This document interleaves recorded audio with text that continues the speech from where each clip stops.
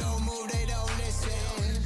Now it's drastic, walking with a bang, salty like they bang, head up in my face, no space, put it up, I don't fade. I ain't missing no shot, cause I'm always in range.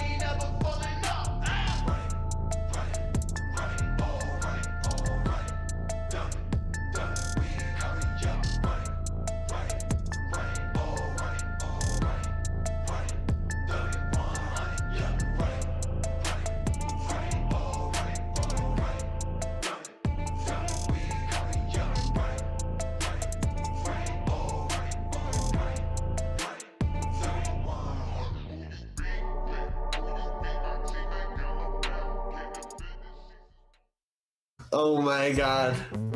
This one's hard though. Let's go. Okay, game grid. That's definitely the easy one. That's pretty easy. It's Grimgate. I know that. Like, it's a really easy word. I can tell that this one is Grimgate, you know. The G's are in the right spot, so. That's Grimgate. It must be Grimgate. This is 100% Grimgate. That one was very easy. Easy. Good warm up. I mean, it's got a Y, so, and there's not a lot of, you know, pure Y's with a Y in it. It's definitely not Reckless Railways. That word is too long. I can't lie, this is really easy as well. It's Mount Olympus. It must be Mount Olympus. It's a hard one. Maybe Mount Olympus? Yeah, I think that's Mount Olympus. I'm gonna go with Mount Olympus on this one. This one's also pretty easy for me. Let's go. There's no PI other than Mount Olympus that had a Y in the word. Treeless order? Wait, what? Okay, that's not as easy. Oh my god. This one's hard though. What could it be? Snooty steps, that's not as well. Fencing fields, maybe. It's not Brawlers, it's not Underworld. I still don't know. I'm gonna pass on this one. Oh, no. It should be Restored Reels. 100% Restored Reels. Yeah, it's Restored Rules. Restored Wheels, maybe. Yeah, probably Restored Wheels. I should have gotten that one. Let's go.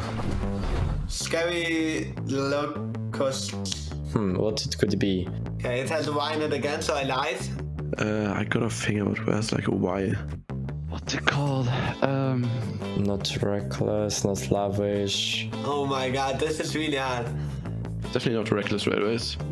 Where it's top right. It's classic words. Nah, I have no clue. Maybe Classic Curse? Yeah, it should be. Yeah, it's definitely Classic Curse. There's 2 C's and 1 Y. Classy Chords. Yeah, I think it's Classy Chords. That one was pretty easy as well. Classic cards. I could have gotten that one as well. Air Cruise Cell Yaks. Another Y. I'm getting trolled. I mean, this is a big word. There is just so many R and also A. It should be Reckless Railroads this time, I'm not gonna lie. That's hard. I can't lie. Honestly, I'm just gonna go Reckless Railways, and there's Ys, so I think yeah, Reckless Railways. Yeah, it must be Reckless. Like I'm looking at the words and I don't know anything. Easy one right there. Oh my god! I should have known that it's my QI and I didn't guess it.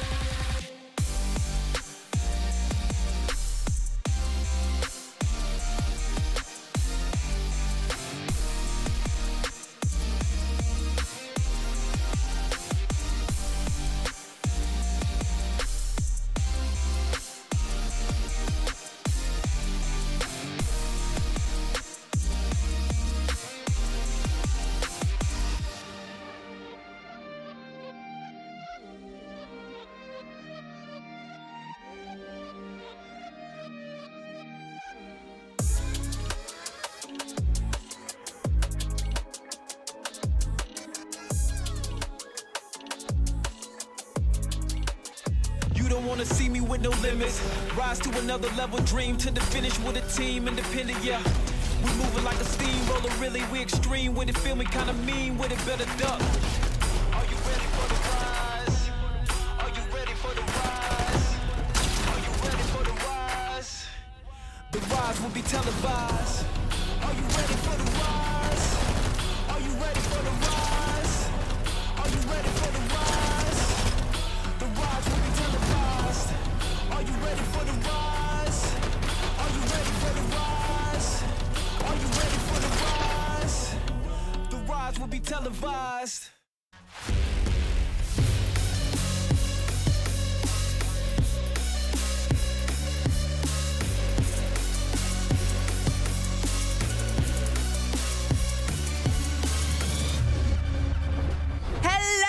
Welcome to the final day of the semi-finals of FNCS Major number 2. I'm Frankie Ward, and I can't wait to find out who is going to be making it to next weekend, because you can't get that bread if you don't make it to the finals. And with me to talk about all the action, we have Levin 2K and we have Mr. Mini Miner. And today we've coordinated like we're a Eurovision act, which I'm absolutely loving. Levin, were you loving the action yesterday, though, on day 2? I absolutely was, Frankie. I feel like EU did not disappoint when it came to like the game winners, right? Like when you look at all the players that picked up wins over the last 2 days, it's some of the biggest and best names in the EU region this season. So I was really impressed.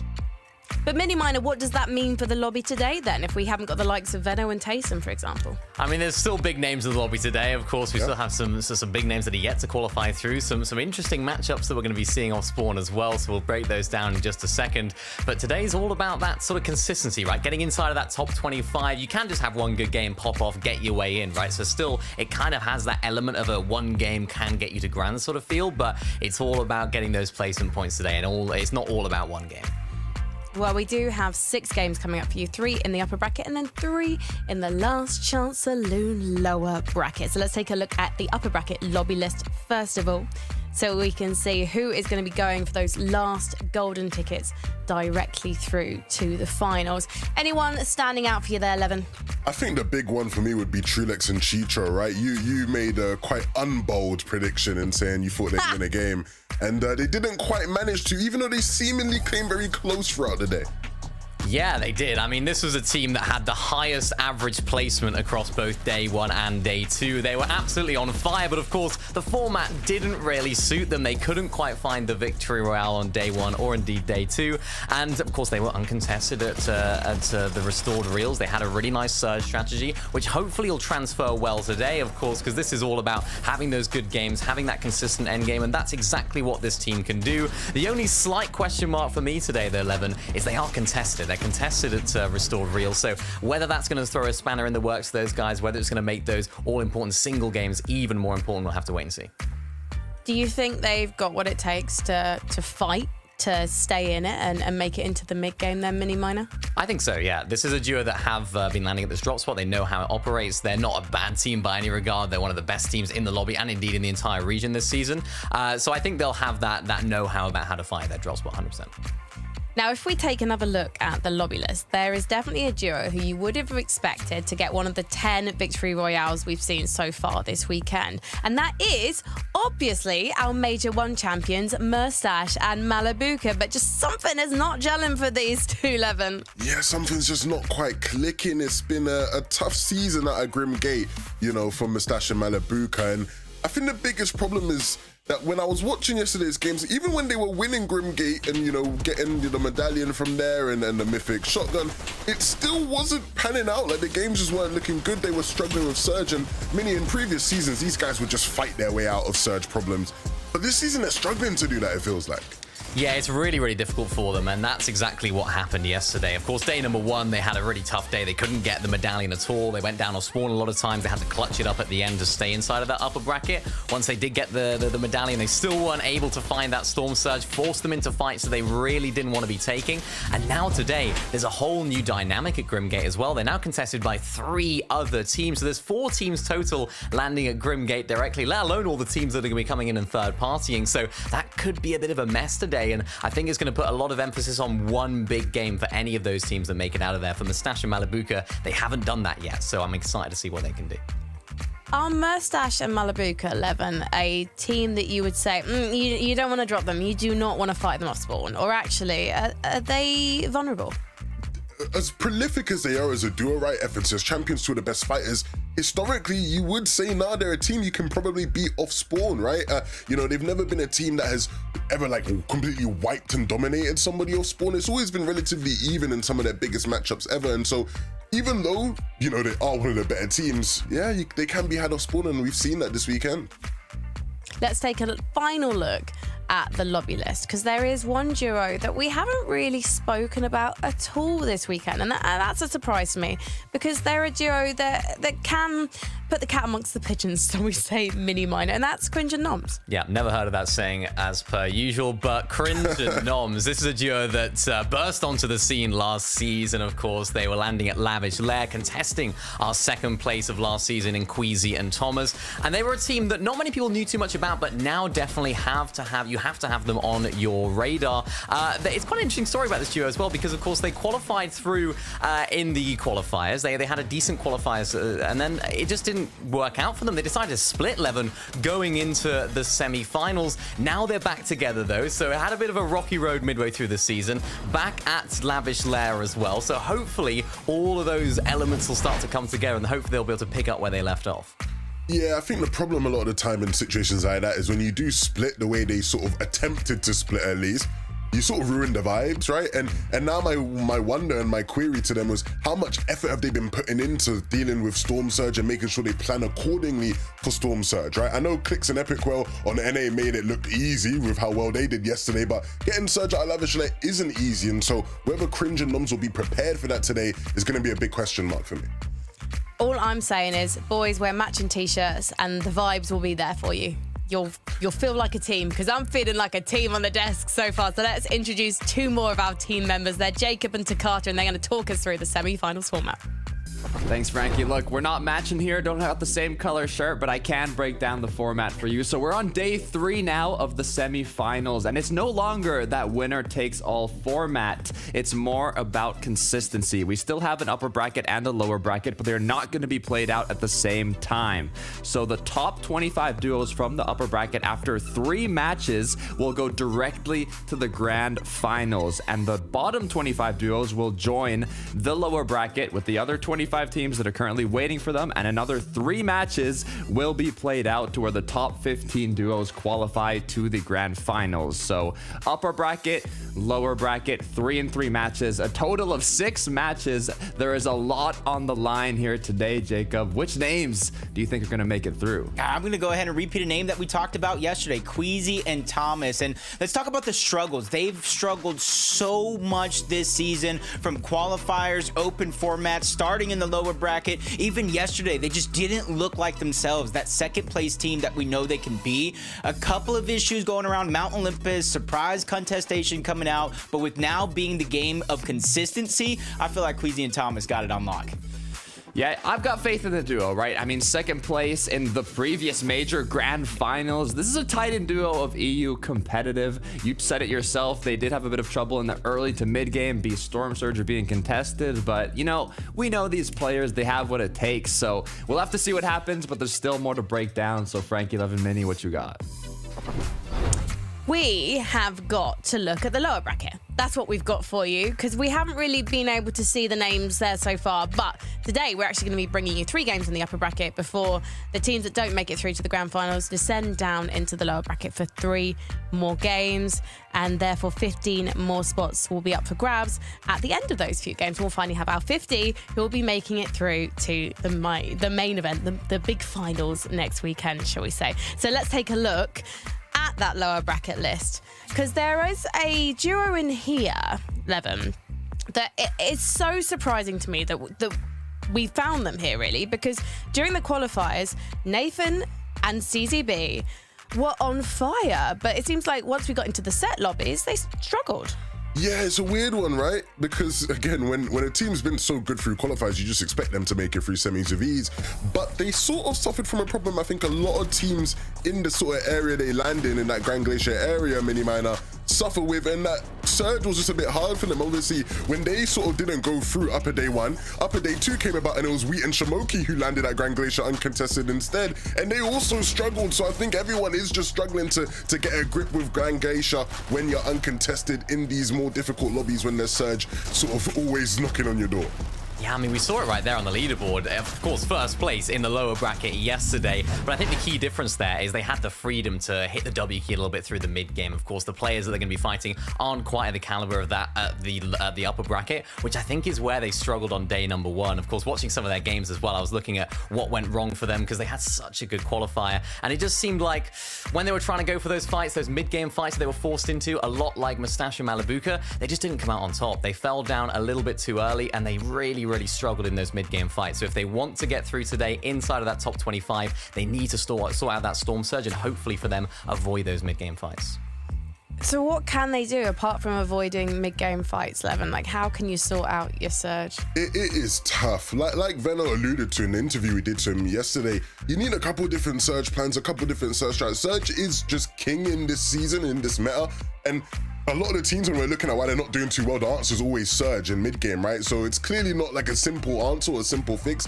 I think for them, their best bet would probably be to try get aggressive to some of the teams that land in like the mountains towards the south early on. Maybe, again, sacrificing a bit of loot and farming in order to take those early fights to ensure their mid-game is a bit smoother. But again, that has its own sort of knock-on effects or potential issues for you as you traverse through a game. Let's take a look at the lower bracket list from yesterday as well, because finally, if you cast your eyes to 6th place, we have Snazy and Podesar. I think they had a fairly solid major number 1.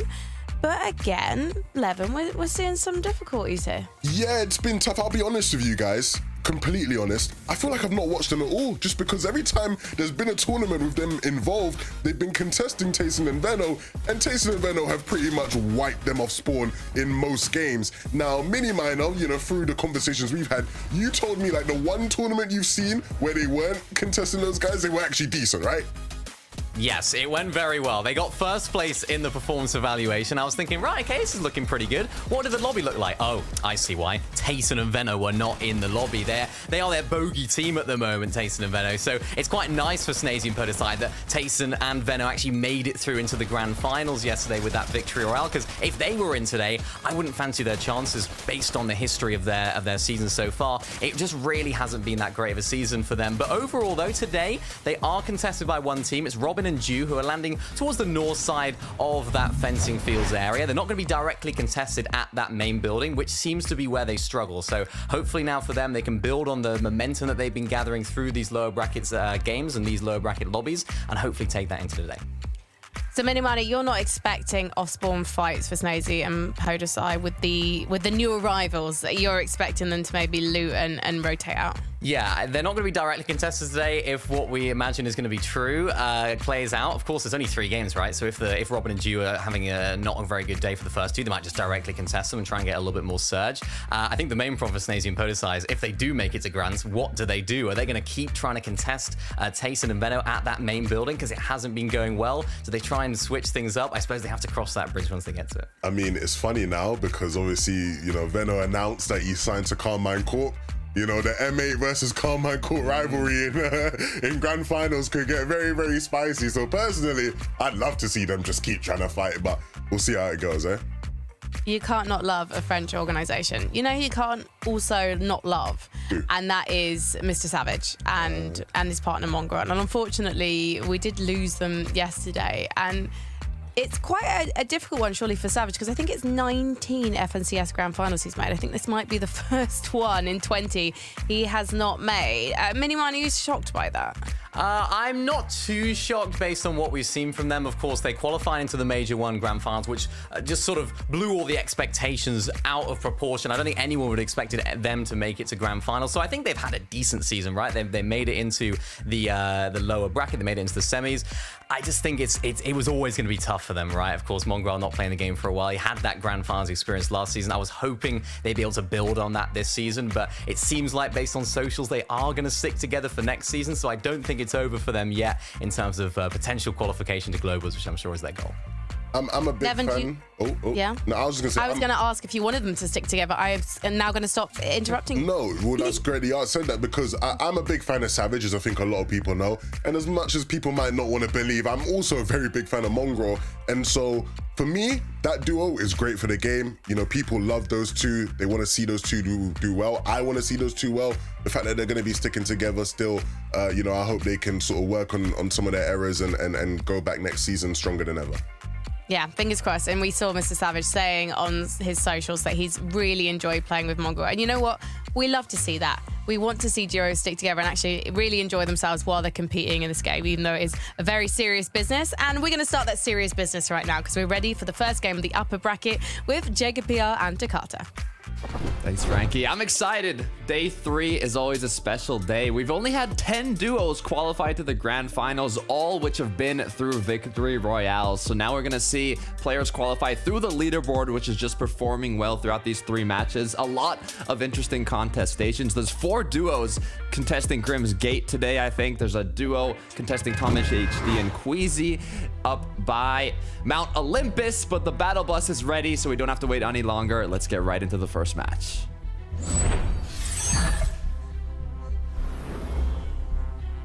This is just game 1 of 3 games today. It will go quick if you blink.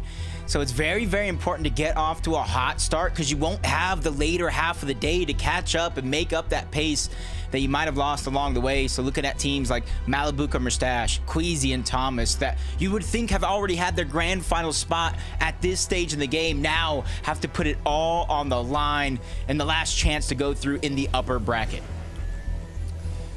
Mustache Malibuca, constant contestation here at Grimm Gate. I mean, being the most popular POI with that dash medallion. It's a difficult one to come out of, but you said it yourself. Our champions from the previous major, they've won the chest up top, which is the best starting position for this drop spot. Now, going into this match, it looked like there was going to be 4 duos contesting, so it looks like 2 of them have backed off, whereas the duo that's contesting Thomas HD and Queasy is still there, which I believe is Ice and Doom. So we'll have to see how they're able to do. It's only 3 matches, Jacob, so you don't get as many opportunities to get that solid game and boost yourself up the leaderboard. Yeah, just how easy it is to have that good game and you have less and less pressure on you. If you have that slip up, that bad game here in game 1, it puts a ton of pressure on you to try to perform. As Trulex Chicho thought they had their surge plan down packed yesterday, but a couple of games that slipped through their hands, weren't able to really capitalize. Uncontested at Restored Reels. Now a full changeup. Now they're going to be contested straight out of the gates from Restored Reels. And there's another team on the outskirts. You know as well as I do, the longer a fight like this takes, the more chances that team is going to rotate on over and try to get some Storm Surge. And you really do not want to get eliminated right off the start.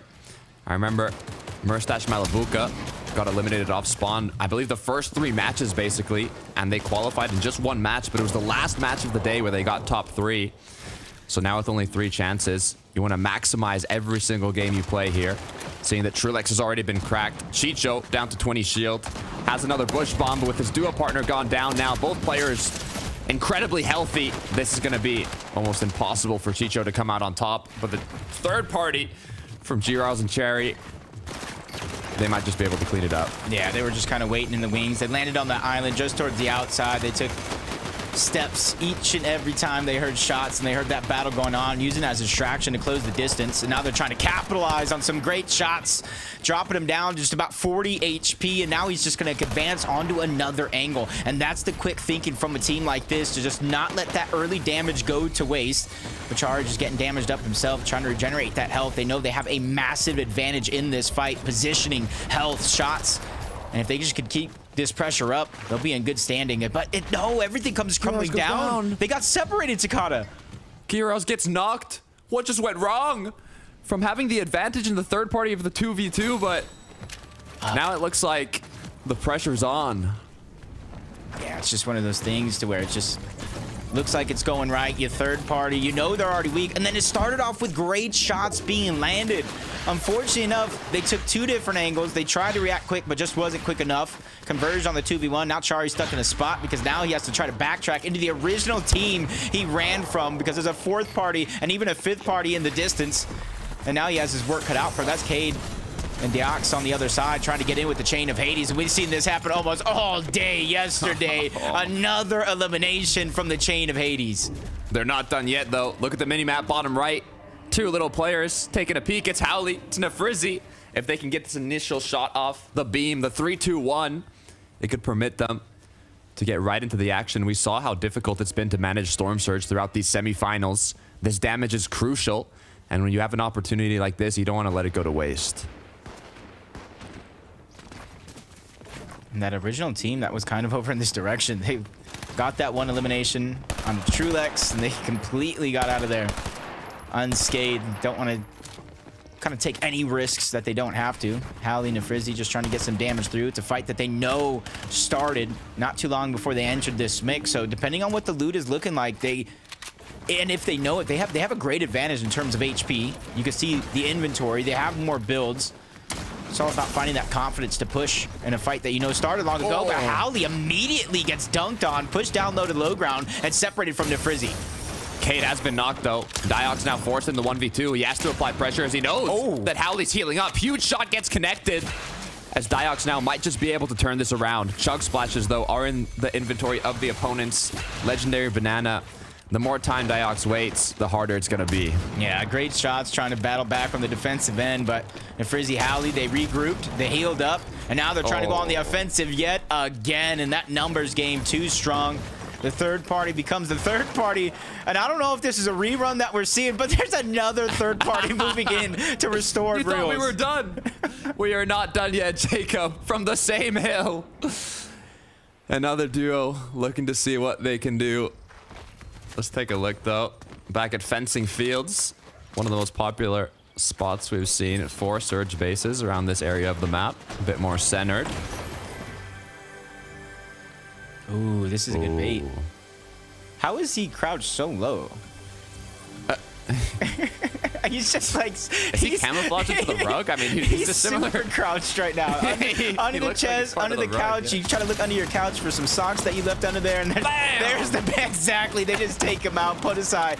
Never saw it coming. Lens, Tidy, just take complete advantage. Didn't know that they were hiding behind the chest, and that was great awareness. That was great thinking from them. It works once, right? But that will not work again in games 2 and 3 at Fencing Field. The good news is for them, it's only 3 games, Jacob. All you need is for it to work once in one solid game. Remember, it's top 25. You have to do better than 50% of the players competing here today. So one good game could almost be enough to guarantee your qual to the grand finals. Scrapped Skrill. Also choosing to play aggressive here. Yeah, it's a team that is not afraid to get scrappy in a lot of these fights. He's just trying to go in. Really not thinking twice about what will happen if things go wrong, because he's only thinking about the success. Glubshy is now on the run, about 50 HP, if that, and just getting attacked from multiple angles. Skrill just taking the ladder and finally gets that last elimination. It's just too much for just one player to overcome. He didn't really have space in those builds for him to just bob and weave in and out of those builds, and it's just that onslaught of aggressiveness was just too much. Pixie and Juan here. A lot calmer on this side of the map so far. Could be from that elimination that Pixie has. 6 splashes, Flowberry Fizz. As the Flowberry Fizz is basically the main item in terms of rotation this season. Being so easy to find compared to other ones like dashes, medallions, etc. And giving you that momentum boost. So it's a basically must-have in all of these matches. We'll take a look at Cringe and Noms now. Mini was breaking them down earlier. They've been performing well, Jacob, and with these eliminations already starting it off, hopefully we'll see a continuation of that. Yeah, a team that started day 1 in the lower bracket. They've earned their spot in day 2 in the upper bracket. Things still didn't go their way in terms of getting that game win, but they locked in another upper bracket spot. And if you're going to start anywhere on the day, you obviously want to start in this upper bracket round 3. You get 25 spots in the first half, and if you manage to go to the lower bracket, there's still 15 more spots up for grabs. So they're definitely on the track to success as we tune into Malabuka and Murstache still over at Grim Greats throughout all this time. And you can see how they picked up their first elimination. A lot of opportunities, like you said, Jacob, to make it to Grands here. Malabuka Murstache. Looks like it wasn't right off the start, but they were eventually able to claim the Grim Gate with that elimination. As more and more duos kind of that dropped in the surrounding area get closer to the POI and say, is there any kind of leftovers there? Is there a battle still going on? It's very important to keep an eye on the feed when you're competing in these lobbies, especially if you've put in the work beforehand to see what duos are in the surrounding area to you, and based on the elimination feed, kind of make some decisions on that information. I must want to imagine that they were able to get the coin. But you can see the Chain of Hades in another loadout here today. It's kind of like the go-to for some of these players. And yep, it's going to be Murstache. And Murstache is the player that's kind of been carrying it for this team a lot of the time. Both the medallion that they switch back and forth with and that mythic Gatekeeper shotgun. Known to be a little bit more of the aggressor, especially in that last season, pushing that team on out. And it does look like both of the teams that actually contested Grim Gates are going to choose to try to survive for just a little bit longer. It just kind of shows how formats can change play style. The good news is all the players competing here in the upper bracket will have a second chance even if they don't qualify. That we'll see today as well. It's 6 total matches today, not 5 like the previous days. But it's kind of like 2 mini tournaments. 1 here, 3 matches of the upper bracket. And the 25 duos that don't qualify will be joined by the other 25 duos who are currently waiting right now, hopefully watching these matches or studying for the upper bracket players to join them. And then in that, only 15 duos qualify, so it's a bit more difficult. Less spots available. See Andalex and Sato. This is a team that throughout the day yesterday, we were kind of blessed enough to kind of see them progress, see them adapt on the fly. They started day 1 in the lower bracket. They used that as fuel to their fire. They advanced to the upper bracket and just progressing every step of the way. Frisk and Skvi just underneath the underworld, just trying to go ahead and fight. There is a bunker over in this direction, so you can see the purpose. You can see what the focus is going to be for this fight, whether you win or lose. Don't want to get stuck in that bunker with no exit. Box fights coming through here. Not in zone yet, but they're not too far either. River sticks close by. They can get those dashes. Don't have to focus too much on the rotation here. More focus on staying up, getting damage, potentially some eliminations. They're healthy with the chug splashes and flowberry, but you kind of want to conserve as much as possible here as we get closer and closer to the later section of the mid game. Third parties in the surrounding area as well. You have to be aware. You have to be cautious of your surroundings here, especially when you're looking at these box fights. The zone now closing. Pressure continues. No big shots connected yet, though. Yeah, it's Chexy and Vispin that's just waiting. You talked about the feed and the information that you're gathering. As soon as somebody gets knocked in a fight like this, they're going to continue to play just a little bit more aggressive or just slide their way in. Found a little nook and a little cranny to slide in, land that monster of a shot, let his opponents know exactly where they're coming from.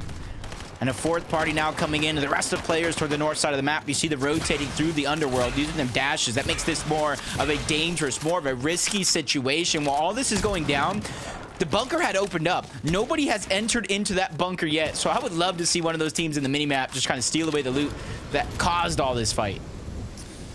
There's so many duos in the surrounding area, though, with another one even close by.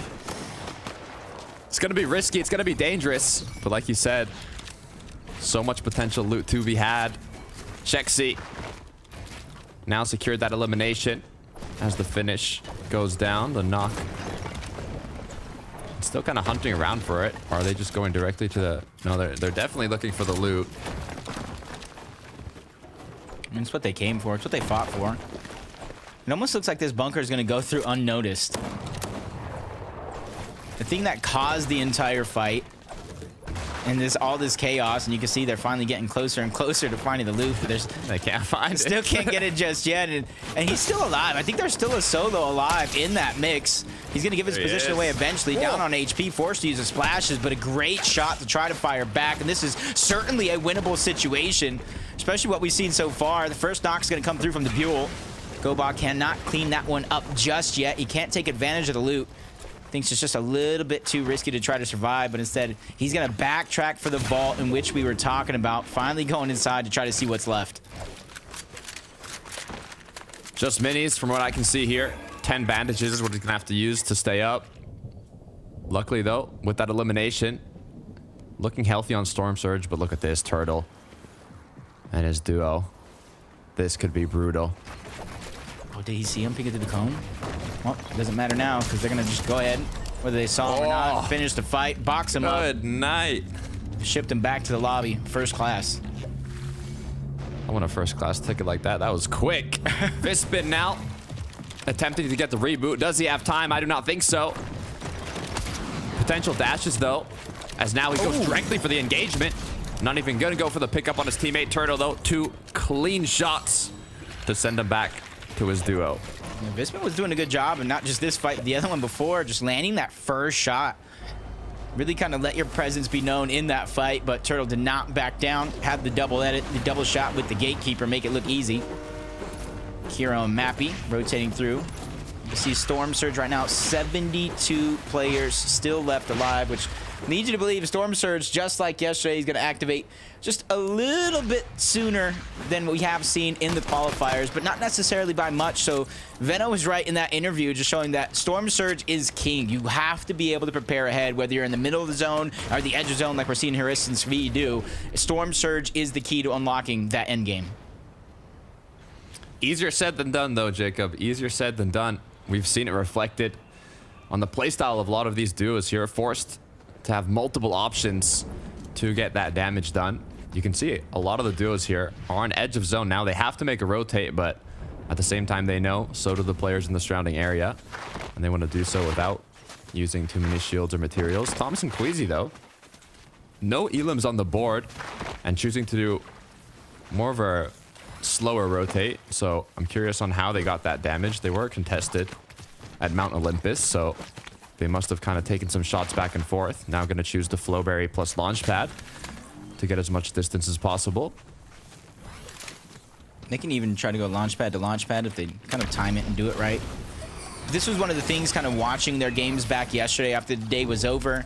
The good games that they had, the zone was close to Mount Olympus, not a ton of rotation to do, but those games where they have to travel all the way across the map and then a lack of mobility in this season and then still having to worry about Surge, because even though it is contested, there's no real shields. You spawn with 100 HP, and so there's not a lot of Surge to be found over towards Mount Olympus unless you stagger yourself so far deep into zone. So Queasy and Thomas, they're probably going to look to do 1-2 things here, get a great position in the zone, and then start to worry about Surge. Otherwise, they're going to be forced to try to go box to box to try to get it elsewhere. Back at Fencing Fields, I see 5-6 duos now, still to make it into zone.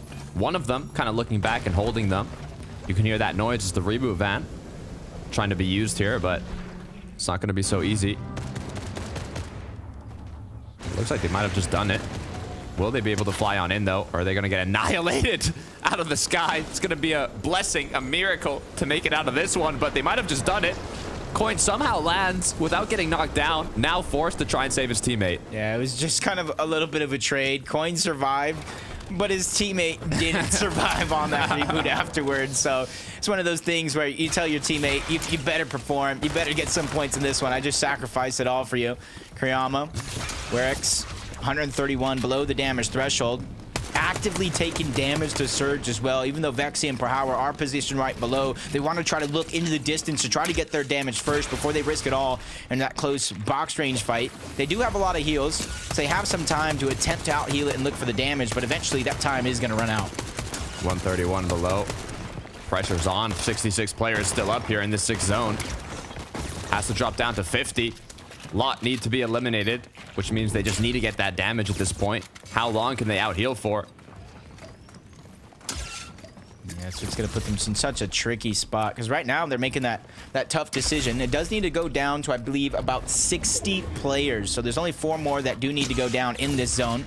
So it is so close, but you can see a lot of their heals gone out of their inventory. Last of the Flowberry Fizz going to be out. They do have a legendary banana as well.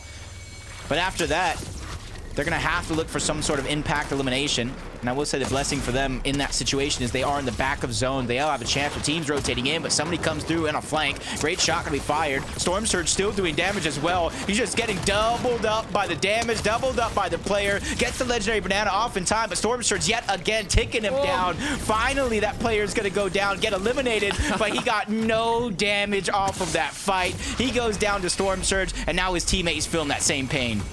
Neither player eliminated each other there. Storm Surge took them both out with a double elim. Oryx now left alone as Kurama has been taken out. Storm Surge, you can see how brutal it is for all of these players.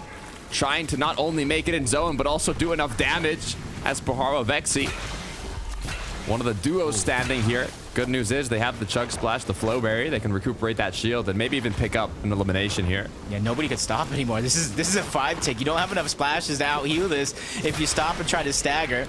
Uh-oh, that might have been it. That might have been the move that costed them everything. 29 HP on the 5-tick. They're trying to make it towards the zone, but it looks like Perhawa is going to run out of time. Vexy has to abandon his teammate, play the rest of this one out as a solo. And the duos know it. They've arrived late. They know Vexy cannot be too healthy. Will he actually be able? No, Pahara! Almost got.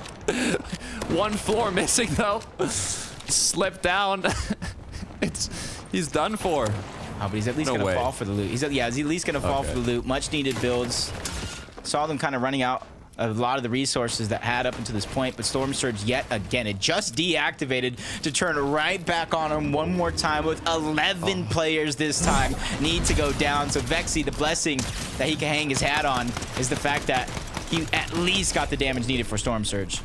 What a tragic ending though. That was definitely avoidable with a little bit more builds, but for how long? Close to zone. Now it's just do as much damage as possible. You can see DMR though getting put to good use here. From 96 below to 6 above.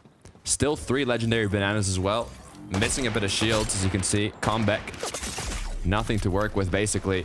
As shots continue to get landed now, banana's going to be used. Yeah, just a tough situation because even though their build's looking kind of healthy, and you see they're down below on Surge, they don't have heals, so out healing this isn't necessarily going to be an option for them. They have to try to get the shots that they need. They spot a team, Voltiax and Psycho, just trying to rotate on over. They're getting distracted by Andalix and Sado, and this is going to be their best opportunity to try to sneak some shots through. But building in full metal, I don't think that's going to be a possibility. They need to, though. There's not a lot of options here, Jacob. So many players are getting knocked down and eliminated, down to just 45 already, as Blaha forced to go back to their box here. With no shields to tank this Storm Surge and just being 5 above, they need to keep hunting for those tags.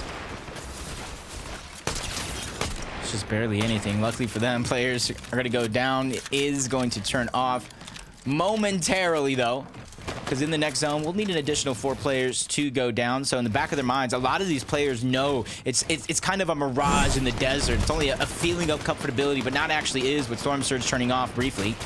See Sazy. 68 above the damage threshold. And unfortunate for Kiro, he was getting damaged by Storm Surge. All it took was just a quick sneeze to take down his opponent. Thomas HD Queasy. I was going to say some good words, but I got scared for a moment as Thomas gets cracked. Dropped down to 77 HP, though. Good news. Shieldfish, Chug Splashes, Minis. They've got a good position here, too. Not too many players in front of them. Hopefully they can make it into zone with just tanking a little bit.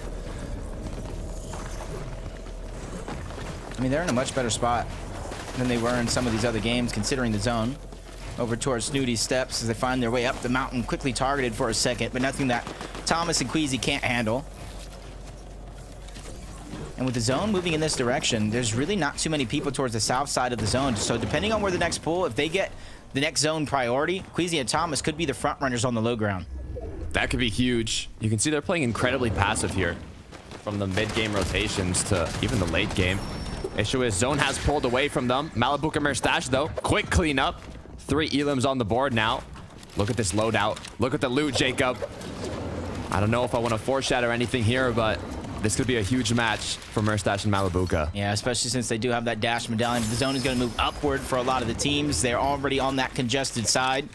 For ones that do have a little bit of a far pull, Malabuka and Merstash kind of mirroring a similar rotation on the other side of the map that Queasy and Thomas are going to have to do, but it's just going to be much easier for them. Pop the Flowberry Fizz, use your medallion dash just to try to get there, and you see they're staying away from that ultimate low ground, just trying to create space for themselves in ahead of zone before they finally drop down.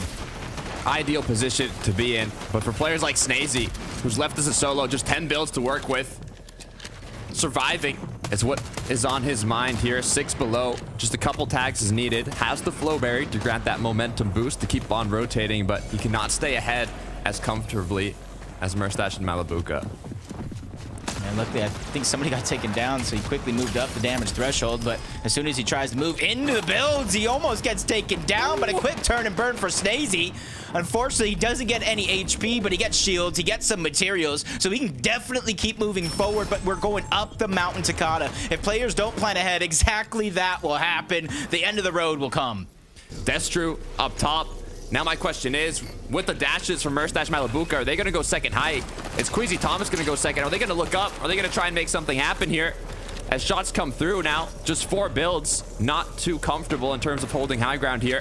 They need to find a refresh. Yeah, I don't think anybody can realistically hold high ground at this stage in the game that is up here. Everybody else looking down low. They're going to slide down the mountain here in a few minutes, so the hardest part of going up is already over, and Pyros and Destru are using the terrain to their advantage, knowing that very few teams can look up at this stage in the game, even though they have no builds. Flowberry choosing to go right down to ultimate low ground. A lot of players will be dropping here, though. Potential for a couple eliminations as Thomas and Queasy still together, still healthy.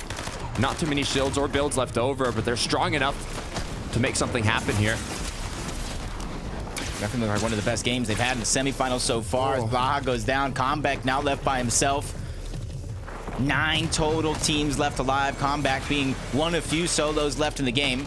Forced to stagger himself and take damage with the storm. He has no heals to out-heal it, so time is ticking to Frizzy Howley trying to make that same rotation over, but Comeback quickly moving in and up these builds to try to find a safe spot, but he finally gets denied. The end of the road comes at the top of that mountain, and Comeback has to figure out the plan B. It's all duos around him. Gets a shot in, but it's not enough. Merstash has now overthrown high ground, it seems. Can he stay ahead, though? 5 builds, taking shots back. So many players stuck in zone here. All he has to do is apply that pressure from above. The zone pulls back. Merstash trying to get the revive onto Malabuka. Best case scenario here with only duos left alive on that low ground. And now it's a full 3-team battle royal to try to close it out. Returning the favor from the last major where Malabuka, historic run to reboot Merstash in late game and win the game. And now he is on a terror. 10 eliminations and it's down to a 2v2.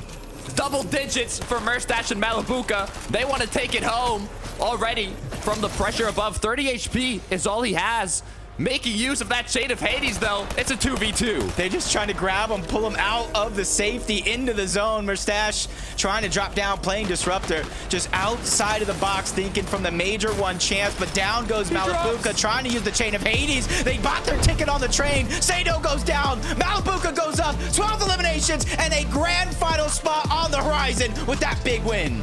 Sent to the underworld, Merstash and Malabuka starting off strong in day 3 of the semifinals. It's not a direct ticket to the grand finals like it was in day 1 and 2, but with that amount of points, Jacob, we can basically say that they've made it. They may have taken some time from Grim Gates, faced it adversity through and through, and even at one point, their contested average placement versus their uncontested average placement was night and day, but they're the major one champs. They just wanted extra practice. If you doubted them, I don't even know what to say because they are back on top.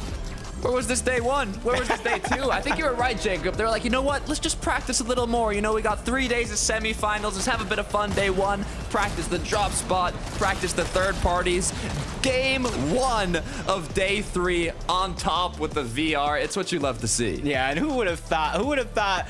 For months, I'm hoping for a train ending in these finals. We finally get it. You see the train almost took down Sado. He might be a Malabuka and Merstash fanboy after that one, but their presence has been known. But got to give it up to Alex and Sado, a huge second place. But this being the name of consistency and the name of the leaderboard, I'm going to throw it on over to our analyst to break down game 1. Thank you so much, guys. And let's face it, it might not be a golden ticket, but 12 eliminations and a victory royale. 11, it's pretty much a dead cert that we're going to see Mustache and Malabuka in the grand finals now. Yeah, a game that good, right? The points they'll get from that, there's nothing many people can do to push them out of top 25 in just 3 games. And this was just a typical Malabuka Mustache game, Mini Miner. We finally saw them do it. We said if they're going to deal with Surge, they're going to have to frag their way out of it. And that's exactly what they've managed to do. Yeah, they have. And I think we asked a few questions of them at the beginning of the day, of course. They were supposed to be triple contested. I think ended up being double contested. And when you're under those circumstances, you have to make each and every game count when you make it out of your drop spot. Of course, these guys made it out of the drop spot. They had the medallion. Of course, they had that mythic shotgun as well. And this is exactly what they could have dreamed of here going into this first game, because you never know what's going to happen, right, for the next couple of games. So the fact that they've managed to get a win here is absolutely fantastic. A reboot as well for this duo. So it was one of those where it's like they had to make it happen at the right moment. And I like the way they took height as well. Even this little pre-edit play out, we haven't seen that from these guys, I feel like, for a little while. Properly going at it in endgame with the pre-edits. But I like to see this duo winning. I think if we're looking at the lobby sort of landscape 11, out of the top 25 teams, realistically, these guys have to be in there. Yeah, absolutely. And I think the benefit now is that obviously compared to the formats we've seen the past 2 days, they can keep playing the next 2 games, right? And so there's opportunity here to really make sure that none of those potential Grimgate teams, you know, have a chance of qualifying through, you know, at least through this round, right? Obviously, maybe they get the chance again in lowers, but, you know, they can really do their best to play spoiler to the rest of those guys. And, you know, again, just continue their dominance, get some more practice in terms of dealing with Surge out of that spot. And like Jacob was highlighting, that ending was just hilarious. Yeah, you don't see that too often. Right. That is also the record, 12 eliminations for any duo in the upper bracket of Europe this weekend. So Mustache and Malabuka, they're looking on form again. Honestly, though, I wish we had access to their comms in that res at the end, because Zone 12, you have got some nerves of steel, shall we say, if you can make that decision and make it stick. Let's take a look at the leaderboard, though, and see how our other duos did.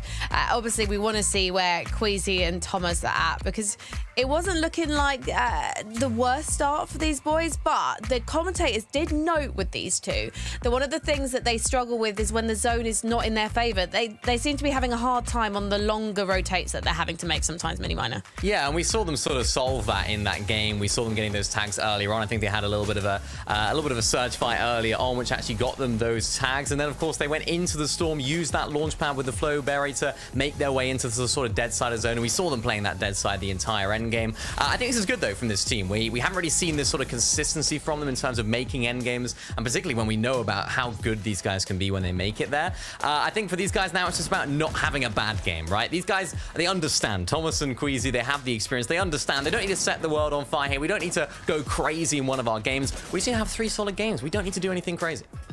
Well, my experience as well watching these guys is that, like, Thomas always gets better throughout the day. Right? It's like he's probably just not warming up much before he just loads up the game, runs a tournament. And so, you know, that first game usually is a bit of his warm-up. So, you know, I'm expecting them to continue to do well. The likes of Andalex and Sato, though, who obviously made it through deep into that game, another sort of very notable name, and Andalex, a legend of EU, playing with Sato. These guys have been a team that have mostly impressed me this season. I mean, you know, Andalex had a couple sort of off seasons where he wasn't looking as dominant as he once was, and the combination of him and Sato fill me with a lot of excitement, a lot of promise, and it's good to see them doing well here. Yeah, of course, even their drop spot, they know this area so well down towards the south of the map. I feel like we've seen them landing there for a long time. They know that area. And I think that really comes into play when you're coming into these sort of lobbies, when you have so many different drop spot changes and people landing here, there, and everywhere. Quite an unfortunate end, actually. Of course, you know, it's funny when you're the team that actually comes out on top and the train goes through the second place team. But when you are that second place team, it can be quite difficult. So I thought they played that very well. They didn't expose themselves too much. They weren't making it easy for Mustache and Malabuka. Just, yeah, the train kind of came in and caused a bit of mayhem. Mini Miner, do you think that this is a consistent duo? You think they can do it again, make it to the end game? Yeah, I think so. I think they haven't, as I mentioned, they have a nice drop spot. They're uncontested there as well. So it seems like their surge is working out. It was quite a nice zone for them as well. Let's be real here. It was quite like a sort of southwest zone. So I'm interested to see whether they can do that when the zone does pull far. But so far, so good. They couldn't ask for really too much more in those in that first game. Thinking right back to the beginning of the first game, though. It wasn't a great start for Gyrus and Chari, and it wasn't a great start for Trulux and Chicho as well. And at 11, the pressure's got to be on these two duos now because they are expected to make it to the grand finals next weekend. However, we've only got 2 more games in the upper bracket. So do you think they might find themselves in the lower bracket?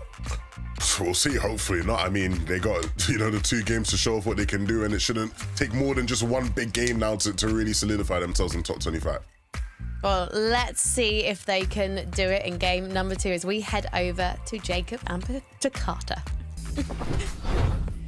Thank you so much, Frankie. Games are running out quick. 1 is down, only 2 more to go. So even though we're talking about Malibu Mustache and Alex and Sato rising to the top and really taking control, there's still a ton of teams that have yet to find their stride in such short amount of time. Yeah, I mean, you said 2 games to go, but the good news is after those 2 games conclude, we have another 3 matches in the lower bracket. There's 25 duos waiting right now, just watching these matches play out to see who are the other 25 duos that will be joining them, which is going to be the lower 25 on the leaderboard after these 3 matches conclude. So Mustache Malabuka, I'm pretty sure we can guarantee they're already in the grand finals with that massive match they just got, but they're still in game. Battle Bus is ready. Let's get into the second match of the day.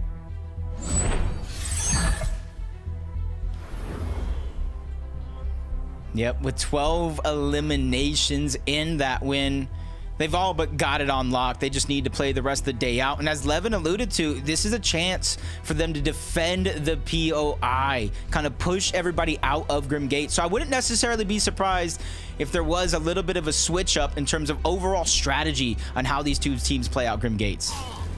You can see Finn and Kentic aren't even going for the 50-50 up top on the chest.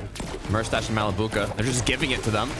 And now with the confidence they have from that first game, really nothing to lose. I mean, it's going to be full-on aggression to the duo contesting them. Yeah, just quickly going through. This is kind of like the standard loot for almost anybody landing at Grim Gates. Instant shields, don't really have to waste any resources. And I don't expect too much fighting, but a little bit of a change up. I think a 3rd team has now entered the mix over on in this direction towards Mount Olympus, and it's kind of a straight-on fight right out of the gates. Doom and Ice versus Destru and Pyros.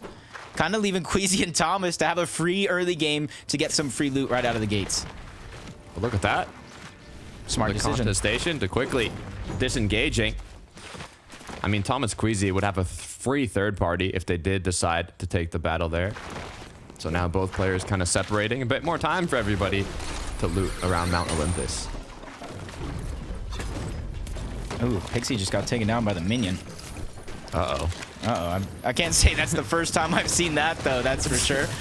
Zangy over towards Pleasant. See the big bush bombs coming out right away. And Pleasant Piazza is one of those spots to where there is actually a ton of loot, but there's just other POIs that kind of overshadow it. So you don't really see how strong of a POI that can actually be at times. As Marco also just trying to aggress onto their opponents. Zangy with a nice shot through the window. That was a masterclass of a shot to weaken his opponent and drop his shields down where he has no more to replenish. You gotta be careful with that. You just said it yourself, just 1 mini. As Zangy now is looking for another shot here. Asa and Marco do have the elevation, but not by much. Also difficult to build up there. Bush bombs you can even see being used, making it more difficult to know exactly where the player is. There's the type of engagement where all it really takes is 1 big shot. Only 4 builds. You don't want to waste time here. All the time you're waiting, you want to be farming at least.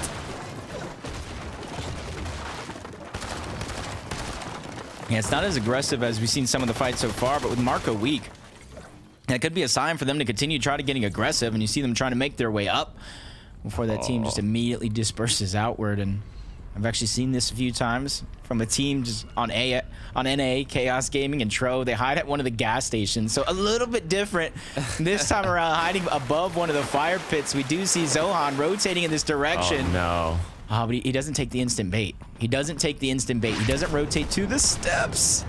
No, but his teammate does. That first shot isn't going to be a big one. Bobo Finn actually takes more damage than he dealt on this fight. I think he got headshotted by Zohan with the DMR. Insane shot being landed. Saved his teammate basically from that. The sneaky strat almost played it off, but luckily enough now, both players have done a bit of damage. Waterbending Mythic too means they can just apply infinite pressure from above. Don just trying to crouch, hide his audio visuals from his opponent, try to get a spot where he can reposition himself. But it's kind of a risky thing here, especially in a 2v1. What we've seen even today so far is it takes just 1 second of separation from your duo for them to try to get aggressive and take advantage.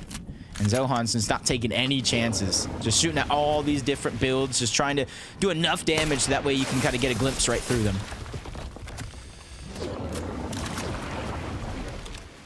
To be fair, both duos kind of are playing a bit passively here. They're not farming. They're not kind of doing much. They're just kind of waiting to see if an opportunity is going to arise. But yeah, I think they've realized that. It's just kind of a stalemate at this point. They've got to start doing something. Every second is important in these semifinals, so you do not want to waste time, as now both players will continue with their mid game. Yeah, I agree with that play.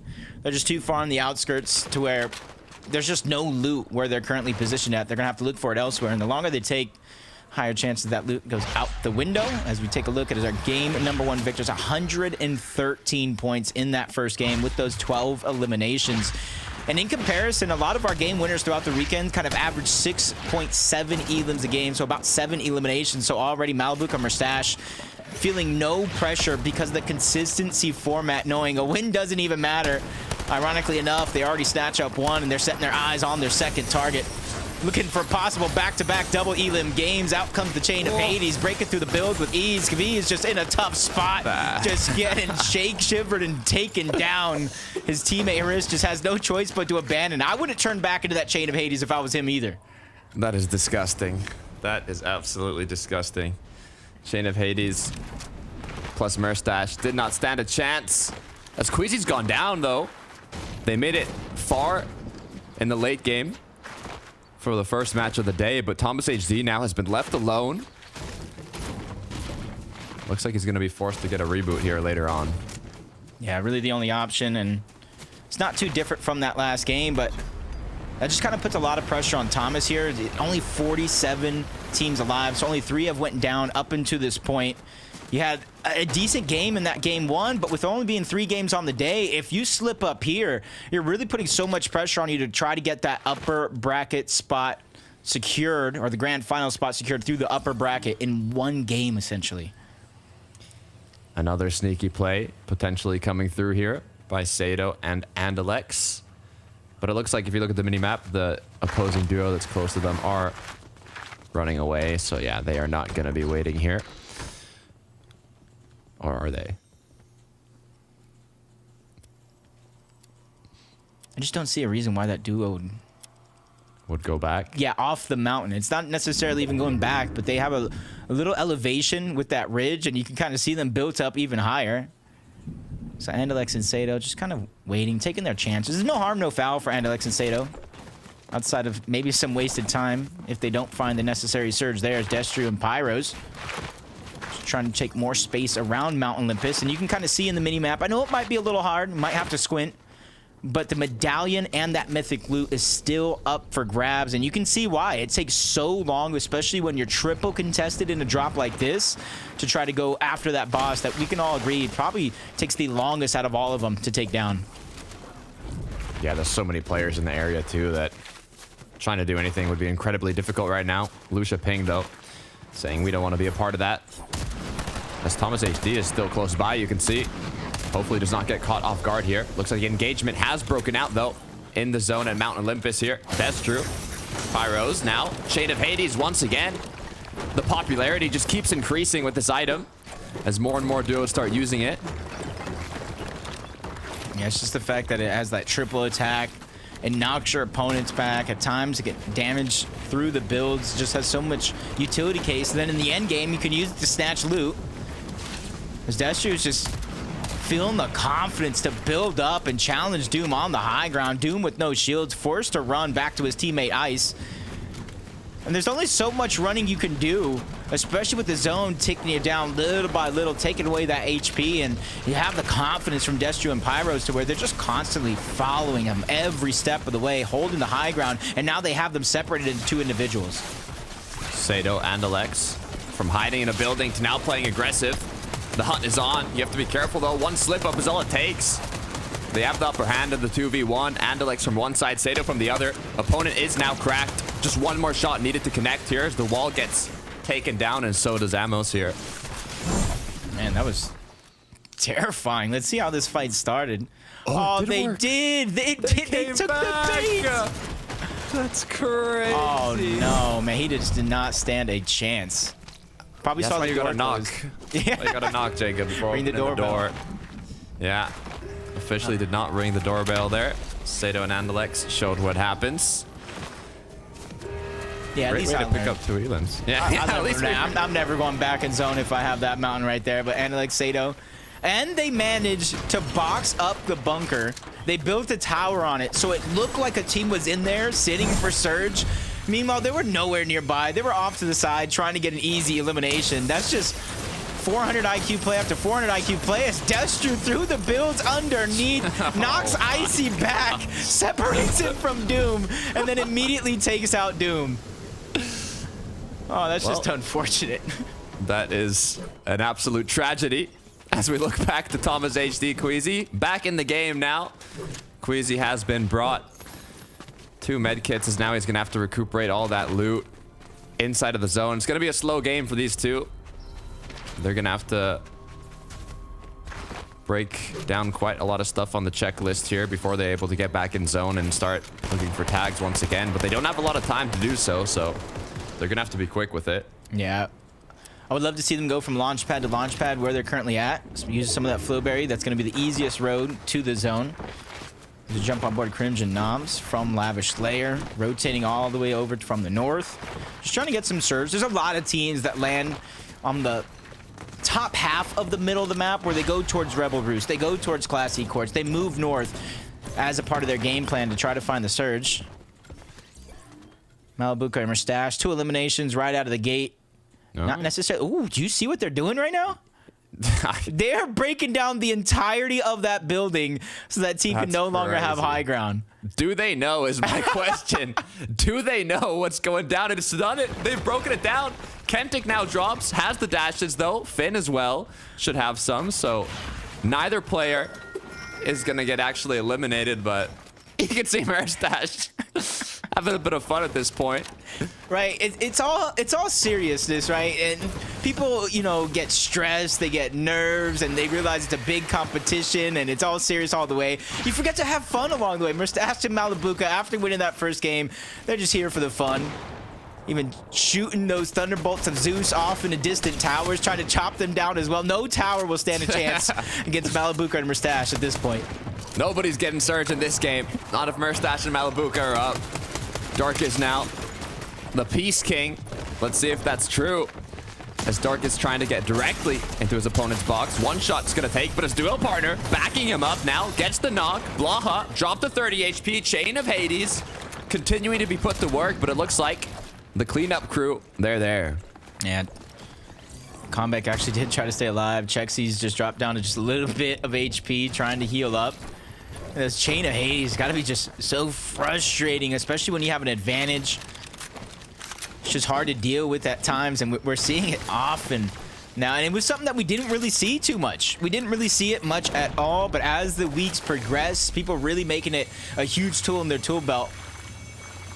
As they try to progress through some of these games, and Chexi and Vispin, they said, nah, we don't want none of that anymore. Let's just kind of keep our distance from that Chain of Hades.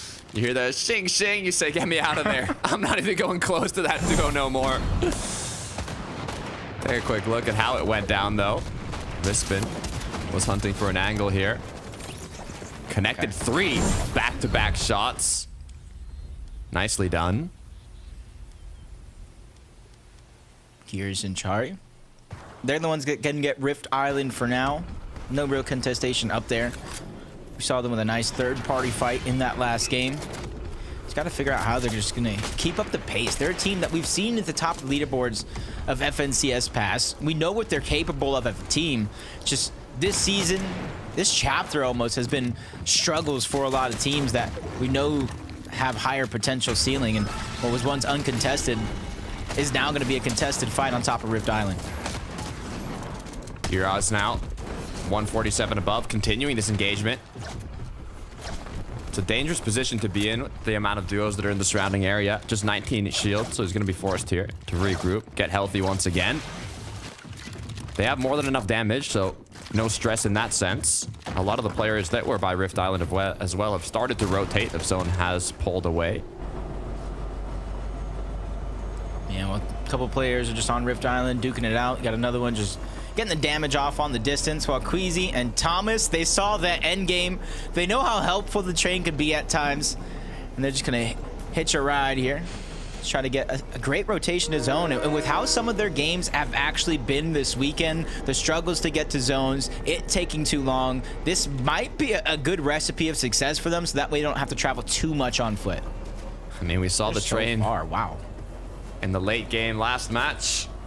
Looks like it could potentially happen once again. They're not even together. By the way. That's true. I mean... Yeah, Queasy that fencing with a whole duo over there, and then Thomas is just taking the train. Thomas is just commanding the train so he can pick Queasy up at fencing. I mean, fair play. I guess. Honestly, it's not too bad of a strategy, though, because, you know, with all the teams rotating up towards the north, a lot of that loot from the actual drops from the loot pass, then other players rotating in, getting the scraps, there's not going to be a lot for them to grab if they're rotating together. And since every team has other rotated up, they do feel the safety to be able to split up as big of a distance as they are, cover more ground, and hopefully get whatever scraps are left over from all the teams that have passed by before them. Speaking about scraps, remember to always farm those builds. Even in the late game, you're low ground, you're tarping through. If there's a rock, if there's a tree, farm it. Those 3, 4, even 5 builds can change your match. You need to be constantly aware of when you can maximize those builds in the later parts of the match. Always be chopping. That's true. Always be chopping. As Finn has just been chopped down. Asa Marco now 2 elims on the board.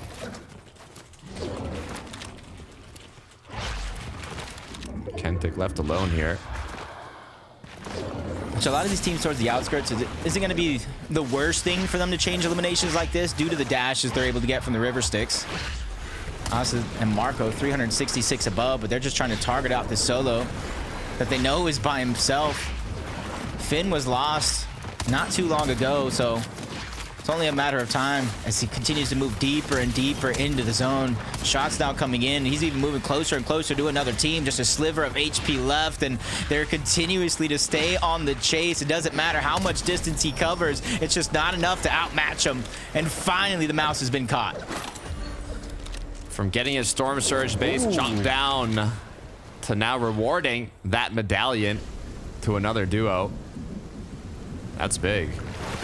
Yeah, makes the chase make that much more sense as Queasy and Thomas finally enter into the mix. 192 below the damage threshold. And you got to realize why that is. Queasy going down early. Thomas stuck trying to get Queasy back. That far rotation in zone where they saw virtually no players up until this point. And now they have ground to cover when it comes to that Storm Surge. Quickly boxing up next to a team, but shots coming into the distance. That's Howley. That's the Frizzy on the other time. And Thomas is ready to take that challenge because it's a must. It's no longer just for tags. Now they have to go for that full-on box fight. 162 below with 67 players up. They need to play aggressive here. There's battles, duels happening in front of them, but there's 3 different duos, so they cannot overextend here. Yeah, one player's going to get down, separated. Karmi's trying to go ahead and help it out. Some damage coming through, and it's going to be enough to get him above momentarily, but instantly right back down below. Surge now ticking, doing damage. Queasy has dropped. Thomas left by himself, but luckily the dust had settled and he found himself above Storm Surge right before it turned off as Podesai, Snazy, still trying to be on the chase, especially since they know they picked up that elimination onto Queasy with Howley's help, of course. So this could be a possible like 4v1, 4v2, but Vispin is even there by himself, so it's a choice of solos that players want to go after. So many duos here. It's just the leftovers of the Storm Surge battle now.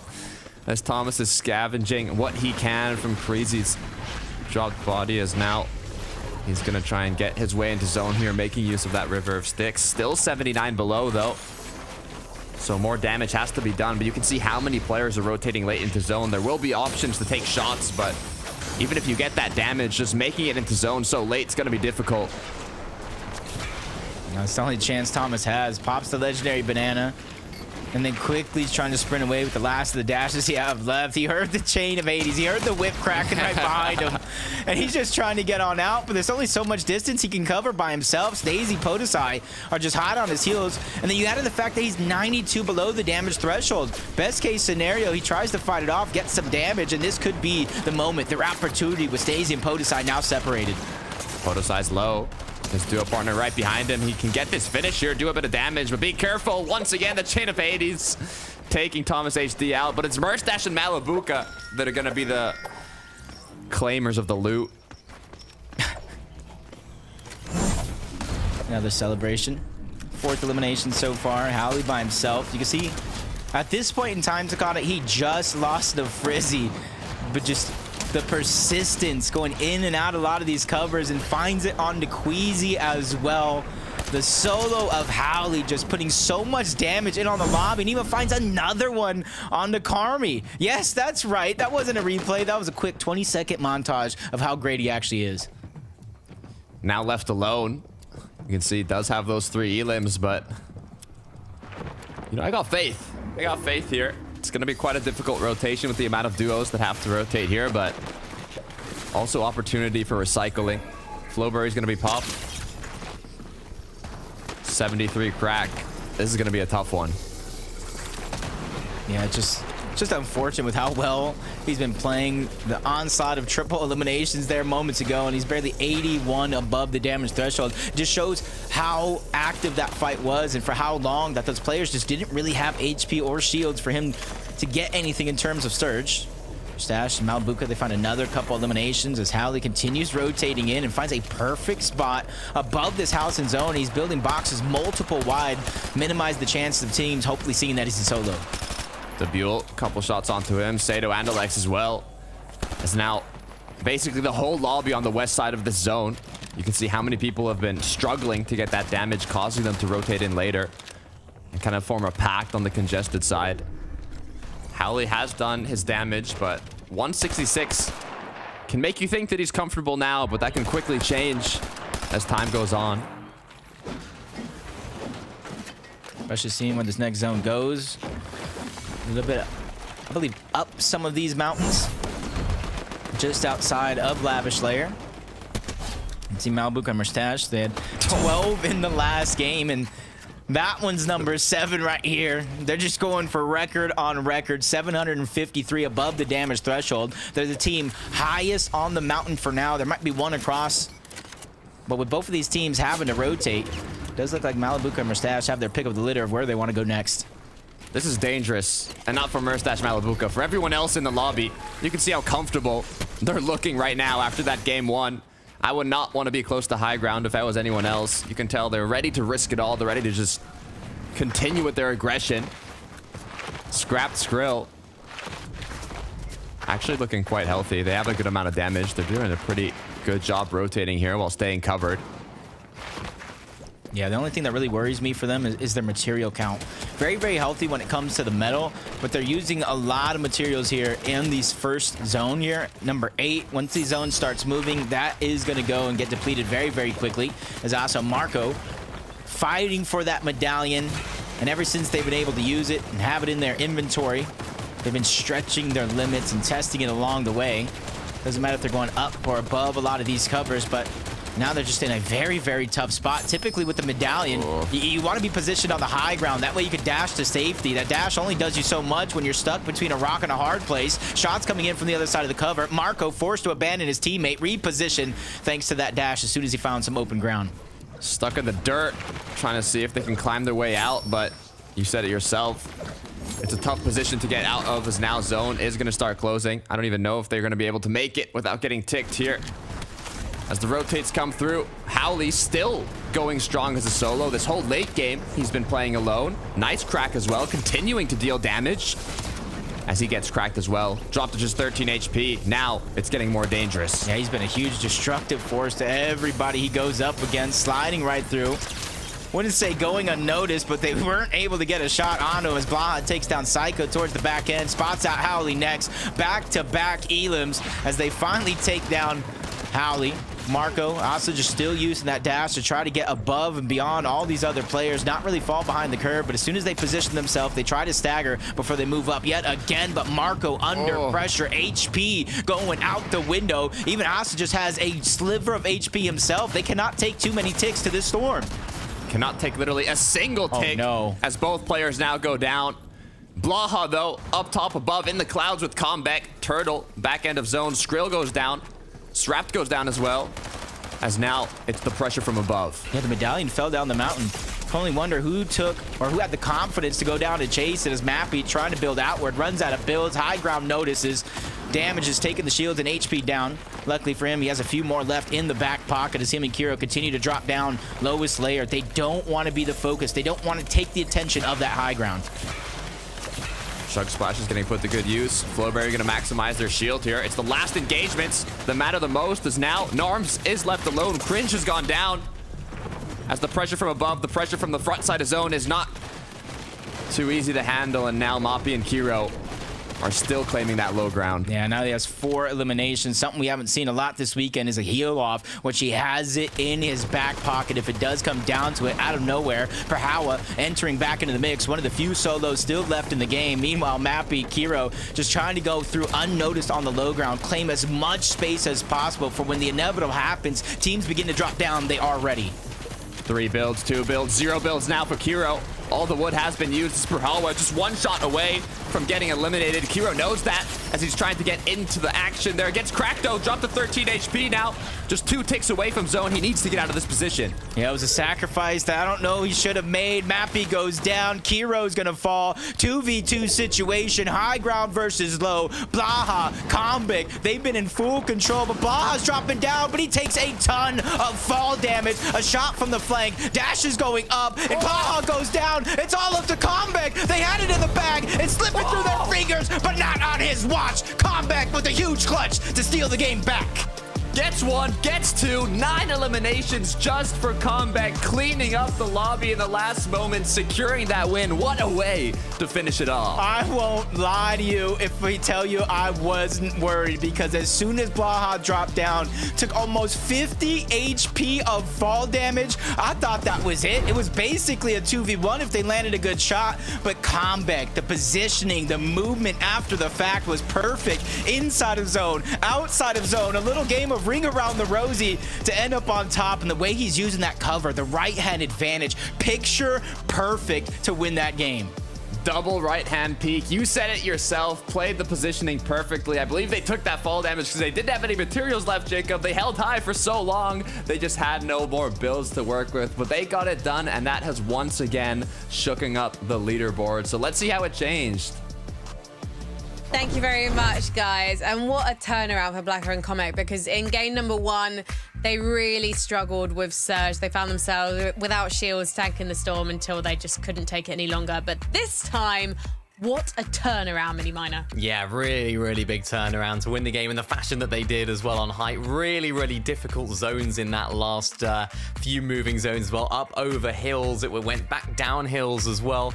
It was a really, really difficult game for a lot of our teams, and we saw that. We saw some of our players even earlier on in that end game really, really struggling. I know Ace was one of those players that was down to 1 HP just trying to traverse these areas, and it just wasn't easy at all. But Blatcher and Combat, they showed us how it's done.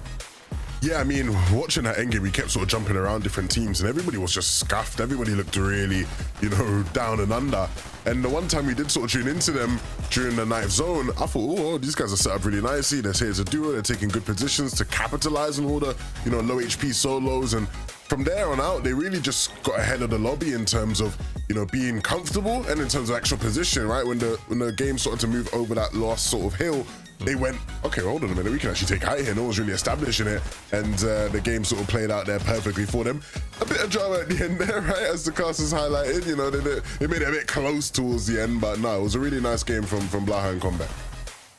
It was really cool to see this duo doing so well. I think they're a relatively new duo, but Mini Miner, continue on your thought. Yeah, I was just going to say this is a new duo as well for this season. They failed to make finals or grand finals last season, both of them individually. So they've now come together and all but confirmed their place in the grand finals. Of course, we still have one more game to go as we see how this one ended. Of course, it was very, very close, as Levin said. It didn't quite go as smoothly as they would have wanted, but Combat was there to clutch out, which is what matters most in these circumstances. Really, really difficult to actually hold your nerve in these situations as well. So Combat did a nice job of that, not to try and snatch at it, not to jump down and try and take one or take both at the same time. They just sat back a little bit, took one at a time, and it was nicely played. Yeah, it was super nicely played. I mean, there's so few players I can think of this weekend that have actually won a victory royale in a clutch situation like that. In fact, Comet might be the first, and he did it with so many eliminations to his name as well. He might actually have gone into double digits as he took that one. It was either 9 or 10 eliminations. We'll find out in a moment. Another duo I think we should give props to, Kiro and Mappy as well. Like the way they were playing their end game, they'd already got 5 eliminations to their names. They've already got brilliant points in that sense, but also going for the placement, almost creeping Levin. Yeah, I mean, this is what they do. They're just a high output team in terms of fragging potential. Both of these players known for being able to put in work and coming together. It's good to see them both sort of clicking. I think I mentioned it sort of at the start of the weekend. They were a duo that formed midway through this season, and there were a bunch of question marks about whether or not they'd be able to keep up to pace and be good, and they've looked amazing for the most part, and so nice to see them doing well here.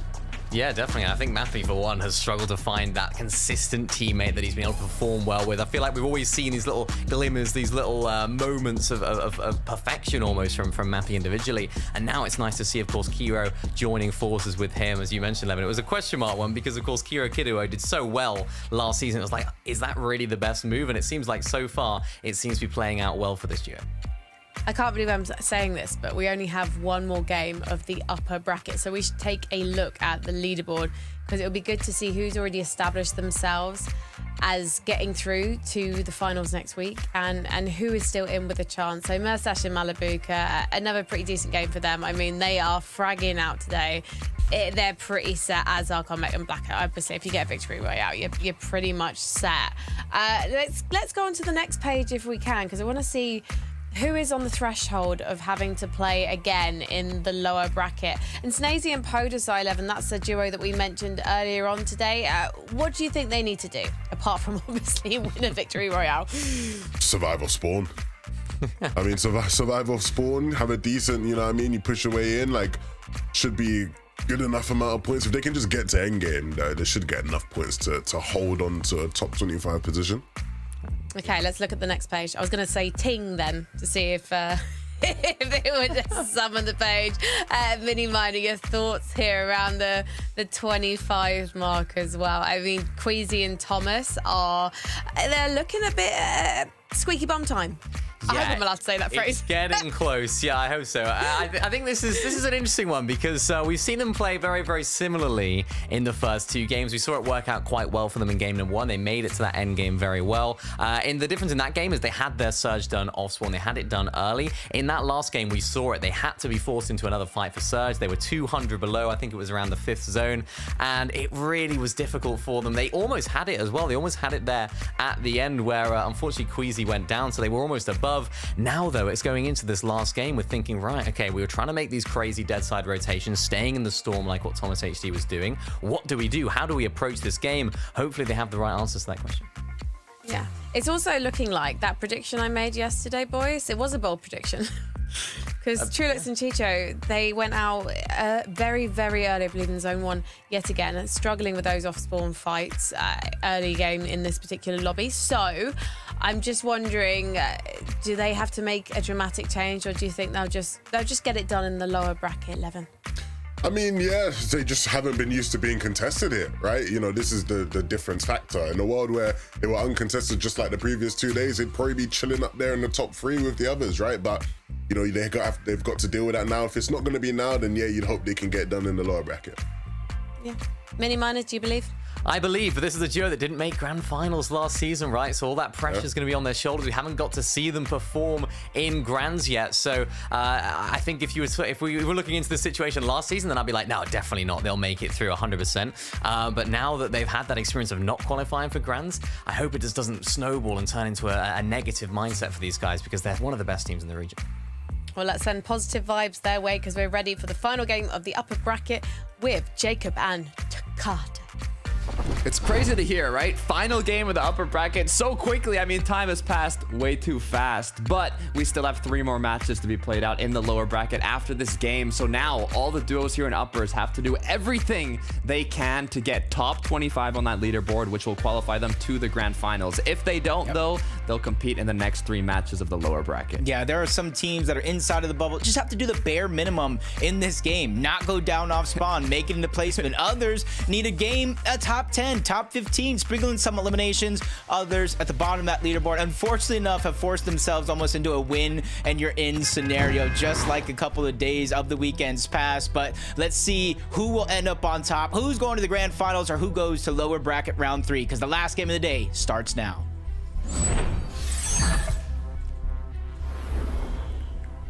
A lot of early game battles, drop spots even being changed. Mount Olympus has been looking incredibly popular from the previous match. Grimgate, not so much until later in the game. Malibuca Merstash have kind of claimed that from the first victory royales to start out the day. Will that trend continue, though, is the big question here.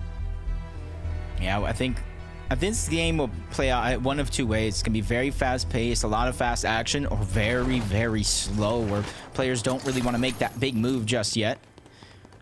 It's Thomas Queasy. Double contested this time around. Not that same triple contest like we've seen before. There's a team on the outskirts trying to steal away some of that loot, but that's really it at most. So a little bit of a eased off pressure from the start of that last game. Nice job getting a Flowberry Fizz right off the start. Gonna be great for getting a good amount of HP and even fighting early if it's what they want to do. But Chicho has gone down. 2 elims starting off in the restored reels. That's just 0. unfortunate. Yeah. 0 points in 3 games. Trulex and Chicho going down there just means they have to go again in the lower bracket side of things, where it's almost harder. Top 15 instead of the top 25 for Trulex and Chicho. But hopefully they use this downtime, you know, going down early, use it as a little bit of blessing. Go back to the drawing board, watch those replays, study the teams that were in the lower bracket, figure out who's landing in and around your POIs. That way you have a much better chance. Put aside and Snazy. Great job of being efficient here in the early game to get their loot quickly, get their mats, and without as many people contesting them here in fencing fields, they really just want to do anything they can to stay up. I think the prediction is around 65 points is going to be the cutoff for top 25. You can see currently they are in 20th, so they're kind of on the borderline here, but they don't need too many points, so all they really need to do is make it past those initial storm surges and get to the start of the end game. Just a lot of players just getting dropped out right out of the gate. Asa and Marco lose the fight over here towards Pleasant Plaza. Zangi and his duo, they were looking really, really aggressive, kind of start off that last game, but sometimes that same aggression that is going your way may not necessarily work from one game to the next. It was kind of their downfall in game 2. But it's been their success here early on in this third and final game. Andalex and Sato, same thing can be said for them. Started off with a 2nd place, and they're ready to start off here with a nice battle. Defend the drop, because they got to imagine their spot in that upper bracket, or the grand finals even, is secured. Thunderbolt of Zeus knocking them down. Trying to get this revive on out, and I do believe that team was eliminated? I believe so. They have to be careful, though, because now looks like another duo has been invited to the party. Or are they coming in uninvited? As now Waterbending Mythic getting put to good use here, and it looks like it's going to be all on aggression. Yeah, they know this fight started, and now they're ready to kind of finish it, even though it was 2 duos when they started moving over in this direction. Battle for piece control is going to begin. Andalex and Sato creating space at the bottom of this house. There's only so much space you can actually take down there, though. So Analyx and Sato are going to start having to think plan B, have some trick underneath their sleeve, figure out what they're going to do, and immediately you see Sato taking some distance as soon as he hears his opponents trying to disengage and run away. Shots continue to be fired, but looks like the hard aggression has been slowed down a little bit here. Top end of the leaderboard. Sato in 3rd place right now, so, you know, they've already basically guaranteed their spot in the grand finals, so they're incredibly comfortable here, and they can practice whatever they want to now, whether it be these early game engagements or something else. Pixie, though, and his duo partner Juan here are also in an interesting engagement. Yeah. Pixie and I think they have about 20 points so far. Not necessarily going their way today, but they still have this last game. They can definitely make up 40, 50 points with the top position, sprinkle some eliminations, but they still have to go through this team first. Almost on the outskirts, but in comes the Chain of Hades again.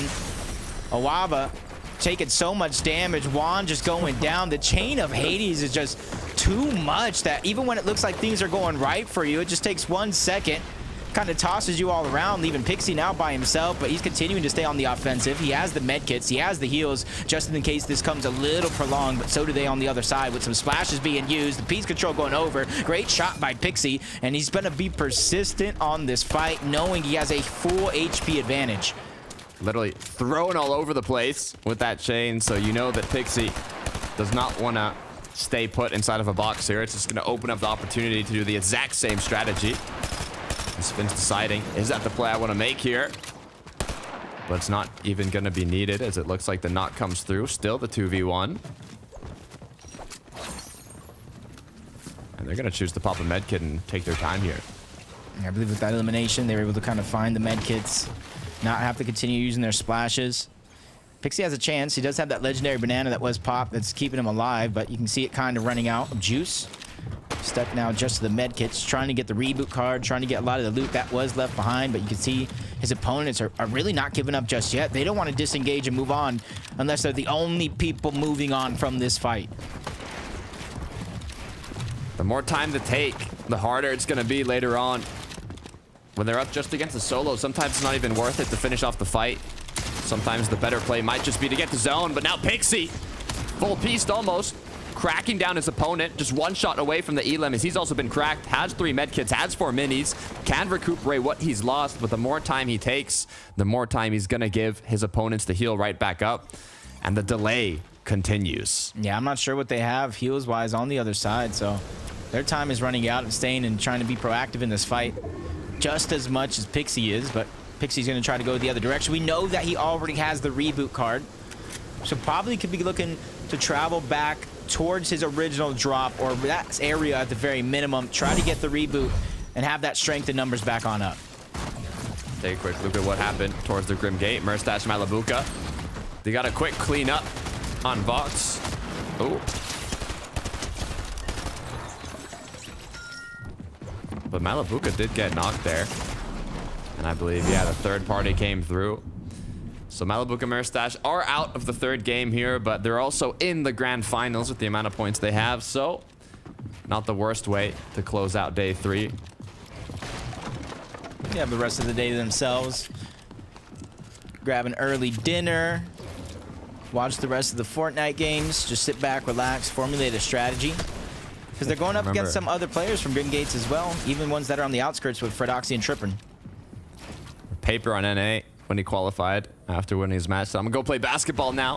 Time to relax a little bit. Time to play some ball, but you gotta qualify first before you can make those decisions. Rick Bohr.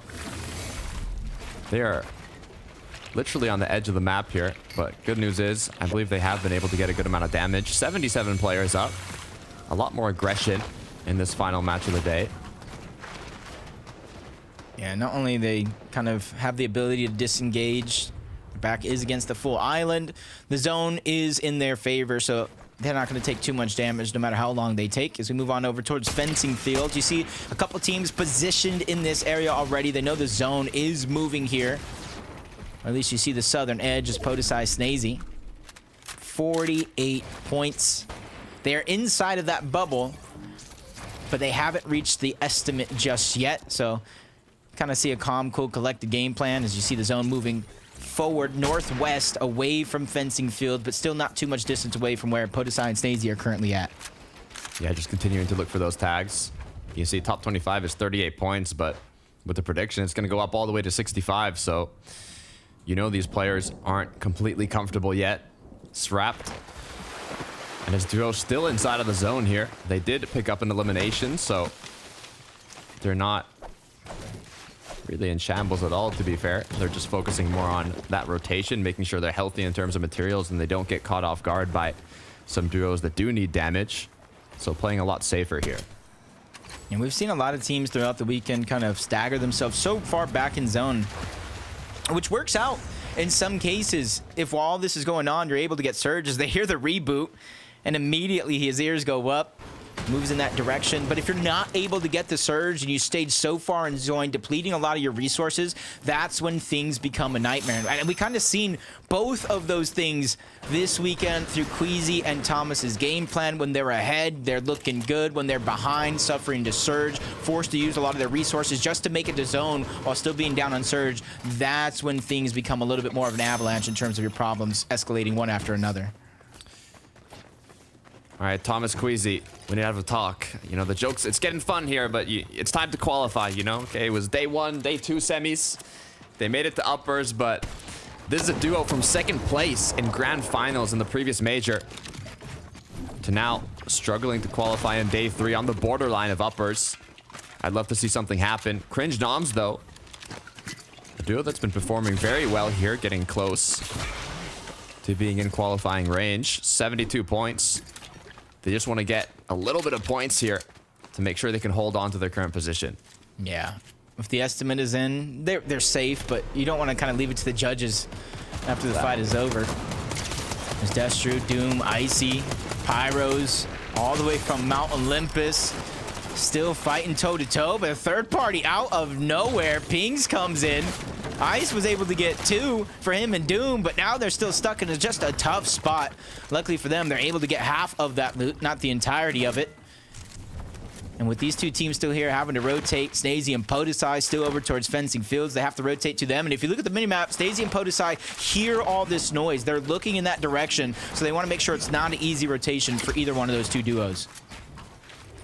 I feel like we've been more time inside of the zone than not. Like, we've seen more battles outside of zone here than we have players already inside in a comfortable position during the whole day 3 of semifinals here. It just shows how difficult it can be to get that damage and how staggered a lot of these duos actually get.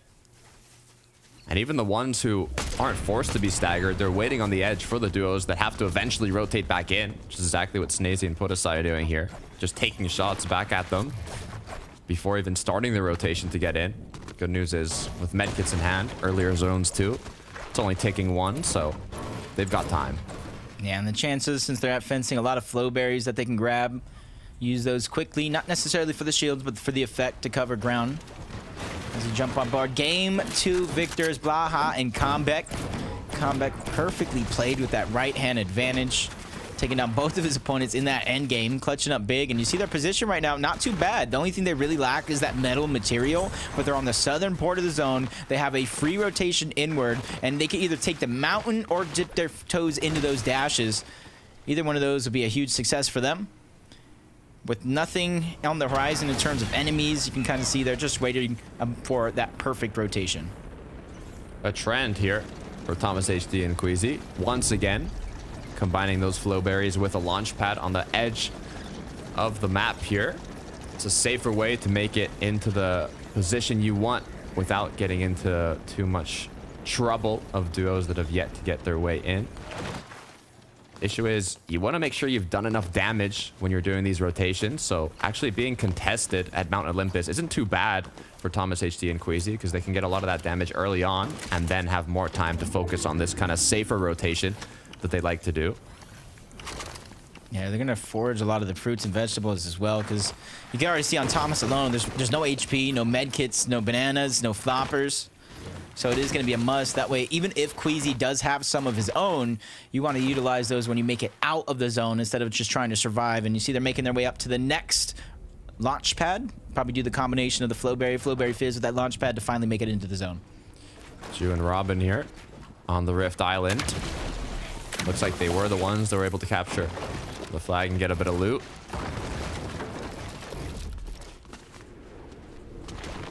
Or were they? As the other duo wants a piece of the pie. Since I see no eliminations on Ju and Robin, they really don't have any points from those first 2 games, just like some of the other competitors in this game. So they're either guaranteed to go to the lower bracket, or they put themselves in almost that win and you're in situation to the grand finals, to where that win is worth 65 points. Almost to that threshold in which we're talking about. Sprinkle in a few eliminations should be good, and making it sound easier than it actually is. I think this weekend proved getting a win is not the easiest thing in the world. In fact, it's probably one of the hardest. Uh-oh, Blaha has been left alone as Combat has been knocked down. Lens, though, as well on the ground. Third party's in here. Oh, misses the shot. Unable to connect. Did stop the revive, though, as now the player has been boxed up. Gonna get the finish, recuperate the loot now. This is danger for the 2 solos. It's almost like a rematch as well. Blaha, Combik, Goba, and Kelba. And immediately, they don't like that position. They were one of the first persons there. Immediately use those dashes to reposition on the outskirts. You can see them slowly but surely trying to move themselves further and further into the zone. And because more than half of the zone is in open water, the teams are going to be so congested at the edge of the zone. So the further Blaha and Combik make it, the better off they'll be in this zone, even the next. There's a lot of duos that already have that in mind, though. You can see them rotating through. Moppy, though, being one that's trying to stop it as he gets the crack now. Full pieced, unable to continue the connections, though, as now his opponent tries to get away from this situation, but it's a scary one to be in, as it looks like a call has been made from Kiro. Instant disengage from Moppy, regrouping with his duo partner. Yeah, probably not necessarily worth it for them with how well they have been playing. There we have a couple eliminations so far. And this is how they added one more to that tally. Reese was just getting pressured, just a sliver of HP. He's trying to defend himself with the Thunderburst. You know as well as I do. A couple of those shots always bleed through those builds and land. And if you're low HP like that, that'll be the end of you. Army trying to take shots here at the players now that have used the launch pad to rift it in to the zone. It's a good opportunity to look back now and try and take shots at all the duos gliding on in, but looks like they're going to take their time here. There it is now, choosing to be, I believe, the last duo, basically. There's one more below them that hasn't rotated yet. They do have the luxury to wait, especially since very few teams are even still there. I think one more might be on the edge of Rift Island. Flowberry Fizz, Launchpad, and by the time they make it to the zone, exactly this will happen. The next one will appear, and now they have a chance to get full positioning. They either go in zone, land, try to heal up while it opens up, or they can go on the edge and quickly step their way deeper in the zone once it does start to open up, about 45 seconds. But Voltiac, Psycho Cool, 36 above the damage threshold, which isn't much, and that's why you see them looking for this down onto Pixie. They find his teammate on the other side. They have to be careful not to take too much damage, because right now it's a little bit too big of a risk with their on the leaderboard. 30 points so far. 9 more teams need to go down, and then placement points will start to come in. A good 35 points would put them just on the edge, potentially. But this is the damage they need if they get that elimination now. Healthy in terms of damage, but not HP, as the med kit is going to come through. And hopefully they got a bit of time to breathe here and recuperate that shield. Yeah, I saw Pixie and Wox go down, and because where they're out on the leaderboard, they're going to be forced to go one more time, 3 more games in the lower bracket. It's a very, very different situation. It's all about consistency in a short amount of time. So slipping up in these first 2 games really puts a lot of pressure to make this last and final game worth it. Snazy and Podesai, though, instead of slipping up far down the mountain, it was just a few steps down as they continue to climb their way back up. 658 above the damage threshold. They've done so well in this game to position themselves almost every single zone. They're in the center of this one. They don't have to worry about rotation. They don't even have to peek if they don't want to. You can see when we're in a position like areas of the map that have the River of Styx, that water that grants you those dashes. It's a lot more spread out in terms of where these duos are boxed up. They have more flexibility with those dashes where they can kind of position themselves more where they want to. So it's not like there's a bunch of duos necessarily congested on one edge of the zone, which has its pros and cons, depending on how your match plays out. But it looks like it's going to be a west pull, a water zone almost. And Thomas HD and Queasy are going to be one of the duos that actually pulled it. That's the base case scenario, because remember what I was saying to start the day, in the games that they got zoned, didn't have to travel far, they did well. This is like a 50-50. They had to travel a good distance to get to where they are now, but in these late game, getting the zones where they are almost means just as much as those early games. We see Turtle, Cheeps. They have that underworld loot along with the Mythic Harbinger SMG, so losing shields wouldn't be too bad as long as they can find the eliminations to make up for it with the Siphon. And Mappy's just getting more and more confident, getting more and more aggressive. He's ready to take the challenge upward. But Cheeps is doing a good job of fighting back, keeping Mappy positioned down below and not really giving him the opening that he's looking for. They've got 4 elims on the board. They've done a good amount of damage. They want to scavenge a bit more loot here, though. Mappy did disengage from the chase previously, but now he has been put in a situation where he has to play the rest of the match out alone. And with Turtle and Cheap close by, they're looking pretty hungry. Not too far of a rotation for them, but don't really have too many chances to dip their toes in the water until they're on the other side in the zone. 273 above is going to make the rotation easier than some that they're facing so far. And as soon as they find themselves an edge that they're comfortable with, they immediately box up in those hard mats. Make sure it's not easy to get stuck up on. Looking in the distance, they find out Finn, they found out Kenty, all the way over from Grim Gates. Still haven't had their big moment just yet, but it's waiting around any one of these corners if they could play their cards right. Next zone will be appearing shortly here. We'll be able to see what type of rotation has to be made. Just 8 more seconds. Jacob, north, south, west, east, what are you calling? It's going to be south. South? Yeah, maybe an east, but it's not west. Let's say north. Oh, okay. 1-0 Takata. 1-0 Takata. You see the medallion getting changed hands in the minimap, just making sure that they have their dashes ready to go for this next rotation. You can kind of see the lay of the land. The majority of the people are already congested on the right side of where the current safe zone actually is, and a lot of them are going to be forced to rotate parallel to one another if they want to avoid traveling through open water.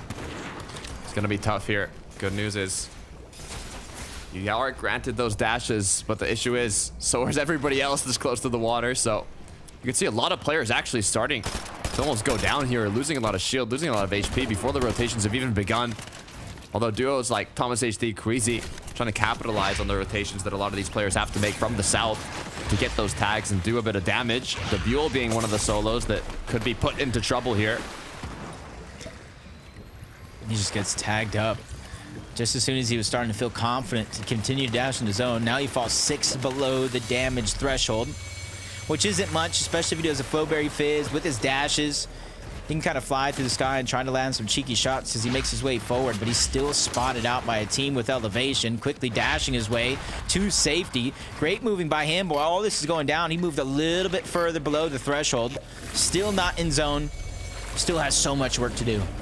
Still a nice pause, though. He has recuperated a lot of the HP he did lose, so now great way to go all the way around the edge. Even though he's tanking a bit of Storm, he has yet to be hit from these shots.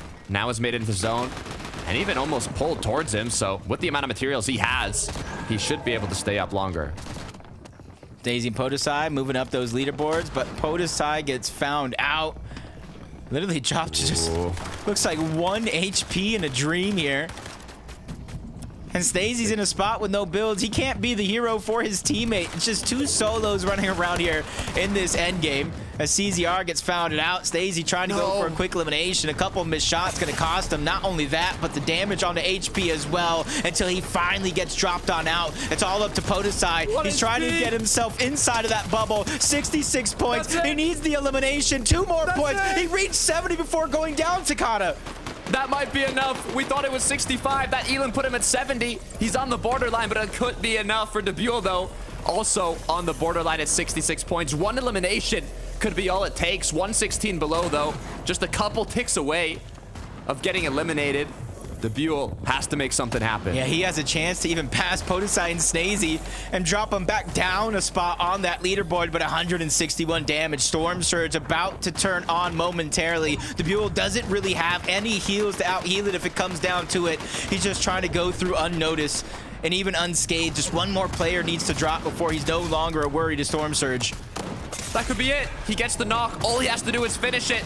Gets the finish. 74 points, goes down. Might have done it. As Cherry, Giraz up above, holding height. He even passed up Snazy and Podesai along the way. 34 points for Giras and Chari. It's almost a win in your in scenario. Take a trip around memory lane, back to day number 1 and day number 2, but they're ready to learn from their mistakes. They're ready to change things up and come out on top, but so are Queasy and Thomas. Big situations for a lot of players, and this is the moment to make your presence known. 94 points. You know they won it. They've been battling throughout these semifinals, and you said it yourself. I thought the winner you're in format was done for in the first 2 days of the semis, but Giras Cherry, they need to win this match. And they're still holding on, but they don't have builds. If anybody challenged them for that high ground, it's going to be out the window as they find another elimination. Still trying to bring their point total up as Queasy gets lost along the way. 98 points for him and Thomas. They've done more than enough to get into the grand finals. They're still trying to make this game matter. Still trying to get that little bit of extra practice. Legendary Banana Pop. No builds left to his name, though. Can't really defend himself, and that's why he has such a focus on the backside of the zone. Giras now has been cracked, forced to pop the chug splashes, has 2 medkits, could even tank him at his own. 68 points now, just above the cutoff, but his duo partner is left with just 7 builds now. A duo in front of him. He gets the elimination. Karmi goes down. That is massive. That is huge. That's their 7 total of the game. He's trying to get inside of that bubble. He's not trying to take a chance. He's just trying to solidify his spot as he dashes once more to the front side of the zone. Everybody in this game is solos except for one team. As they find another one, they're trying to break through. Thomas gets another elimination onto Finn, but Zone is now creeping forward, moving in, but he finds the coin, he finds the dashes at the perfect moment.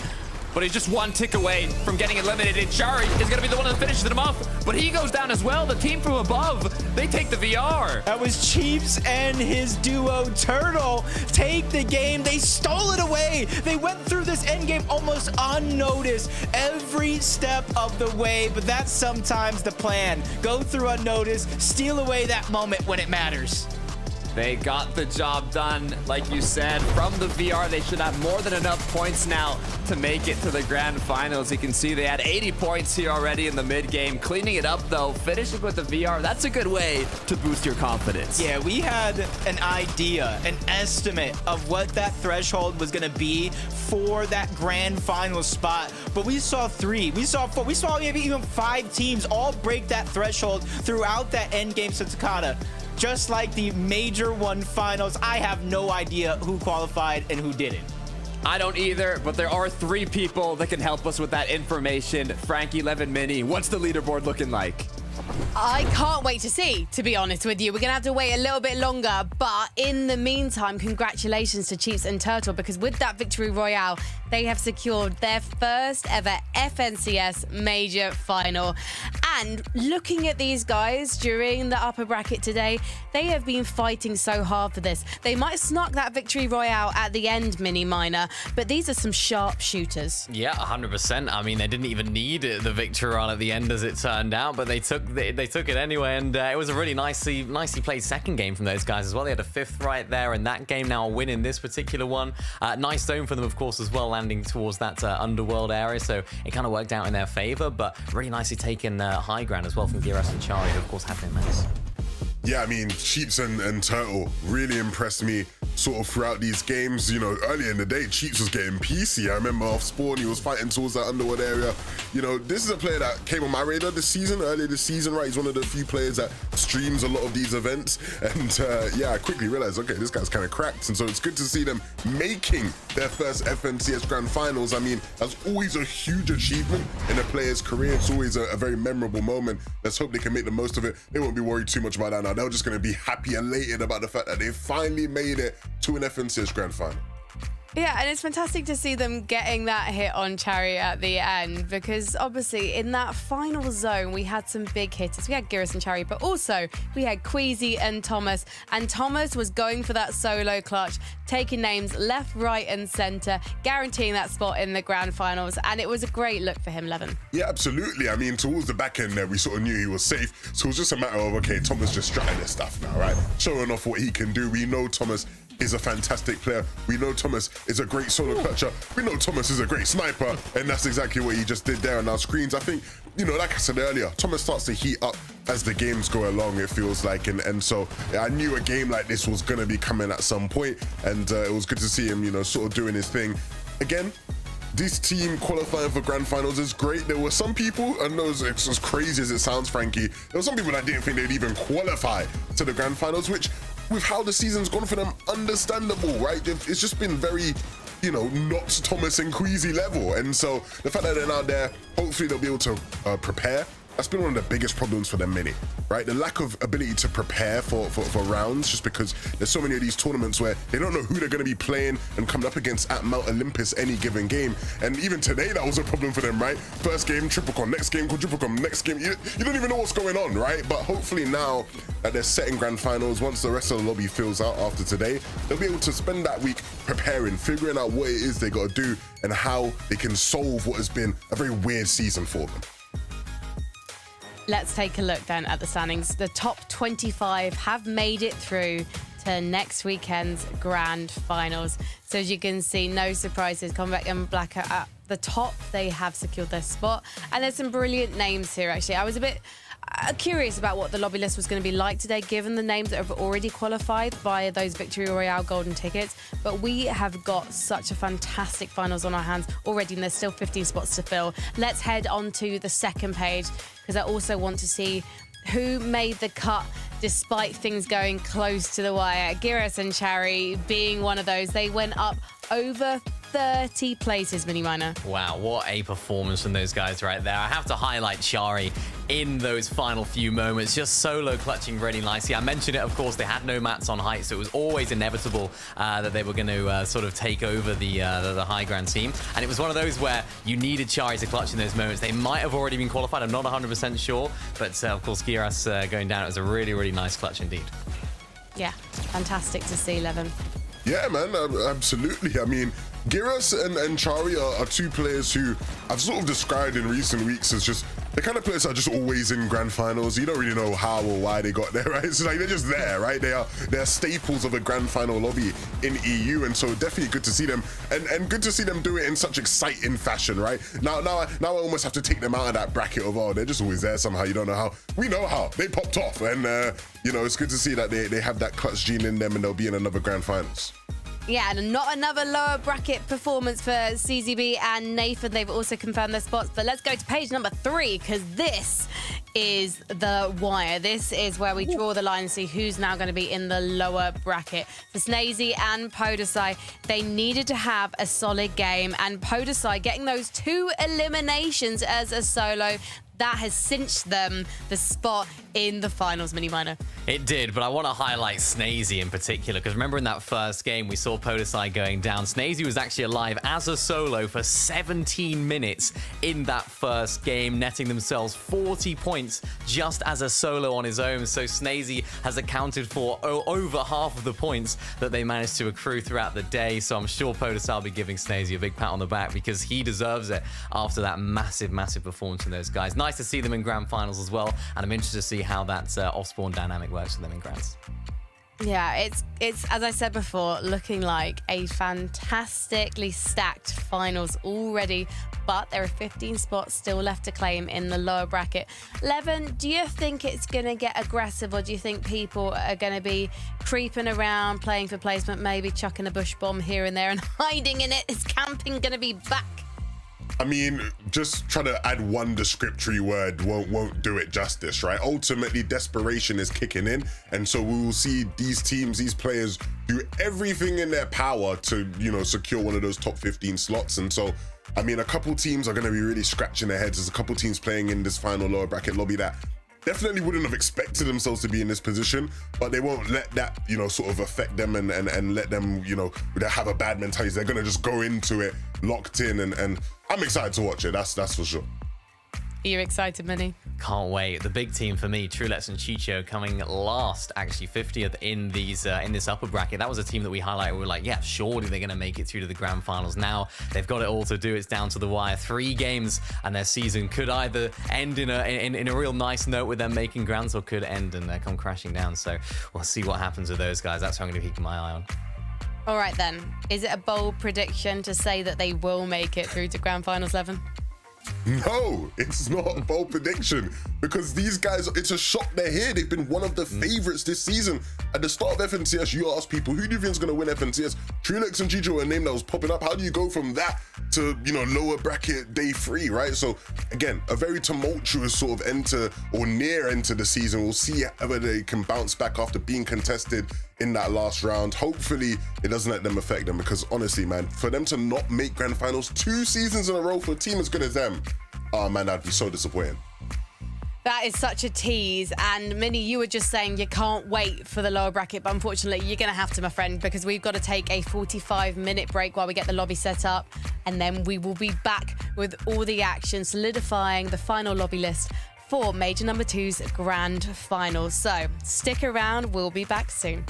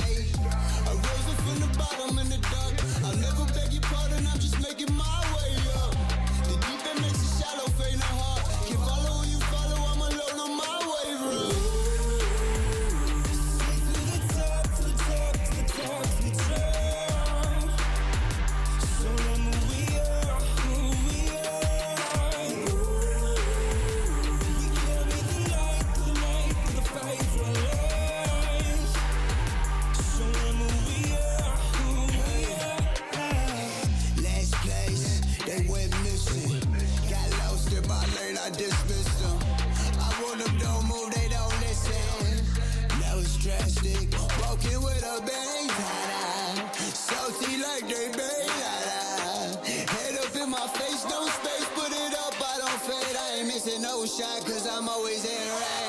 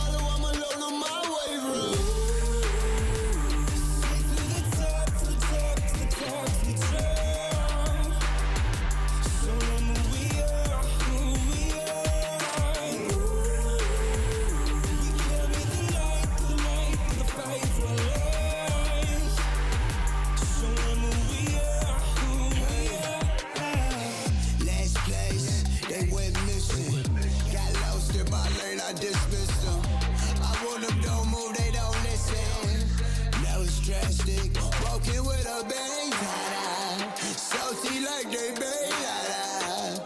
Head up in my face, no space, put it up, I don't fade. I ain't missing no shot, cause I'm always in range.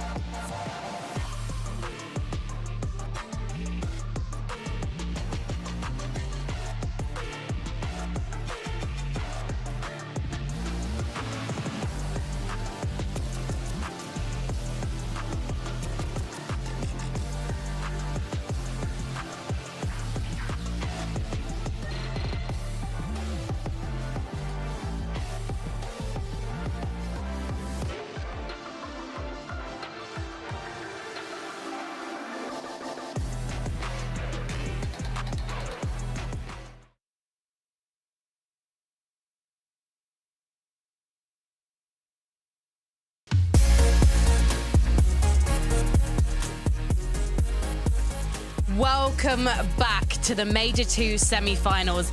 We only have 3 more games left until we find out who will be taking the final 15 spots in next weekend's grand finals.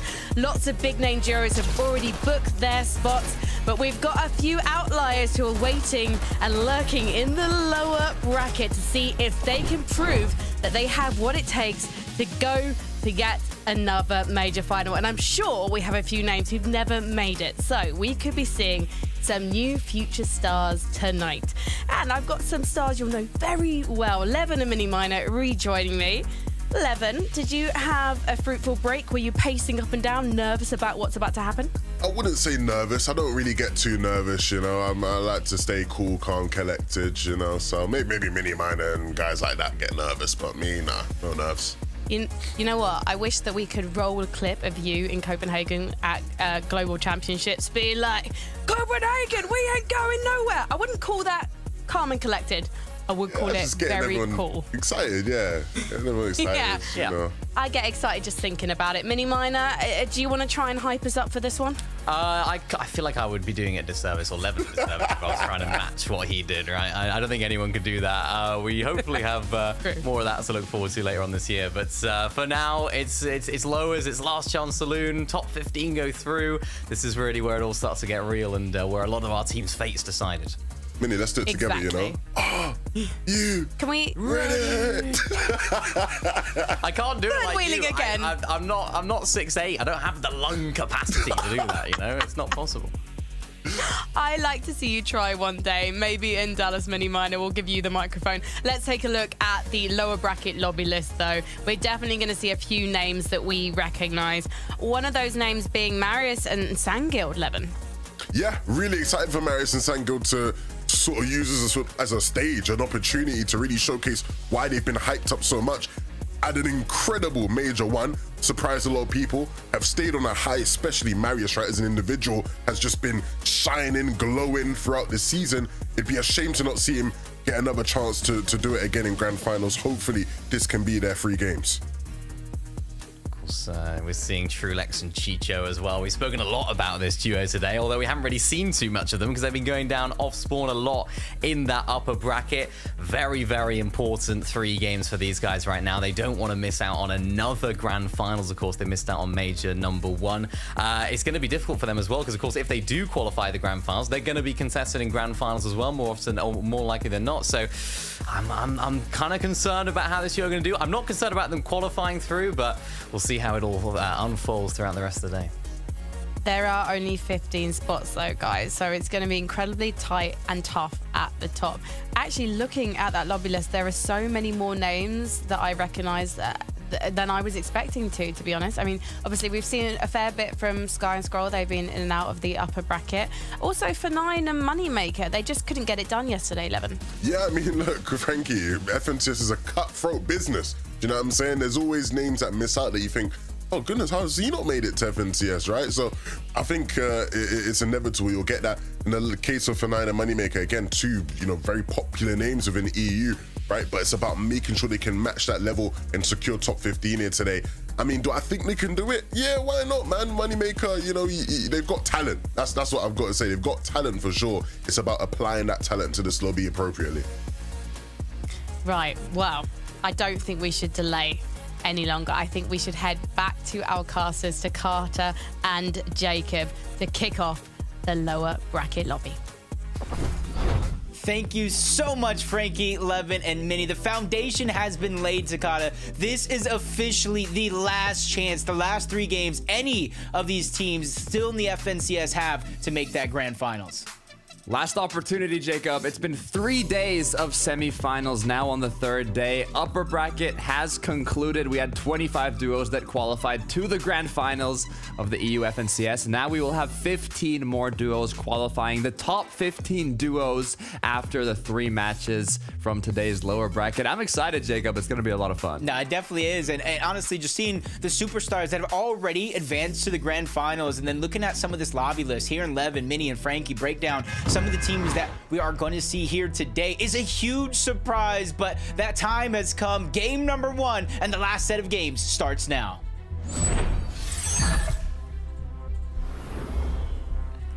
The pressure is on for these teams.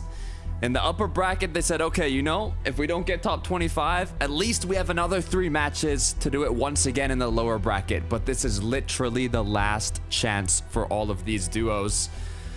You get 3 opportunities, Jacob. 1 big game is all it takes. Just a big moment. We've seen it in the last series of events, but since it's top 20 or top 15 instead of top 25, that point estimate is going to jump. So a win alone, depending on how many elims, might not necessarily be enough, depending on how you do in the last 2 games. And Kudo, Cheatin, they make their way back over from Grim Gates. No more Malabuka Mustache.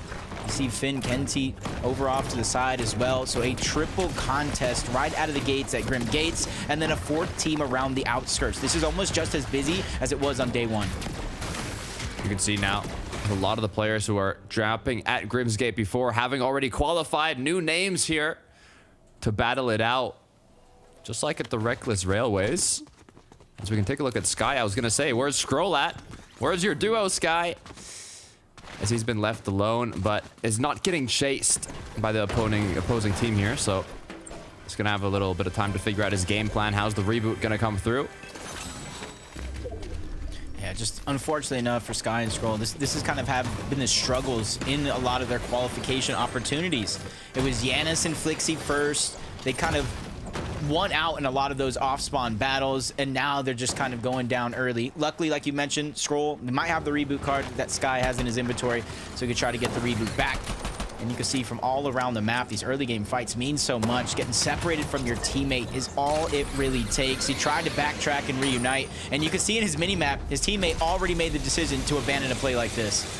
Back quickly. I mean, you got to do what you got to do. Sometimes just getting out and going for the later reboot is the better play. Now, Thomas HT Queasy being qualified. Less action here in Mount Olympus, but still 2 duos battling it out. Head-to-head as no big shots have been connected, but right as I say that, quick knockdown onto Stillion, the 2v1 now for Ice and Doom. Yeah, big Ice and Doom right here. They're the ones that contested Queasy and Thomas all upper bracket long, and they're ready to take a challenge. When you already fight some of the biggest superstars in the region, coming into the last chance like this, you have to be brimming with confidence through and through, or at least you got to fake it till you make it. And I think with a first elimination like that, that confidence and the momentum here in this fight is going to continue to grow. But you see, now that they have a huge numbers advantage, they're taking their time, they're slowing things down, knowing the only hope that this player has is to either disengage, get the reboot, or just to fight it out, or just wait altogether. Uh-oh. You see now, looks for the angle, unable to connect the initial one, but just the tap, tap, tap to take him out there. Quick, clean execution of the 2 eliminations here. Mount Olympus now has been claimed. Ice and Doom have it to themselves. I do see a duo kind of the outskirts, but I don't think they're gonna be looking for too much action, especially that it's already finished. Yeah, they took down the players they got to worry about most, but from POI to POI, you can see Brawler's Battleground contested by Seb and Forzen. That's a nice shot. That's a good first shot, but unfortunately enough, back-to-back shots fired back, and Forzen with a nice little hop and a pop to take him down finally. And he's able to get the revive before his teammate is quickly finished up. But the mini-map, that third-party team, they heard it go down, and now they're closing the distance. Yeah, quick look at how this happened. Oh, Thunderbolt of Zeus from the skies. 3 clean shots. I love the animation on that ability. Looks so clean. Now Hedra, Kirwa, making use of another mythic water bending. But ouch. Overstays his welcome, peeking just a little bit too much. Forzen on the other side, trying to finish up on that damage. Hedra is down. Nice shot there from him trying to escape, leaving Kirwa by himself. You can see Forzen say, look at this loot. Let's heal up again. Another individual where they just kind of separate their opponents and bring them down to 2 separate 2v1s. Chase continues. Pop shot into the bush, looking to see just in case wherever they might be hiding, but going further and further away. The crack comes through, but this is going to take a bit of time to finish him off. Yeah, opponent's just hoping he covers enough distance in the water. He's by the time he's swimming all right. hopefully he brought his water wings so he doesn't He doesn't sink here, but he's covering distance right now. He is swimming all right. Oh, here we go. How good is the aim from Forzen with the projectile, the drop off? His teammates coming with the water bending ability, so ammo is not going to be an issue here, especially with the projectile. But you see him just trying to build as much as he can, just wide out in the open. This is just one of those situations I wouldn't hope on anybody, let alone in the last chance to qualify for the grand finals, but he's going to be able to escape. Just the question now that remains to cut is, does he have the reboot card? Because if he has to go back into that, I wish him the best of luck. I hope they don't miss out on qualification by 4 points just by not getting that elim. That would be a tragedy. Pixie Juan, we've seen a lot of them today. We'll see if now in the lower bracket it could be their time to shine. Looking for a bit of action, classy court side, but decided for the disengagement. There's a lot of duos in the surrounding area, not just the ones that were in that box fight, so they do have to be careful here. Yeah, and you add in the fact that they don't really have heals for the HP between the both of them. The team they were running against isn't even the one that's focusing them as now. That's a whole new team entering into the mix. Pixie and Juan, aka Wox, just trying to rotate straight through classy court. They see the zone is moving towards the south portion of the map, so it does look like they're going to float around the eastern edge to try to find a slow spot of the zone that they can enter in for free. Taking a look once again at Grim Gate. Marius here. Where is Sangild at? Right beside him. They've got two separate boxes here, just kind of eyeballing the location. You can see in the minimap how many duos though there really is close by. Sangild realizing the danger, grouping up now. Used a bit of mats to do so in a chug splash, but much better than getting knocked down. Yeah, that was almost a disaster waiting to strike. Just a little bit of separation between Sangild and Marius. You saw that duo looking like they just wanted to pounce on the Sangild. He quickly reacted, build it over, closed the distance between him and Marius, which kind of makes it a little bit more risky of a fight if you're going to take it. So they're just going to continue to rotate on out, find a better spot. So they can do something very, very similar to this. Trulex and Chicho, the struggles from the upper bracket, not a singular point due to those off spawns. It does look like this time around, though, they do get it uncontested. So back to the strat book, back to the blueprint that got them this far. Couple shots from the DMR come through, nothing connecting. Should have more opportunities as players continue to rotate through the restored reels here. They are using their ramps to have a bit of cover, can do more right-hand peeks, especially if you don't have those bush bombs.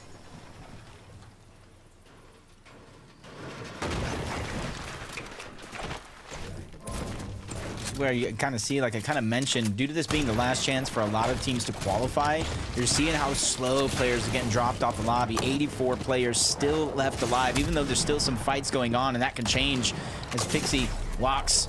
Pixie's already down. Juan's by himself, aka Wogs. Kaido's just trying to get out alive. 14 HP. No. That's going to be a trade, but only a momentary one. Dea just goes and gets that elimination. Has a chance for the rebuy, but in comes Sky, in comes Scroll, all the way from Reckless Railways. Oh, third party. Shot. And just like that, not even 2 seconds. And the elimination comes through. Sky and Scroll now. A little bit of extra loot to pick up. That's important because Sky and Scroll, when we first saw them on the day, I think Sky was a solo trying to get his teammate back, which means they probably lost the fight, didn't get a lot of surge. So taking that opportune moment, rotate towards the node, sacrifice some heals, some HP, because you know you're going deep in the zone, just to kind of finish a fight like that. It's not a ton for your Storm Surge, but you know how these lobbies have been going. Some early Storm Surge is better than no early Storm Surge. That's true. Probably some of the most difficult Storm Surge lobbies we've seen in Fortnite competitive, especially with the current mobility meta.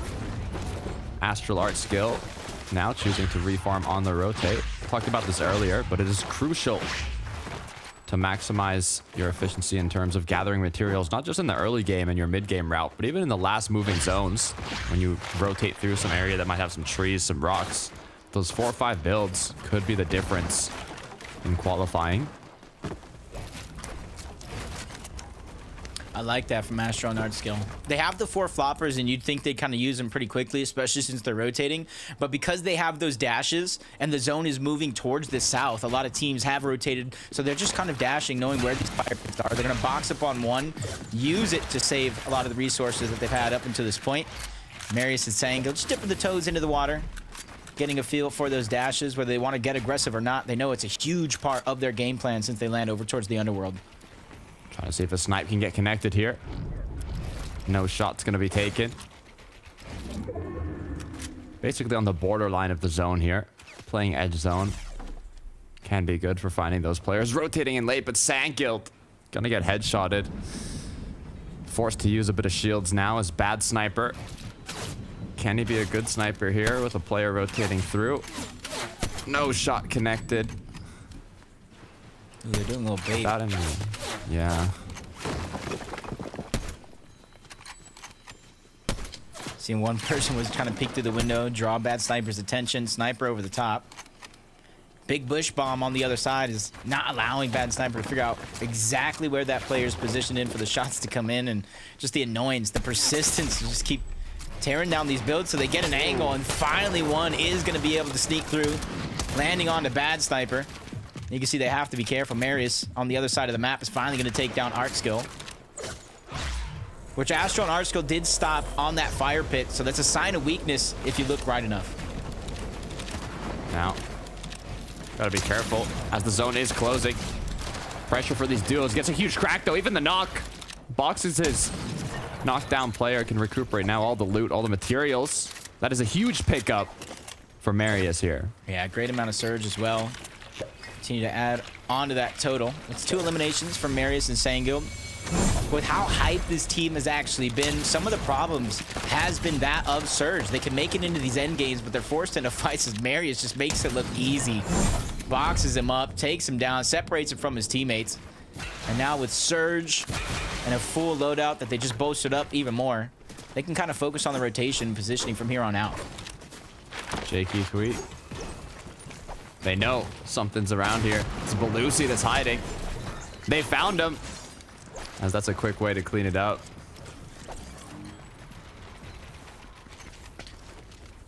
Yeah, so far away, and what started off a little slow is speeding up just a little bit. Gonna have similar surge as that last couple games that we played in the upper bracket. Jakey and Twy, 2 eliminations there.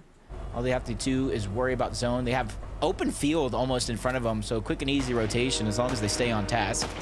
As we continue to look around the lobby, Trulex is now in the tower. That's because Chicho was actually taken down not too long ago. So Trulex now by himself, hoping maybe even the zone continues to move south. That way they can probably get that reboot back up at restored reels. We almost got a couple minutes to wait for that to even be a possibility. Kentic looks like got elimination as well. You can see the center map is the popular location for a lot of these storm surge bases, especially when the zone pulls to this area. Chicho, having gone down though, is going to make it quite difficult for Trulex. But nothing's impossible, Jacob. We've seen bigger comebacks happen before in these lobbies. Yeah, because even though it's a little different with the top 15, you kind of need one good game and then maybe a decent game after that. Trulex is able to get this reboot back up. It won't change much in terms of their surge, so no one's going to probably push on over to this position, so Trulex still has the lay of the land high up in the tower. But there's just no real opportunities being given to him. Everybody's boxed up. Nobody's peeking. And if they do, it's probably a small window or a portion of their cone that Trulex just doesn't have an angle on. 300 above for Lucia and Bang. Great position too, but with Peace King coming close, they might not be above, which is going to force them to look for some shots here. And this might not be an engagement they want to take, but it's going to be one they have to take. Yeah, now that they're 70 below, they have no choice. They try to be proactive early on in this game and have a little bit more control over their destiny, but that time has come and gone. Luckily, though, as of now, they are isolated on top of Rift Island, but that could change in the blink of an eye due to the zip lines, the rifts that are all below. And pings, and Lusha just trying to play defensive here. You almost got to guess with Storm Surge activated, a team playing as aggressive as they are, that they are suffering to Surge. So just holding on to your builds might be a recipe for success, but the next team starts to come in, that third party. Chances to disrupt this instead of just taking that line of sight on the edge is going to be real, especially with on the line. Pressure is on now. As Lucia Ping. Don't even need to take too many engagements here. They have used quite a bit of materials though. Has so many duos in the surrounding area now, just kind of taking shots at each other. You have to decide kind of what the game plan is here. No rotation has to be made as Zone is still on the Rift Island here. With Lens and Tidy applying that pressure. They don't have a lot of options. You can see though that they instantly kind of took the elevation all around where they were currently boxed up, taking away options from what they can actually do. They can't really peek out anymore without it being a little bit of a risk to try to get Surge of their own. So it almost feels like they're just stagnant in this position unless they want to give up this entire box that they've made. And you can see Lens and Tidy, they're the ones that are going to have that sight advantage on top of Rift Island where they watch the players below and they can watch the ones around the island so they can get their Surge. Just 37 above for Shimoki and Wheat. That's not a position to be comfortable. As the gas station explodes, the positioning changes here. They saw some duos up on that ridge. It is an option to take a couple shots, but you can see there's more duos now on the borderline of Zone. They could be looking back at them. They're kind of just looking for any options here, but now just 18 seconds till Zone closes. The Storm Surge activates. They need to start finding some shots. 62, that's huge, but they're going to need more. Yeah, they just go on the positive side of Storm Surge instantly at that first shot. Just like you said, they know it's not over just yet. That can change in an instant. And right now we have 70 players left alive, and that's going to have to drop down to about 60 players. So 11 need to go down for Storm Surge to deactivate. And for teams like Shimoki and Wheat, who are kind of positioned down in the dirt, they don't really have any elevation. Getting those Storm Surge tags are not going to be easy. Next squeeze now. Forced into action once again. Chain of Hades, though, in the 1 versus 2. Is it possible? Just a couple more swings might be all it takes, but with 22 HP to work with, one shot will take him out here. Flowberry Fizz, though, with 100 charge. As they're going to heal each other up. Yeah, Buzz did a good job of just pushing it to the other side of that box. That was almost looking bleak for Egg Squeeze. But now the tables have turned. Robin and Juve from the top side steal the cover, forces them to reposition. And with so many teams towards the south side of the map, in and around fencing fields, it's not going to be easy to find a free rotation over. So this is why you see that priority in rotations come through and the timing having to be perfect. If you're on the front side in the green zone, you're going to be one of the first teams to move, and everybody else behind you has to wait in sections for the next team to move, so they can have that safe rotation. Otherwise, they're going to risk rotating parallel and probably going down. There's so many duos that are rotating right now. We can see Ice and Doom.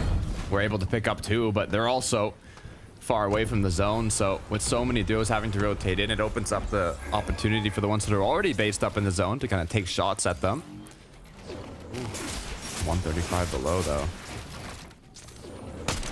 Yeah, just the current position where they're at, or at least before, with zone pulling in the direction, it might ease up on some of that pressure, but they're just too far down low, and they don't really have builds to build this box any higher, so they just have to wait for a lot of these teams to come to them, and a lot of those shots are going to land onto Moneymaker. We'd actually get the knock, so it's going to help in terms of Surge, in terms of loot, but they are barely above that threshold. They still got to do more work. The job is not done. Great loadout to work with, but we can look at Ju and Robin. As Robin has already been eliminated, Ju now is forced to clutch it up here, but Storm Surge is taking just 2 med kits to out heal it. Shortly will not have any shield to work with. I don't see a lot of options to come out of this on top, Jacob. Yeah, especially since Zone is doing so much damage. It's too early to try to stagger yourself, so you're getting ticked every couple of seconds by the 25, and seconds to go, he was taking damage to Storm. Only 1 med kit left. 2 more players still need to go down. Out healing, I'm not sure is going to be a possibility unless he gets this one off in time. No! He got to 1 24 by the 25 tick, and even Zangy gets chopped down. There's a surge again throughout the entirety of the weekend, Takata. It's forcing players who aren't proactive in the early game to do exactly that. They have no choice but to try to get into a box to try to get their surge, because at this stage of the game, everybody's boxed up, as you can see. Devastating for a lot of these players. You saw there was only a few of them who are in zone, a majority having to rotate.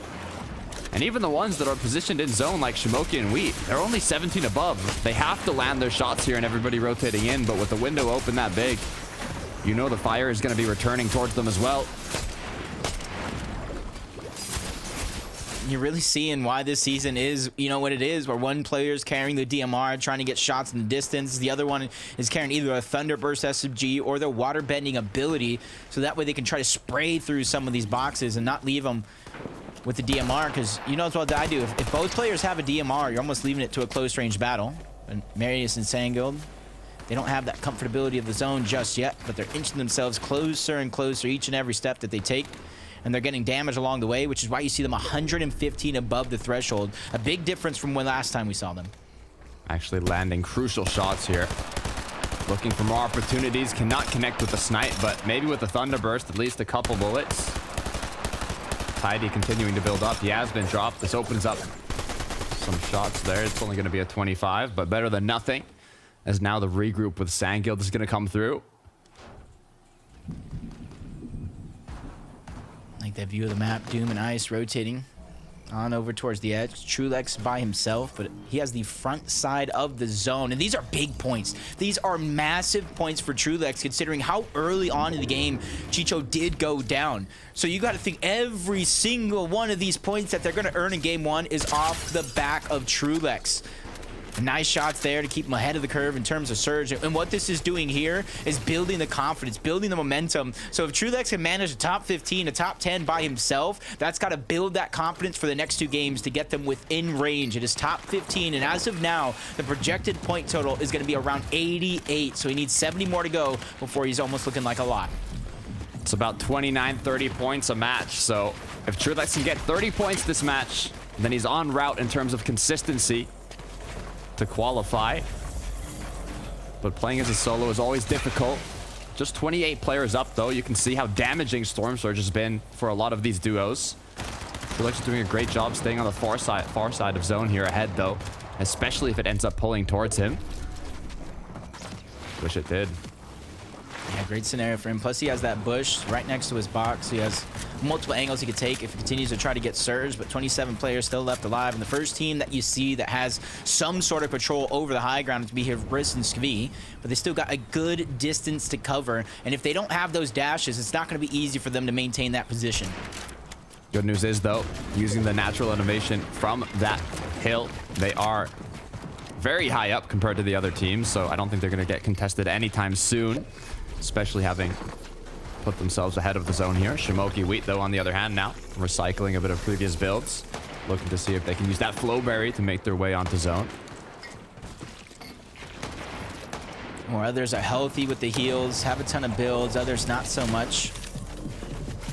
And on the other side of things, you got Marius in the zone fighting for every single inch. They still have the dashes left over as well. That's planning for the future. Pressure coming in from Jake Buka and Cringe on the other side, but Marius, Sangild, they hold the line. They don't want to let them enter the box, but their persistence is going to be key, and it's also going to be their demise. Marius peeks through the cover, gets the piece control at the perfect time, getting the shields down low, forcing them to disperse in two different directions, and Cringe is going to fall now that Jake Buka is no longer there to save the day.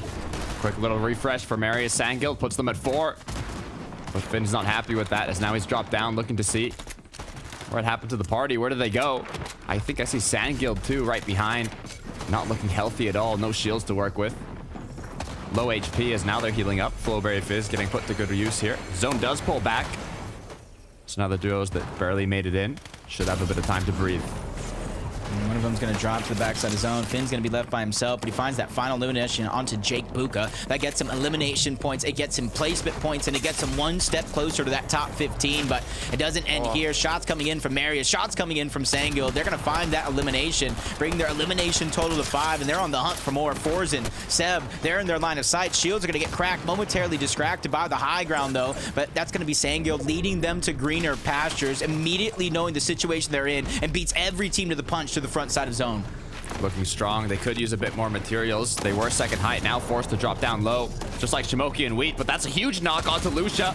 Gonna have to pick up those materials, but now so many players have dropped down low as they don't have any more mats to work with. All the chaos is unfolding in the dirt. Oh, he gets the Zeus medallion at the last second. Marius now going to be able to run wild, both figuratively and literally, as he inches into the top 5, but his teammate goes down, all left by himself, and he gets that second height. Pressured from above, pressured from below. There are teams all around him, but he's quick thinking, trying to stay out alive, but he goes down. Top 4 position for Marius.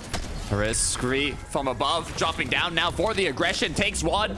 Just one more shot needed to connect. It's a 2 versus 1 now on the last player. There's still one more, actually. I was wrong. He gets knocked down. Where's the last player, Jacob? Oh, the backside of zone healing off, and it's Doom and Ice. Quad contested, upper bracket, triple contested, lower bracket. Even though they didn't win the game, they got a ton of points, but it's Haris and Skavi. We thought they were going to do it in day 1 and day 2, but they pull up here in day 3 of the lower bracket and score big time. Great way to close it out for both duos there in the last moments of the game. The projected points is around 88. So if you start off in the top 5, even with a victory royale, that is a great way to set you up for success in this lower bracket. Yeah, you're seeing the changes from the win and you're in to the consistency format. Who is really up for that challenge? Because grand finals around the corner, all consistency throughout 12 games and 2 days. So this is a true test to any of these players' testament. We can see how they closed it out here from dropping down. You have to know when to play aggressive, even with the floppers in the inventory.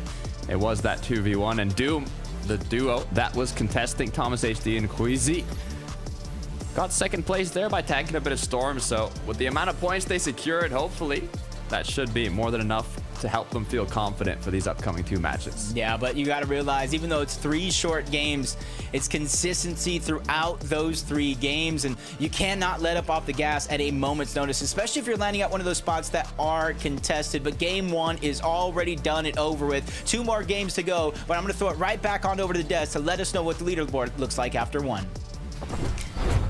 Thank you, guys. It feels like a few days ago we were singing the praises of Chris and Skavi, and we were like, yeah, these boys, they could be taking a victory royale. They could be booking their spot straight away in the grand finals. And then, Levin, we didn't talk about them again until now. Yeah. Until now, kings of the lower bracket. I mean, look, this was their first sort of sense of adversity this season. Things have been very smooth sailing for them. It's the reason why everyone's been hyping them up so much. They've been incredibly impressive. But in that upper bracket mini minor, they just had so many problems of spawn, so much messiness around Grim Gate meant people were sort of stealing loot from them. They weren't able to figure out Surge, much like a lot of other people were. They kept getting rolled in box fights. People were just W-keying them and they couldn't really handle it. And it wasn't something they were experiencing leading up to the FNC semi-finals. And my question for them, Mini, was how are they going to let the adversity, how are they going to deal with that, right, ultimately? And I was worried that for a team that's a bit newer to the limelight, they might struggle. They might fall underneath that. And it's good to see here in game 1 of lowers, they definitely are not, right? They are fighting and fighting strong and fighting from high like you predicted they would do. Yeah, I was a little bit concerned for this duo when we were hyping them up on the first day of the upper bracket. By the end of the day, they came 50th, very much last, right? And I was like, oh, well, actually, what's happened here? We broke down their strategy. We said it was almost a bulletproof strategy. Nothing could go wrong. It transferred really well into the single lobby formats, into the set lobbies. And we thought, this is a surefire win. We didn't expect it to take this long. I know I didn't myself as well. Now, though, they've just chucked all that out the window. They said, right, that strategy you guys broke down really nicely towards the west of the Grimgate area. We're not going there anymore. They decided to land at that area that Mongrel and Savage always land at towards the east of Pleasant Piazza, and it seems to be working out quite well. So I like to see that. I like to see this duo thinking on their feet a little bit, showing us that they're very good players. They haven't just got a very good strategy. I think that's really cool to see as well, because I think that's one of the things we're not necessarily seeing the duos try so much, taking that big risk when they are struggling with elements of their game. Obviously, the big focus is mid-game and trying to conquer Surge at the moment. Although I feel like the zones in that round were maybe a little bit kinder, Levin, than the ones we've seen so far tonight. I wouldn't say so, but I would say that when it comes to those guys, right, a lot of their problems did stem from off sport, more so than I think we've seen with other players, which is probably why they felt more comfortable. Like, okay, maybe we just need to switch things up and try go somewhere where we ain't gonna have problems off spawn, where they were having quite a few issues on Friday. Let's take a look at the standings after that first game. We've only got 2 more left, guys. Only 3 games in total in this lower bracket. Remember, 15 spots are up for grabs, so this top 10 will be very satisfied with that first game. I'm curious to see, though, the second page, if that's okay, if we're allowed to go straight there, because I actually kind of want to see where Trulex got to. Trulex and Chicho, I should say, because Trulex became a solo super early in the game. I think round 4 we saw him on screen and he was already on his own. He actually managed to clutch 38 points. You can see him in 13th place with his duo there. And so I feel like maybe things are looking up for this duo, Mini Miner. Yeah, nice to see. I mean, Trulex was just clutching up like a dream right there for that duo. And as Takata and Jacob mentioned, the predictions are around that 88-point mark, right? So that's 38 points that he got as a solo in that one game. Really, really nicely played. We'd expect it, maybe not expect it because he's a solo, but for his stature, for his experience as a player, you wouldn't put it past him, I should say, probably, when it comes to Trulex. You know, we know exactly how he's played throughout the years. Of course, he's an FNCS champion. This is a 3rd place team at the Global Championships as well. So it's nice to see them get off to a good start, because I think I speak for all of us. We want to see them at Globals. And Definitely.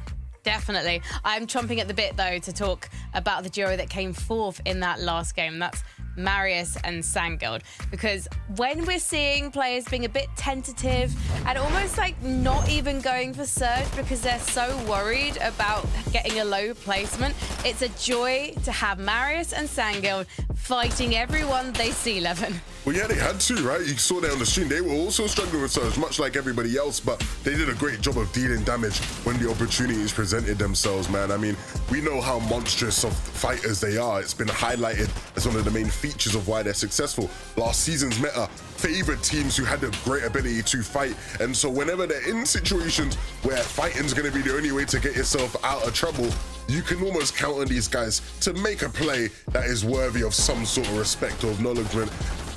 This right here on our screens is really impressive, right? Where you can see a bunch of players in the backside zone struggling. They're positioned just ahead of those guys, ready to pounce, and then you can get all this loot, you can get all these refreshes. I'm liking what I'm seeing right now from Marius and Sangild. Yeah, so am I. I mean, you spoke about Chris and Skivvy 11 being in the limelight, sort of a newer team to that. This is one of those teams that I would put under that category as well. Lots of people keeping their eyes closely peeled on this team, because this is a duo that a lot of people have high expectations for. I have high expectations of how they're going to do, and they haven't quite delivered on those high expectations during these FNCS weeks. I feel like I've seen glimpses, some great moments from this duo, but in terms of an overall strategy, in terms of an extrapolated plan, if you like, about how this duo are going to play, we haven't quite seen that yet. So hopefully they can continue this momentum. They have 2 more games here, and hopefully they'll be able to stay in that top 15, because this is a duo I really, really want to see in Grands, because it shows that anyone can pop off at any moment. We've got to take a look at Shimoki and Wheat as well, because when I saw their name in the lobby list earlier on, I was a bit like, oh yeah, these guys. These guys are kicking about. In fact, they might have even been in the upper bracket earlier this week, but obviously they're having to prove themselves, and they're having to attract attention now if they want to get through to that top 15 and get through to the grand finals. But 11, are you expecting big things from this duo to continue? I mean, yeah, look, for Shimoki's a player who's, won an FNCS beforehand. Wheat is this player who's, received a bunch of hype sort of for how cracked of a player he is, right? A lot of talent there. So I was really curious to see how they'd fared together. And I think the big thing is, obviously, things haven't been as smooth sailing. When you're landing Grand Glacier this season, as we know, it can be quite tough out of that spot. And they did struggle when we saw them yesterday. But again, things looking on the up for them. I think they've had some time to see what Nathan and CZP were trying. They've had time to figure out things on their own from where their own games went wrong. So clearly things are finding a bit more rhythm here. I want to talk to you guys about Storm Surge. Obviously, this has been the big topic. I thought that we were going to be talking more about, the aspect of agility, dash coin that you get from Grim Gate a lot more. And actually, we feel like that hasn't been as impactful this time round now we've gone into the set lobbies. But Storm Surge seems to be everyone's enemy. It's not each other. It's Storm Surge that everyone is struggling with right now. And to me, that's surprising because we are 1 week away from the grand finals, boys. And yet hardly anyone seems to have cracked it. And Mini Miner, why is that? Is this just the hardest mid-game we've ever seen in FNCS? Yeah, I mean, in Fortnite, in a Battle Royale, there's not many constants, but in Fortnite, Storm Surge is a constant. It's going to be there every single time. You know what the thresholds are. You can kind of predict how much damage you need to do per zone. And a lot of players, I think, are kind of struggling with that, particularly with how many DMRs are in the game right now. This is a new item in the season that's just been buffed a lot, right? This is a sort of new development in the meta in terms of the amount of players that are using DMRs. So it increases the threshold just by so much that to get to that level of being absolutely safe and sound with Surge, you have to be taking fights. You have to be trying to be a little bit more aggressive because we see even Trulex in that last game, he was riding on the edge of Surge a little bit, but that was all because he built that tower outside of his base using that DMR. So I think it's a mixture of players kind of getting used to the new items, getting used to the new meta, but also how strong some of the Surge weapons are this season. Levin, what do you think? I think it's been hard for people to really practice much of what they want to do for Surge, right? Ultimately, when you look at previous seasons, I think maybe there's been harder seasons for Surge, but it's just in those seasons you had a better way to sort of, you know, you had more opportunities to put plans into place and get things wrong, then figure things out and get things right. It's funny, right? When we were talking to Venner, right, he sort of mentioned how he almost wishes he could have played more games just to get a bit more practice with Surge and figure out what they were going to do. I think ultimately, you know, this semi-finals was a good opportunity for people to get that learning experience.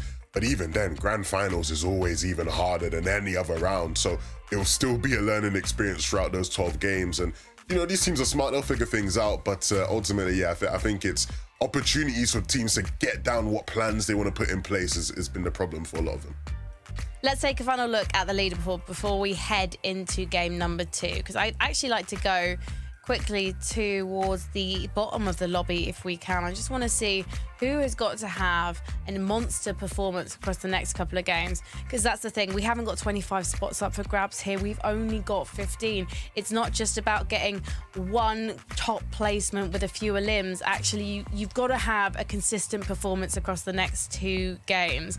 And looking at Kenty and Finn, I'm surprised that they're finding themselves kind of falling out to the bottom of the pack, or at least towards the bottom of the pack, because actually earlier this week and yesterday in particular, I feel like they were challenging, they were holding their own, but maybe they're running out of steam here, Mini Miner. Yeah, it's tough for that duo in particular, of course, landing at Grim Gate. We've seen them be quite strong at Grim Gate, particularly I think it was day number 1 of this weekend. We saw a lot of those guys performing very well against the likes of Mustache and Malabuka. Of course, now being contested by Cheatin and Kiduo, neither of those guys actually had a very good game there. So it kind of almost increases the reliance on landing at Grim Gate, because now you need a massive game. So you need to get that dashman down. You need to make sure you can make something happen and dash around, try and find some eliminations. So I don't think it'll be a change up of a strategy from either of those 2 teams there. I think it's just going to be hoping that they can get that medallion, and hopefully they can make more use of it than we've seen so far this season.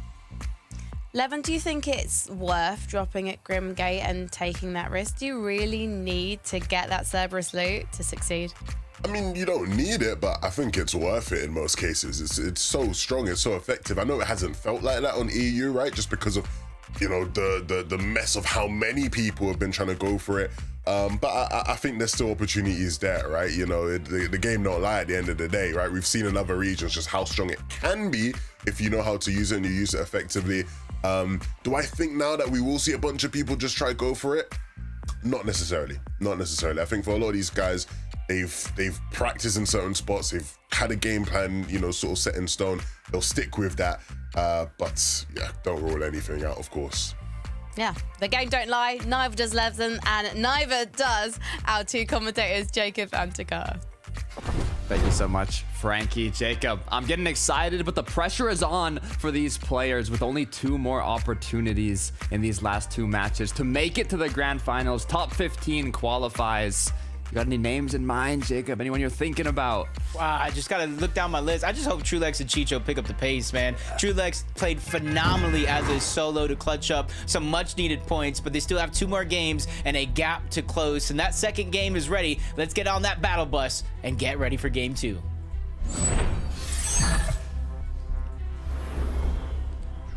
Let us know in the chat who you want to see qualifying in these last two matches. One game down has already set the stage for the leaderboard. We predicted the cutoff should be around 88 points for top 15, which is about 30 points, let's say, every game to be safe. So if you're able to be consistent, Jacob, you don't really have to do too great in the late game. You just have to make it there. Yep, around that top 10, top 15, you get a good portion of the points, but most of them are inside of that top 8. And another contested battle right out of the gate, something that we saw, and it was the Thunderbolt of Zeus that really played the difference in this fight, and especially with how early you're able to get it before the team can kind of mount up some sort of a defense or even an offense.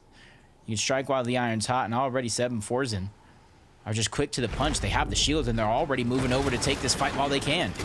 Great use of efficient looting here. Already have the advantage in this engagement that hasn't even started yet, just by the amount of shield they have and loot, which is from winning that drop originally. So now, even though they don't have a lot of materials, it's time to 2v2. Be careful though, as Akira and his duo partner are full and shield, and Forzen has just gone in alone, fully eliminated. But the Chains of Hades, can they get the job done? No, they cannot. Both players drop to 50 HP. But Akira, that's so unfortunate. That is so unfortunate. They had such a good position on the high ground. Don't really know why you would even drop down there, especially knowing your teammate. Yes, he has the Chain of Hades, but he doesn't have any variation of the shotgun. But one fight to the next scroll, once again going down, but Sky saving the day. Sky is putting in so much work in this fight, but from POI to POI, spot across the map, Amos and Theon, they get revenge for game 1. Yeah, they did not come on top in game 1, but now they have a chance to make something happen in game 2. I don't want to speak too soon though, as a potential third party. They were looking at the feed. They said, hold on, the Mount Olympus engagement has not ended yet. Let's go see what's up. See if there's any opportunity to make something happen here, but Stillian knows now. They're forced to heal up quickly here as Conan and Colossus are going to look for some options. Yeah, they hear the heals coming out. They know the fight was ended, so they're hoping their opponents are weak enough that they can take advantage. And they're doing it piece by piece. They're not dropping just in like we've seen in one of the fights early on today. Just quick angle coming through. Not a ton of damage, but it's something to give them a little bit of confidence and a little bit of a lead. Amo just trying to get that cheeky little angle. Conan just had enough. He's ready to go on in, but bites off just a little bit more than he could chew. Quickly gets on out, and this is where it gets a little bit of like a chess match. Piece for piece, move for move, until your opponent makes a mistake. They're doing a good job holding their ground here. Stillian and Amo. But do they want to fully commit to this engagement? I mean, they don't have a lot of materials. They've already gotten 2 elims. Colossus, though, is going to go up top, see if he can find an angle here. Some sort of cheeky shot to initiate the aggression. You can hear the footsteps close by, but so far no openings. And this is what we talk about when Mount Olympus being contested, overly contested. Fights kind of get drawn out, take a while. Other teams begin to move in, but I feel like that's just any POI, any position that has a lot of players landing around towards the outskirts. And since there's so many buildings, so many different levels of Mount Olympus, you can see why it takes as long as it is. Nobody wants to get overzealous, drop into a box, unprepared. Especially when a team like this has already positioned themselves. They've already fought a fight. They have most of those pieces under their control already. So many builds have been used for this engagement. Making good use of the environment, though, to refarm up while the waiting game continues. Meanwhile, back to Akira, who just got into an engagement at his drop spot. They did end up getting 2 eliminations, though, so now Adrix and Amos are looking to see if they can be the next ones to face off against them, but as Adrix's duo partner gets tagged and gets cracked, it's going to make it much more difficult. Yeah, just trying to peek through any one of these angles, even going through some of the builds. Flowberry Fizz, fight for the high ground is going to begin. Kira and his duo just quickly are able to cement their position up there, trying to drop down, attack from different angles. Almost needs a little help. He needs his duo to alleviate some of this pressure. They finally reunite, and that's when the splashes are coming down, but they're not giving them enough time to fully heal up. They're consistently pressuring, and that could be the shot right there. Great shot by Adrix to back down his opponent. And the couple of seconds that they've been able to get is crucial seconds for them to be able to heal up like this. 2 players have been cracked now. They do have the Flowberry Fizz to recuperate that shield that was lost, and even Bananas to tank the storm. Now that damage has been done by both teams, they're going to choose to leave this duel and continue with their rotate towards zone. They don't want to let it tick anymore. They need to spend time now as well recuperating all the materials that they've just used in this. With both teams having done a bit of damage, it wasn't necessarily a loss for either duo.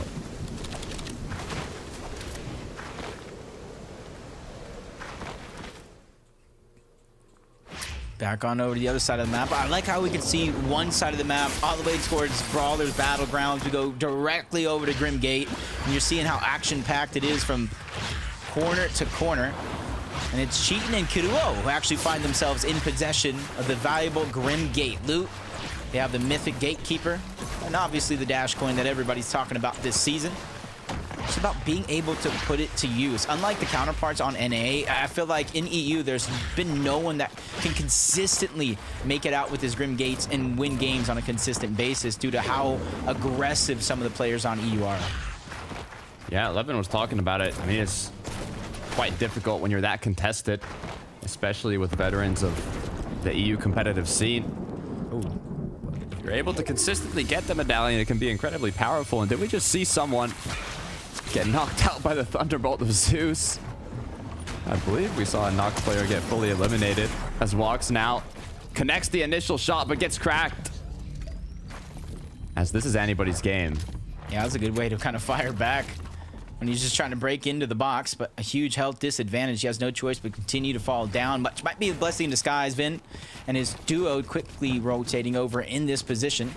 It's all a matter of do they know it's 2 different solos, or do they think it's a full duo here trying to stay alive?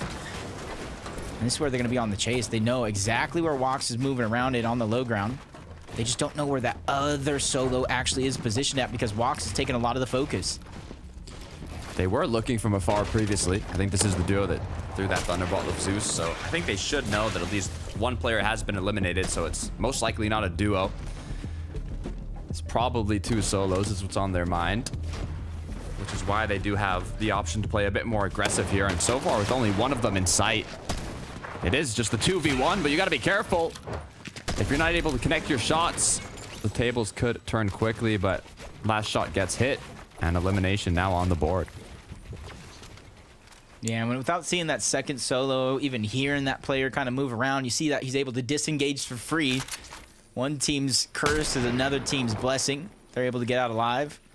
Some of these teams that are going down very, very early here are leaving it into the last and final game to try to get top 15, which almost puts them in a win and you're in situation yet again as X-Squeeze, Buzz, still floating around fencing fields. Not too much for them to worry about without teams really getting aggressive at that point in time. Marius Sangil now up against Diox and Cade. This is going to be an interesting fight with so many duos too in the area, and Zone having pulled far now. It just makes it that much more stressful. There's only 2 games left to play out now as well. The nerves might start getting to some of these duos, some of these players, especially if they end up going down early. Cade, Diox, 8 points on the board. Still a long ways to go to be in qualifying range. They cannot afford getting eliminated here. Yeah, while they're having that battle down below, you see one team on the outskirts watching it, 2 other teams looking like they're moving towards the bunker, and then it looks like a solo, possibly another duo towards the southeast portion. So a lot of attention being put on this side of the map to where you have to be very, very careful. And you almost got to assume, because it is close to the bunker, that other third parties are going to try to let their position not be known. As Marius Sangil looking confident for a moment. But Diox does a great job of continuously creating separation between him and his opponents. And the thing is, right now, Cade's doing a good job of firing back. And Cade and Diox are just so separated that Marius and Sangil could just pick one and go. And they have good chance of at least getting one out of the 2 knocks. The more time they spend, though, the more potential for third parties come through, and even the zone being so far, the more difficult it's going to be to rotate. But Marius and Sangil doing a good job of controlling this engagement, applying constant pressure and doing good damage, forcing Cade and Diox to get a bit nervous here, as a full box might have just come through. Gets the double at 88, but it's not enough. Marius goes down. Diox now with the knock. It's changed to a 2 versus 1. Sangil is put into a tough position. And as soon as he goes down, you see the mini-map. The players just immediately beeline it in that direction, which allows for Sangil to get out because they have now been distracted. Only question is if he was actually able to get the reboot card, or does he have to backtrack into that position? One important fight that's congested with multiple teams to another as they're fighting for the forecast tower. While all these bunkers are open up all around them, they're just trying to see zone after zone so they could try to make the perfect plan in terms of rotations all the way to the end game. Kira's in a wood box here, which is a little scary with players close by. All it takes is one double pickaxe. But they know that. They can hear their opponents, and it looks like they're hungry as well. They know some sort of fight might break out here, but Akira has to work on the awareness. Got shot from the back. Now is going to be forced to recuperate a bit of shield here. Has not got cracked, though, so their opponents don't know yet that they might be a little low. Yeah, it's, even when they're trying to use that focus that duo is going under to their advantage, they immediately try to drop down and then get focused themselves. It's kind of the name of the game. When you're making so much noise, fighting a prolonged fight, other teams begin to take note of that. It does look like they were able to steal away that actual forecast tower. And that kind of leaves you two options. You let the team rotate away. You can kind of follow them in their footsteps knowing they have the forecast tower, or you just get a straight up elimination and take the forecast tower out of the equation altogether.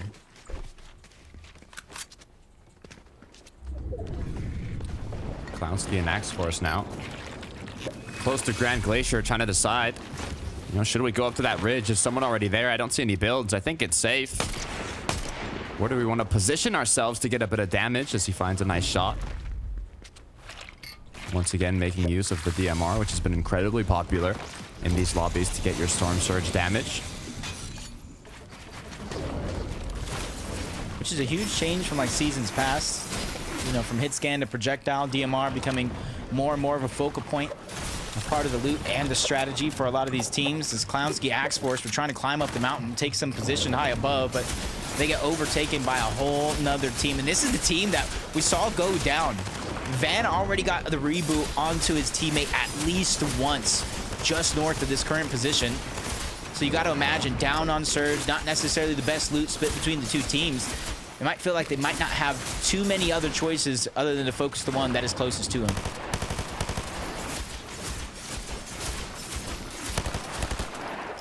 Taking pop shots from above. They're not playing too close here, which makes me think that they do not want to risk anything, just taking shots from afar, trying to get that position claimed.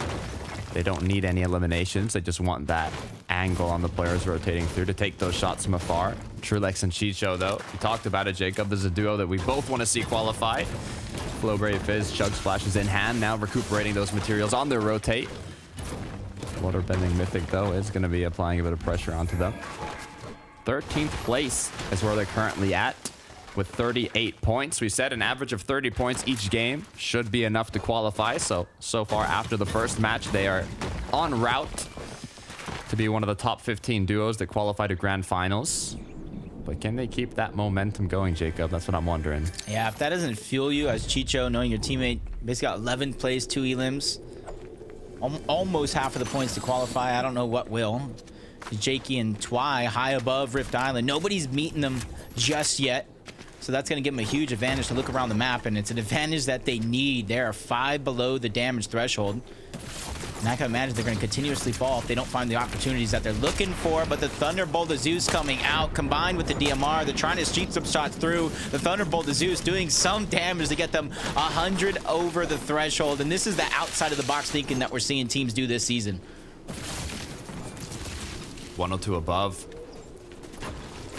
You love to see it. With the Rift Island just half the way in zone, there's not too many duos up here, or even in the surrounding area. A lot of them have already rotated. Nice shot by Jakey, though, connecting. Still has more shots on that Thunderbolt of Zeus. We'll see how they make use of it. There's always something new every single game. Seeing Trulex and Chicho tearing down sky bases from across the map. Now we're seeing Thunderbolts coming out of Rift Island. Sweet and Smokey are going to have to start being a little bit proactive. Center zone, but 48 below the damage threshold. The few teams that they have their eyes on right now are safely boxed up, not really wanting to make too many peeks themselves. So Wheat and Smokey are going to have to figure out something here because they only have so many heals before they're down to none and still suffering the surge. It's one of the scary parts of kind of being so centered. As a lot of the duos around you probably have enough damage, which is why they're so deep in zone, versus the ones that are on the edge of the zone that have been constantly staggering themselves and fighting to get those tags. They're looking at the edge, but not too many duos in sight. You said it yourself, the ones that are in sight are already boxed up. And they really need to make something happen here. I mean, they've only got a Flowberry left. Wheat, I don't know what Shimoki has. Dropped some minis, but this is getting pretty bad. Yeah, and I feel like this is the earliest that we've seen Surge pop on almost all day long. And typically, I'd say Zone 4 is when it started before. It goes down to 74, but this is Zone 5 now. We need to go down to 60 players if you're going to feel any bit of safety. And Smokey just taking the sacrifice. Shield's getting dropped off, but now he falls below Surge yet again. Even if you're above, if you're only above by mere inches, it's going to turn into a nightmare. 155 below. They almost got sent back to start. Do not pass go. Do not collect $200. Nothing. Smokey and Wheat are going to have to figure it out from scratch. They were feeling so good for a second after that DMR shot. Said, okay, 60 above. Boom, 160 below instantly. You can see how quickly they're forced to make a decision now. They literally have to push a duo here. It's going to be Scroll and Sky that's going to be on the other end of that fight. This is game 2, and Marius just down on Surge yet again. I don't know where the switch up happening from having these phenomenal games to just hitting like a speed bump in the road. But I feel like if anybody can do it and make something of a game like this, it's going to be Marius, but he's 56 below the damage threshold. Also taking damage to Surge. The banana is popped. It's going to allow him a few more seconds to be able to stay alive. And it's here. It's all or nothing. Risen Squeeze able to get in, get a couple of shots, but he got eaten alive by the last game winners. Care package. Dropped off. Wheat Shimoki still below now, in much worse of a situation than just a few seconds ago. One tick away from Shimoki being eliminated. There it is. Wheat now following behind shortly if he's unable to make something happen. Scroll and Sky, though, they're healthy. 107 above. Diox Cade close by. It's just unfortunate. They were trying to be proactive. They were trying to look for the Surge. Just nothing was working out for them. Scroll and Sky, 164 above before it turns off. So at least have some sort of a marker of where they currently stand in the world of Storm Surge. But immediately, as soon as it turns off, they lose over 100 Surge, but they waste no time picking up a couple more shots and elimination to find themselves in a much better spot. This is huge, actually. 5 eliminations in 6 zone is a great way to start off your second match, but you got to be careful after getting sniped. 40 HP. I'm a bit nervous. They're just popping minis here. One snipe, one headshot from the DMR could instantly knock down Scroll here. As one shot to the body connects. Almost cracked once again. 43 effective HP and shield. You're gonna have to overbuild here, Scroll. It's not worth it. I've never been more scared for somebody. Just one DMR shot will take down Scroll, and you kind of add in the fact that zone's pushing him in, shots are coming in from different directions, HP going out the window. Depending on what Sky has, they might end be a chance to regenerate some of that HP because he's fresh out himself. He's just trying to find a spot safe in the zone for now, but it doesn't look like that's a possibility. So many players making this a focal point, trying to take him down, but he finally reunites with Scroll and finds one. He finds a gift towards the backside of the zone, which is a refresh on loot, but does not find the HP that they need. Scroll gets knocked as well. Not choosing to build a wall for him, as he doesn't have time to get the revive. The pressure keeps coming, but it looks like hopefully maybe the pressure will slow down. But with Storm Surge being active, now 49 players had stopped it, but the damage has already been done. Yeah, you're seeing a bunch of solos in this position alone with Sky, with Cade. If Tidy doesn't have his teammates still left alive, he's down low by himself. So already, before placement points have even begun to set in, there's about 4 solos running around. which isn't much, but you know in a lobby full of full duos, full hungry duos to make a grand finals like this, that's not a position you want to be in. But with Trulex giving solos hope in that last game, anything is possible for Sky. The rotate continues. Sky at 60 points in theory in terms of consistency. He's done a good job for game 1 and 2 here already, but every point matters. Still has a decent amount of builds to work with. Maybe just enough to make it the zone, but with the amount of shots that are coming through, the materials are going down extremely quickly. Robin close by, completely cracked. 1 shot away from getting eliminated as well, as Sky now dropped to 5 shield. Just 46 total effective HP and shield as the mini gets popped. Yeah, it's just a tough spot to be in, especially with so many teams. The ones that even just damaged you at that, still rotating parallel. Sky's just trying to recycle the builds, go through almost unnoticed, but he sees players all around him at any corner, and he's on the most stacked side of zone, but quickly finds a good shot. Not sure he was able to actually clean up the elimination, but he went in for the loot regardless before finally going down himself. Paris and Skiri from 2 below to getting a nice knock, bringing them more than 100 above from both eliminations there. Great way to pick some up from afar. Now the duos that have made it here to zone have overcome the most difficult part of Storm Surge, but what do they have left over after it is the question. Are they still healthy? Have they used all their shields, almost all the materials? It's going to be the deciding factor on how their next rotates are going to go. Yeah, and there's still about 4 players that will need to go down in this next zone. When Storm Surge reactivates, then after that, it's another 10 players. So even though you feel safe, Storm Surge turns off. Zone moving in. It's never over until it's over, as Cheatin and Kuduo with the Grim Gate loot still finding a way to go through almost unnoticed. Until then, Cheatin gets most of his shields drained right off, down to just the minis. 106 damage above the threshold as well. And this is where it's scary. All that work you put fighting Grim Gates just to get it this far, and now you're almost forced into a situation where you need an impact frag to keep your game going. Almost made it. A lot of the duos are going to be on the east side of zone here. You can see so many people struggling, having to refarm anything they possibly can. Just 10 builds for Cheated. Kiddo most likely shortly behind. You know, though, the players are going to be coming in later behind them. They're kind of keeping awareness on check here, seeing if there's going to be any openings for some shots. Chicho Trulex, though. 2 medkits, not too much juice left in the flow barrier as they quickly go for a wall replace. It's a pre-edit. No luck, though. And I like how they quickly just rein themselves back, not getting too greedy in some of these situations before peeking back through. They hear some of the shots being fired off from down below, and they even see the Flowberry Fizz that lets them know that that player down low is pretty weak. But you see them making the decision with the zone about to move. They're just going to focus on their rotation instead of just putting it all on the line for that one solo. Do they have enough materials to maintain height? Really depends if zone keeps pulling far or if it decides to pull back. Jake Buka, Cringe inside of the zone, but they've been caught.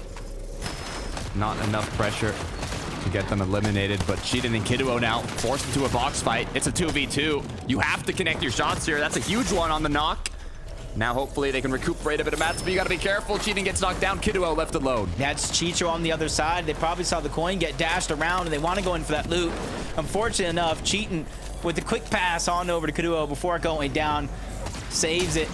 Keeps it under their control, but Robon with a late high ground retake, trying to solidify it for themselves, and it does look like that one's going to come to fruition. Robon, Fast Roki are the new leaders of that high ground. 44 points. They didn't have a great start in the first match. Now looking to recuperate that. They just have to maintain to their position. Kidduo trying to get ahead once again. He has those dashes, but now with 0 materials, not a lot of HP or shield to work with. Just letting the clock tick and the placement points rack. Yeah, the only thing he really has going for him right now is Storm Surge no longer in the rest of this game. So doesn't have to work, doesn't have to peek, fight for Surge against all these other teams that are sliding down the mountain. Wrong box, brother. But he takes the big hit from the Storm Surge. He's just down to 2 HP. Shots coming in from above. But that elimination was huge because it got him the materials to build this box. 4 extra points. Now, like you said, just 3 more builds to work with after this box has been made. Gotta take a quick peek. Not enough damage for a crack. Now pressure's onto Kidduo. Forced to go ahead. He has a bush he can hide in, but he's gonna force to just try and survive as long as possible. He does choose to sit in the bush. How long, though, before a duo walks in? Just like Trulex in his last game, these are big solo points. And speak of the man himself, Kiduo goes over the top to try to take him down, but they return the favor. And now the coin has been passed on over to Chicho and Trulex, who's trying to heal to the backside of the zone, giving them at least a fighting chance. But hopefully they don't look up, because they're going to see the titans of this lobby. Robon still on above, putting that pressure down. Akira trying to move through, finds a flank onto Finn. Elimination is all but handled as he finally escapes at the tail end of that one. Chicho has gone down. Akira, though, continuing strong. Just 2 builds, though. He's going to be forced to find an elimination here as he looks for an angle. Connects the shot. Has to pick up the materials, though. Pressure's coming down from above. Drop to 8 HP. Fastroki has dropped now. They've maintained height in these last moving zones, but they have to close it out now. Yeah, if they close it out, this is picture perfect for them. The spray coming down from above. He's finally dropped down to join his teammate. Elimination is going to be cleaned up. Fastroki with those newly found builds immediately separates himself and everybody else that's on the low ground. 2v2 situation, and we're moving up a mountain ridge. The 2v2. The pressure is on. High versus low. Who's going to be able to connect their shots as Fastroki is out of materials. Both players now taking shots back and forth. One crack comes through. Another one from Rabon. They have the HP advantage. They just cannot miss any more shots, though. Fastroki goes down and Rabon finishes both players off and secures the win. You know what the secret tool for that one? Robon brought his protractor. He was checking every single angle because he had at least 3 or 4 different ones in that last fight, making sure, I know you might go down, Fastroki, but I will be there to avenge you, win the game, and all but qualify to the grand finals with 1 game left.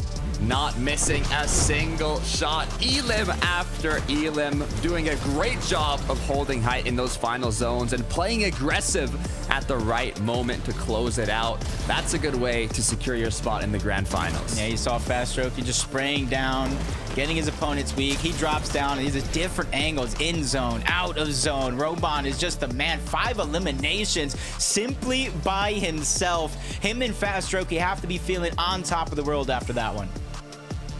That was an insane match, Jacob. It's been non-stop action, and now there's just 1 game left. We've played 2 matches of this lower bracket. As a quick reminder, we had 25 duos qualify from the upper bracket earlier today, and now this is the last chance for these duos to qualify. 15 spots are up for grabs, the top 15 on this leaderboard, and now there's not 3 matches to be played off. It's literally the last chance, the last game, and the last opportunity for these duos to make grand finals. Yeah, it's really exciting that it's really just coming down to this one moment. With 2 games done, let's take a look at those standings to see where everybody is positioned. We know the top of the leaderboard is probably filled with our most consistent players, our game winners, Riss and Skvi, who've been dominant on the high ground so far, but it's that bubble, that line of 15 that we got to worry about. And speak of them themselves, Riss and Skvi, first place, all that domination on high ground to finally take the top spot. From the VR to the consistency. Not only that, we also have Trulex and Chicho in 3rd place, so they've been holding on, but that's the cutoff right now, Jacob. Look at that number 15. It's 68 points. We predicted it's going to be around 88 after this next match concludes. So even right now, if you're in the top 15, you see Sangild, Marius, Rabbit, Nova, all of these duos, they're comfortable right now, but you cannot get too comfortable because it all comes down to this last match. Yeah, you can't let your foot up off that gas at a moment, because all it takes is going down. Not even at the start of the game, Takata. If you go down before that top 25, your FNCS is over. And with how some of these days have been, with the consistency in day 1, consistency in day 2, even if you look at the upper bracket to start the day, there was a tie for 25th and 26th place, losing it out, going to the lower bracket on that tiebreaker. So this last and final game is going to mean everything for some of these teams outside of the top 15, and the battle bus is ready, and our last game of the day starts now.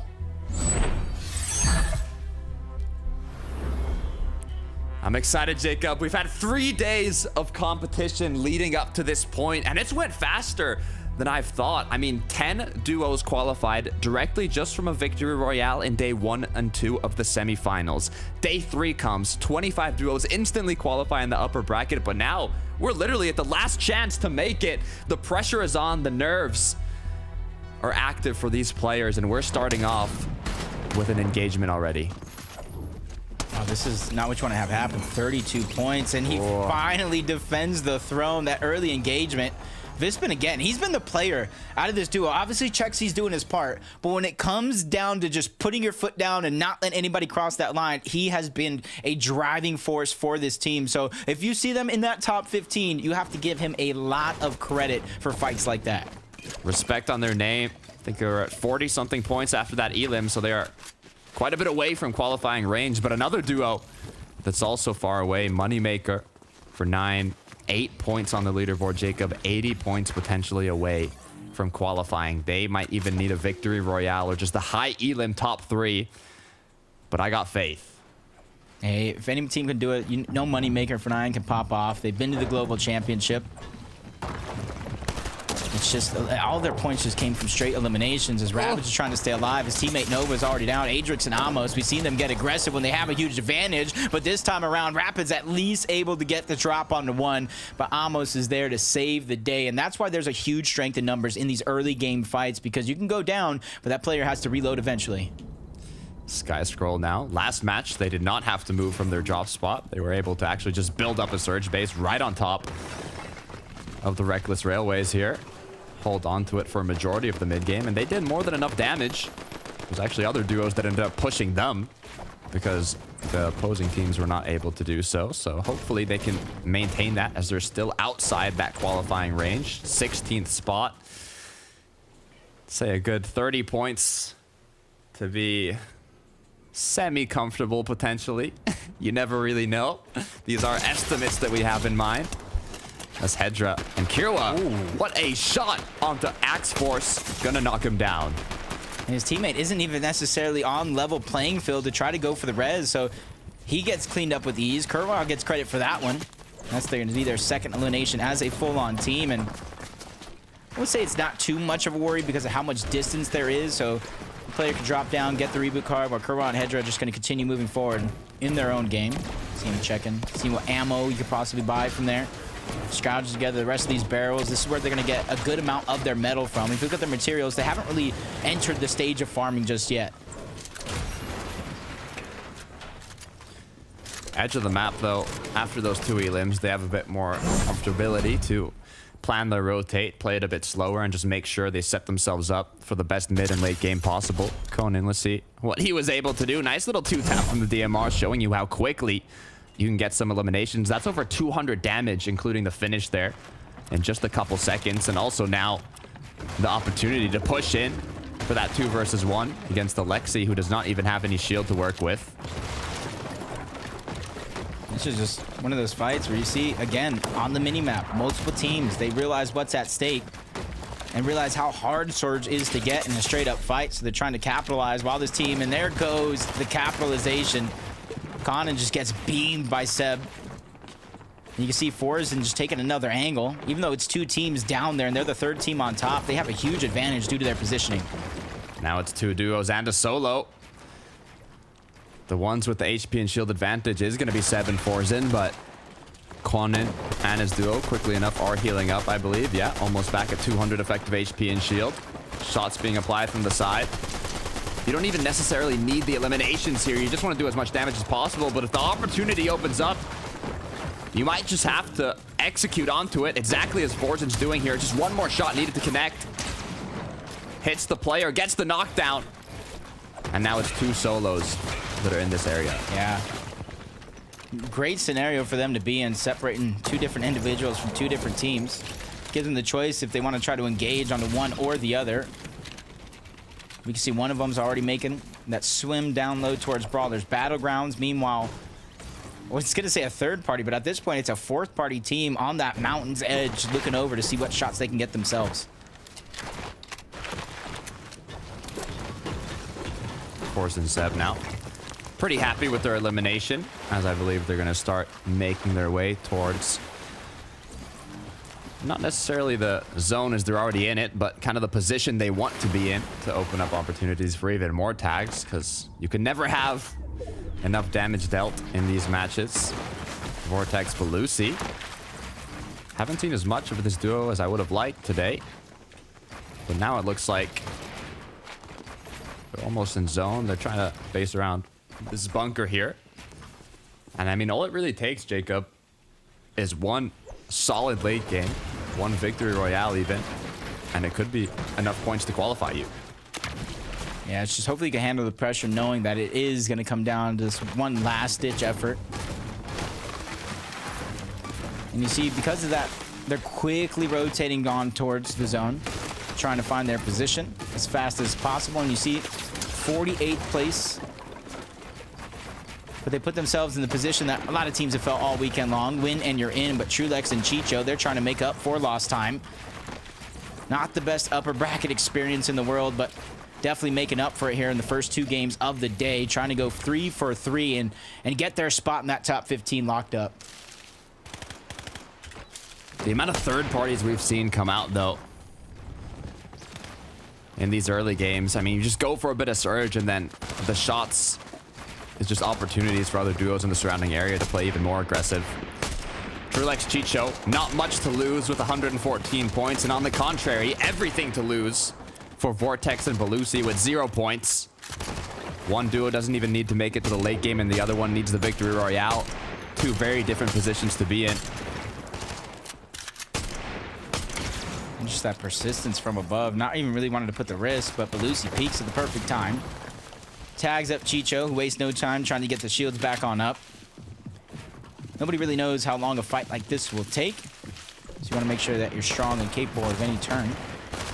And there's really, well, this fight is going down. There's another team moving in for the north. There's 2 other players just east of them fighting for that bunker. So you're seeing with the last game on the line, there's so much to fight for. Surge, loot, and just simply getting those points and taking one more team out of the lobby. Diox Cade put into trouble now. Threats in the surrounding area as Marius knocks down Diox. Cade left alone. And that's exactly how Marius and Sangold were able to pick up 2. Still finding a way to come online. That's what we kind of know them to. Wouldn't be exciting without it. Trulex and Chicho still being that nuisance. Just tagging up Belusi, cracking those shields yet again. And they're still that team that originally were right below him, rotated on the other side. But with the damage that they've got onto Belusi, they're just going to continue to follow in those footsteps. Just like you mentioned, they basically got their spot on lock in the grand finals, barring any huge missteps, mistakes, or honestly huge successes by anybody else. So they're feeling comfortable. They're feeling the freedom to be able to fight like this. So even if they do go down, they got nothing to worry about. Yeah, like we said, they really have nothing to lose, so they're really just making it very difficult for Belusi and Vortex here. They're not even really pushing them. They're just constantly taking shots at them from multiple angles, using their materials, making sure they can't make it to zone. I mean, if I'm Vortex and Belusi, they might just have to make a decision to completely go for the engagement. They don't have enough mats to run away. They don't even have enough mats to build up and fight, so I mean, they're going to try and just head back into zone. There's not much they can really do here. Yeah, they got to go kind of backtracking their steps, get a lot of that old loot. Bunkers are opening up, and the team that was originally fighting over there has left it as Chicho just takes a huge shot to the face, kind of stops him in his steps. Good thing Trulex has a pocket full of bananas, so they're not going to waste any time getting their HP back on up, and they're going to go on that chase, and because they're going to chase him on over, they get 2 options. They get those eliminations, and if they do, they get the bunker as well. Yeah, it's going to be an interesting battle. The Storm fight. We'll see how it pans out. But for now, Sky and Skrull grouped up together. Edge of zone. Long ways to go for the rotation for 9 close by. Taking a look back at this bunker battle. Trulex Chicho putting the pressure on. This one's going to end. And one of the duos being eliminated here. There's no other option. Yeah. I think Chicho does have some splashes, but I don't think it's really enough to take a very, very prolonged fight. And they're cornering them. They're just pushing them further and further back into the corner. You're seeing Trulex and Chicho being very, very careful not to overstep their boundaries. And this is where the mind games come in. Trulex and Chicho can easily pretend like they're disengaging and wait at the entrance. There's only one way in, one way out. And realistically, you have to go through Trulex and Chicho. We'll see, Trulex was crouching away, try and avoid them, hearing those footsteps. Like you said, they don't even know where Trulex might be. But Chicho is going to hold his ground, and Vortex and Belusi have to push him. And he's getting that wall on the other side. This is going to be a good risk for Chicho, but not too much of a risk considering the situation that they're in. Lucy and Vortex on the other side, they're the ones who have everything to lose in a situation like this. I know it's dangerous, but I feel like if they have no HP, I would love to see them try to just rush their way there as quick as possible as Chulex backtracks with the Flowberry Fizz to try to reunite with Chicho. But a huge beam as Vortex is just trying to flank. Is he going to be able to get it off? Yes. Woo, I was just as worried, Takata. The bandage put to good use, but what are we even watching right now, Jacob? This is probably the longest fight we've seen in the semifinals as Belusi's hunting for anything that he can use to heal. The Flowberry is only going to give him shield as he pops one for a bit of mobility, but with no bandages, no med kit, no nothing in sight, Belusi's going to get knocked down. Yeah, he knows it. Tries to get closer and closer to Vortex, who has that 30 HP. It's going to be a huge revive train just to get out of this situation. Chulex and Chicho, they're the ones that were holding them back. You see them rotating on in the distance, but they were in a much healthier spot. And Chulex left that fight early to find even more heals, thinking 3 steps ahead of the game, knowing the situation him and Chicho were in.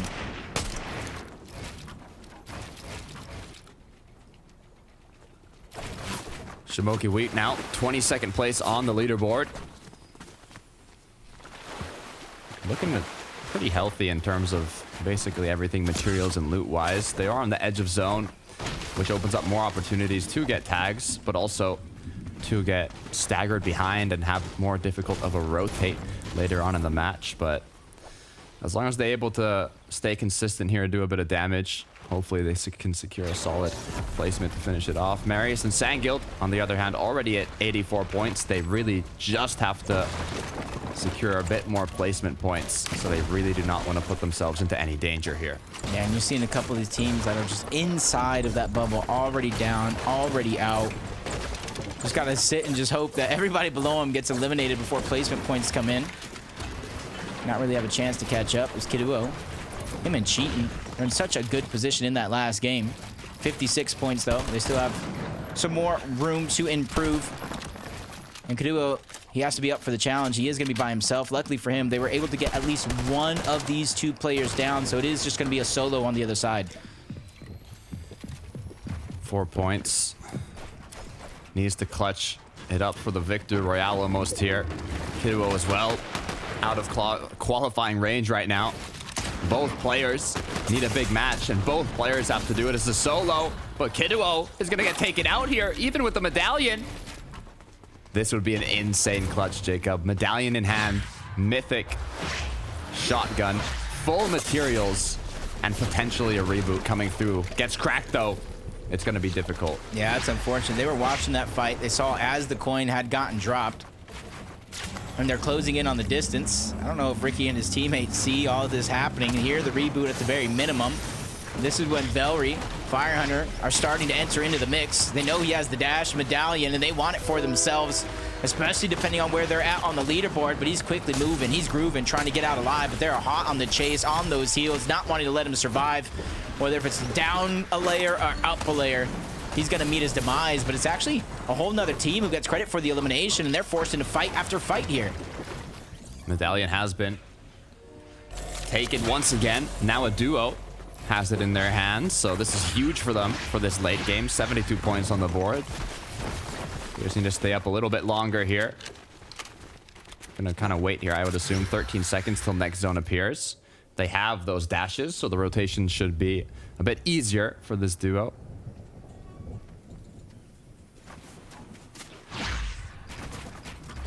Some have an easy road, others not so much. Astro and Art Skill, they're trying to take advantage of this team while they can, because it's not just a win that they need. They need a couple eliminations on top of that. So might as well get them while you're so isolated on the other side of the map. Zone pulling away. It's going to be the best chance that they have to get these eliminations and get their game going before it's too late and everybody's congested closer together and making those fights that much more riskier. Alex is getting backed up. Rick Moore is getting shielded. Both of them just down to just HP. Shots coming in still from 2 different angles, but they did a good job fighting back, forcing Astral, Art Skill a few seconds to heal up. Ooh. One shot is all it's going to take. There it is, 101. Humble Alex getting put down. is now Astral and Artskill are going to continue the hunt for Rick Bohr. One replace, one shot, 24 white. It was not a big one, as Artskill's been basically cracked here, but his duo partner should be able to clean this up. 2 elims for this duo now. It's 4 more points right there. If they keep up the aggression in terms of elimination, it lowers the placement that they have to get. But as long as they have a low amount of eliminations, it kind of forces that win scenario due to catch up. Bad Sniper and S double. Very similar position, but just not as bad. They have a 34-point cushion. 4 of those points coming from that elimination that SS double was able to achieve so far. And you can see that they're just immediately just trying to go deeper into zone. They're kind of playing that passive route because they're not far down the leaderboard like some of the other competitors in the lobby are. It's funny because unlike the top teams, a lot of them have gone down already, knowing they're already basically secured their spot in. Axe Force and Clownski with a double chain of Hades, but is it actually going to work out? Just 5 HP. There's no way, right? Wow. That's crazy. Lucia. Poor Lucia. Sometimes you just can't focus when you're just getting tossed and turned upside down. Thrown around the room. 2 elims now, though, for this duo. You see on the outskirts of the map, zone continuously moving towards the north. That's going to force a congested side eventually on that southern edge, and you're seeing a lot of the teams stagger themselves. They don't even see the edge of zone just yet. Adrix, Amos, 12 points so far. I believe that elimination was kind of stolen away from them. That was Akira who went down. Leaving his teammate by himself, which isn't too much of a worry. You see the 3 medkits, 3 splashes. With zone pulling away, there is a realistic opportunity for him to get Akira back into the game. Realistic, but not easy. As Adrix is getting chased right now. Or actually, no, he's not. I believe the solo that's in zone is still staying there. So they are going to be able to group up here and figure out which rotate they want to take. The Flowberry, they should be able to make their ground pretty quickly here. They even have bananas if they really have to resort to it, but so far so good. Floki and Vox high up above, 270 damage above the threshold as well, but only 14 points. As soon as 5 teams go down, those placement points will begin to start to set in. With every team that goes down, you get more and more for your efforts, which is why you see such an importance onto Storm Surge. It's these couple of zones that we see passing before us where it starts to turn on and you realize how above the curve or behind the curve you actually are, and it puts you into go time.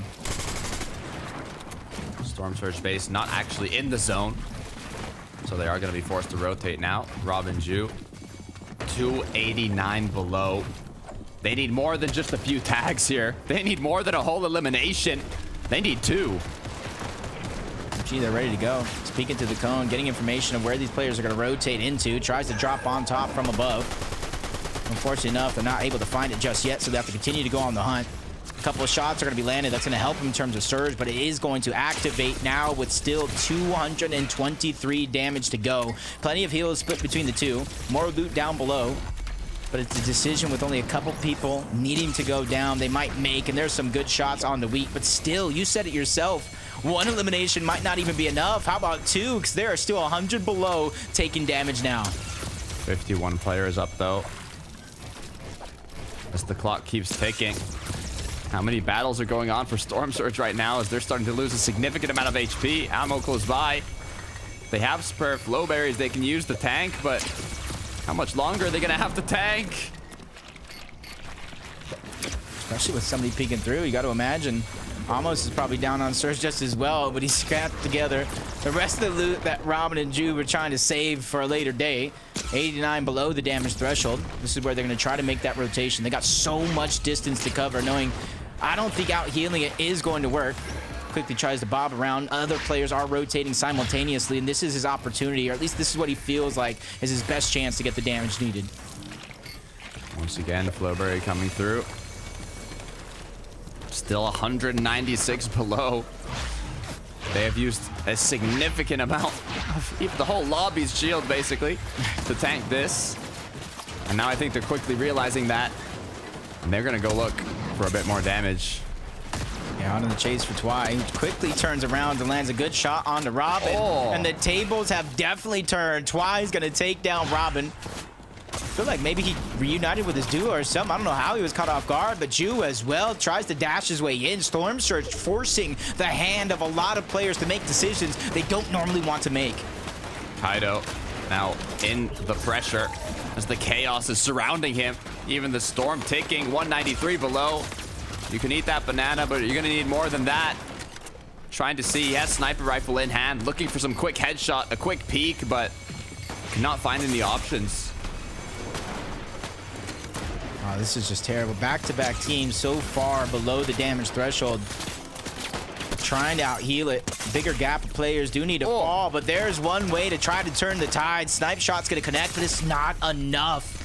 And they're continuously still falling down. No opportunities really presenting themselves, but as the zone moves, this is where players are going to rotate.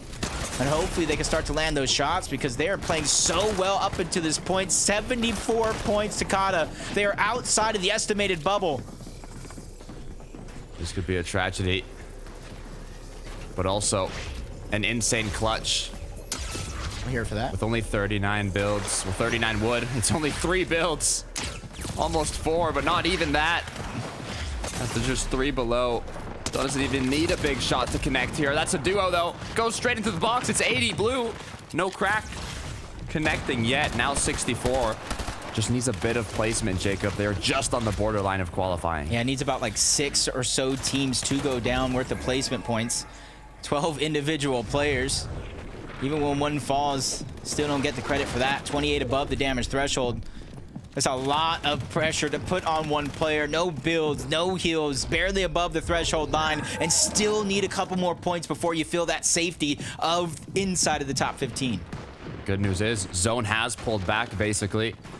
So if he does not go below here, in theory, should be able to hold this angle and find potential tags as duos start rotating in. Like you said, just about 14 points. Could be enough to qualify. That's one elimination and a little bit of placement now. 14 below, 12 below. It's going up and down as the 25 tag might be enough. There it is, now above. A bit of safety. A few more seconds now to crouch behind here and get as many placements as possible. Yeah, he has no choice but to wait for all these duos to pass him up because he doesn't have builds to protect himself. He's hoping finally he's the last train in line and that way he can dash to safety. But, she gets downed out. Mo's grind is going to be the one to take him out. Marius now by himself. Again, staggering outside of zone. He is below on Surge. The Marius that we know and love, he has to show up here. He has to show up now to try to clutch up some points. He's inside of the bubble, but you want to secure it officially. Marius trying to see if he can find any shots here, as he has no more materials, forced to get dropped down. 102 points, though. He should be good. As Very up above, maintaining that height. Floki, Vox, 40 points. A long ways to go to qualify. They cannot go down now. Yeah, with each team falling, those points are going to start to ring in. And this is the position with another one taken down. Amos, elimination points, placement points, everything stacking up. Sky and Scroll, they find themselves 90 points so far. They're trying to hold on because they want to stamp their spot in the grand finals. But Sky with no builds, using those dashes, jumbling all around, trying to catch players off guard. While all this is going down, Pixie and Wox use it all as a distraction to steal the high ground for themselves. This is huge for Pixie and Wox. They needed a massive match to qualify here. Sky, Scroll, gone down at 92. Might be enough, might not. Floki at 50, though. They definitely need more. There's still a lot of placement points on the board, and sprinkle in a couple more eliminations. If you can grab them, that will be great. Doom and Icy on the other side. Well-placed game one. Put him in contention of a grand final spot, but a huge flank onto Jake Buka. Another one's to be found by Floki and Vox. 62 points, slowly but surely climbing up that leaderboard. Great job staying ahead. Just 3 builds left now, though. They're going to have to start looking back as the maps get split up. A few more builds to stay ahead. Wox still applying pressure from above. Pixie dropping down to see what he can find. 23 builds with 58 points. They might just need to win this game. Yeah, might not have no other choice. They still need 30. They might need some eliminations on top of that. Don't know how many's left. Quick maps ain't working. X-Force Clowny trying to do some quick thinking of themselves. They have that Flowberry Fizz as they're trying to get all the information of all the teams floating in and around their current spot. As Vox goes down, leaving all the pressure of the world on the Floki's shoulders. And he's so close to the bubble, he can taste it. Floki is not qualified yet, but he is on the borderline. You said it yourself, just one elimination might be all he needs. Gets 86. Is it going to be enough? I don't know. Pixie at 72, still up above. Shooting down, raining below as they're getting closer and closer to that qualifying range. Top 3 situation. There's no guarantees for some of these players still left alive. The focus down from above. Pixie walks. They're trying to target him down, force the altercation. The chain of Hades comes out from Klowski, but he gets traded down. It's all up to Axe Force. Velry's gonna fall down, try to play Disruptor. Pixie's there as well. Wax is trying to stay up above. He doesn't want to get caught in the madness just in case it comes down to a heal off. Pixie does it yet again, along with Wax. 6 eliminations and a big game win to force themselves into the EU Grand Finals. They needed that victory royale to qualify, and they might have just clutched it up in the last match. I'm not even sure. I can't confirm anything yet, Jacob. They might just be on the borderline. What a way to close out the EU FNCS semifinals. And there's something you said throughout the course of that game. You were mentioning it. You were reminding me. Top players were going down left, right, and center. So depending on which bottom of the barrel teams have managed to make it this far into the end game, the leaderboard could be all over the place. That estimate could be even higher than we thought before. So this is really going to come down to 3 people that could really break it all down, Sakata, and I'm ready to know who it is, man. Yeah, I really have no idea who took it. The leaderboard has been shooken up. There are so many duos that are right on that borderline of qualifying, so I don't want to waste more time. Let's head on over to the analysts. Let us know what just happened. Thank you, guys. That was absolutely wild, especially when you consider that Pixie and Vox were 42nd on the leaderboard before that third and final game. They needed to make it into the top 15. They managed to get that victory royale with 6 eliminations, which means they've got themselves a tidy amount of points. But let's face it, nothing less than a victory royale would do for these guys. So really, it's now about whether they got enough eliminations. And apologies, they actually got 7 mini minor.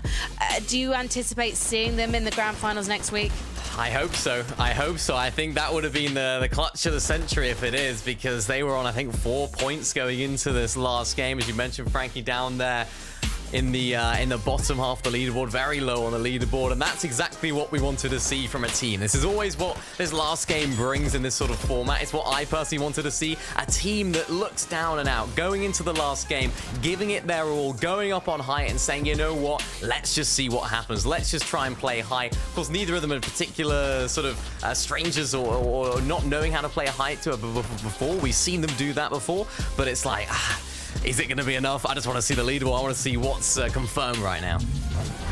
Should we see the leaderboard, boys? I think it is ready for us. So let's get to it. Let's see who our top 15 are, and therefore our final 15 jurors making it to next weekend's grand finals. Grizz and Skivvy played out of their minds this evening. That's no surprise. We've got first-time major finalists in Finn and Avalo as well, which is fantastic to see. But I kind of want to see the second page, if you wouldn't mind, boys, because we want to see who hit that margin.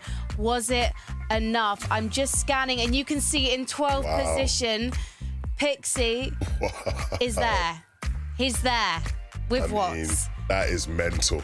That is just unbelievable.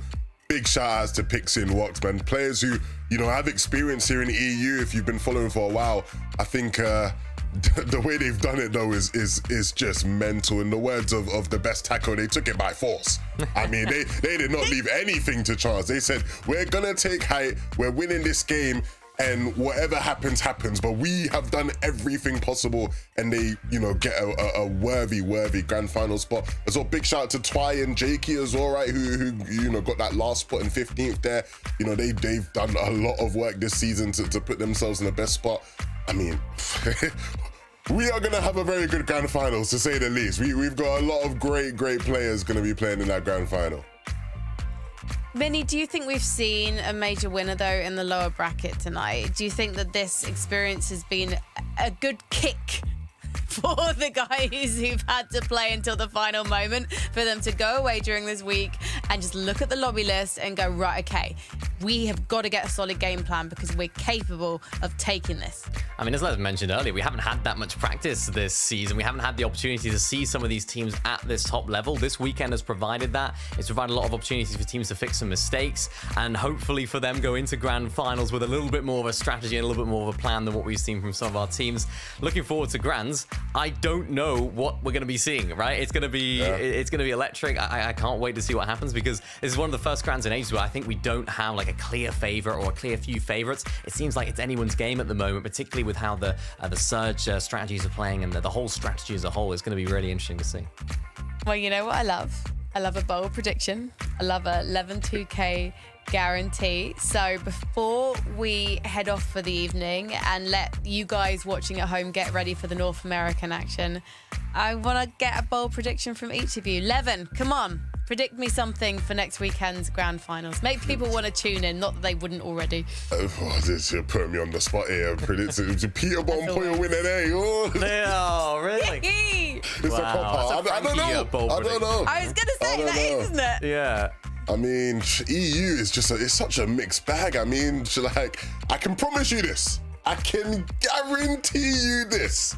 There will be 50 teams playing next weekend. Wow. To try and win it all. I can guarantee you that. 100%. You happy, Frankie? Happy? Mini Minor. Make me happy again. I don't even smile back in my face. I don't even think I can top that out of this world level prediction from 11-2K here. Just smoking hot. Unbelievable. You know, I don't think anyone would have expected that. Pull that one out of the hat. For me, I'm going to make a slightly more bold prediction. I'm not going to say one team, but I'm going to say the top 5 on day 1 at the end of day 1 will look completely different at the end of day 2. I want to see a big shift in the lead 1. I think we will see a big shift in the lead 1. Maybe top 5, top 3. Something like that. Something big will happen. We'll see a big shift. And I'm not going to try and predict the winner right now because I honestly have no idea. Mini Minor, I'll allow you that. Levin, you've got a whole week. In fact, less than a whole week because we come back on Saturday.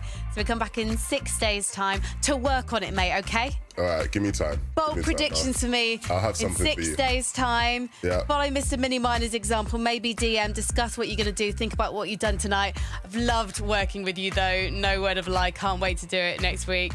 Can't wait to see all of you guys in chat joining us and our 50 final duos. Who will be raising the Axe of Champions? You'll have to join us to find out. See you then. Sound the horn!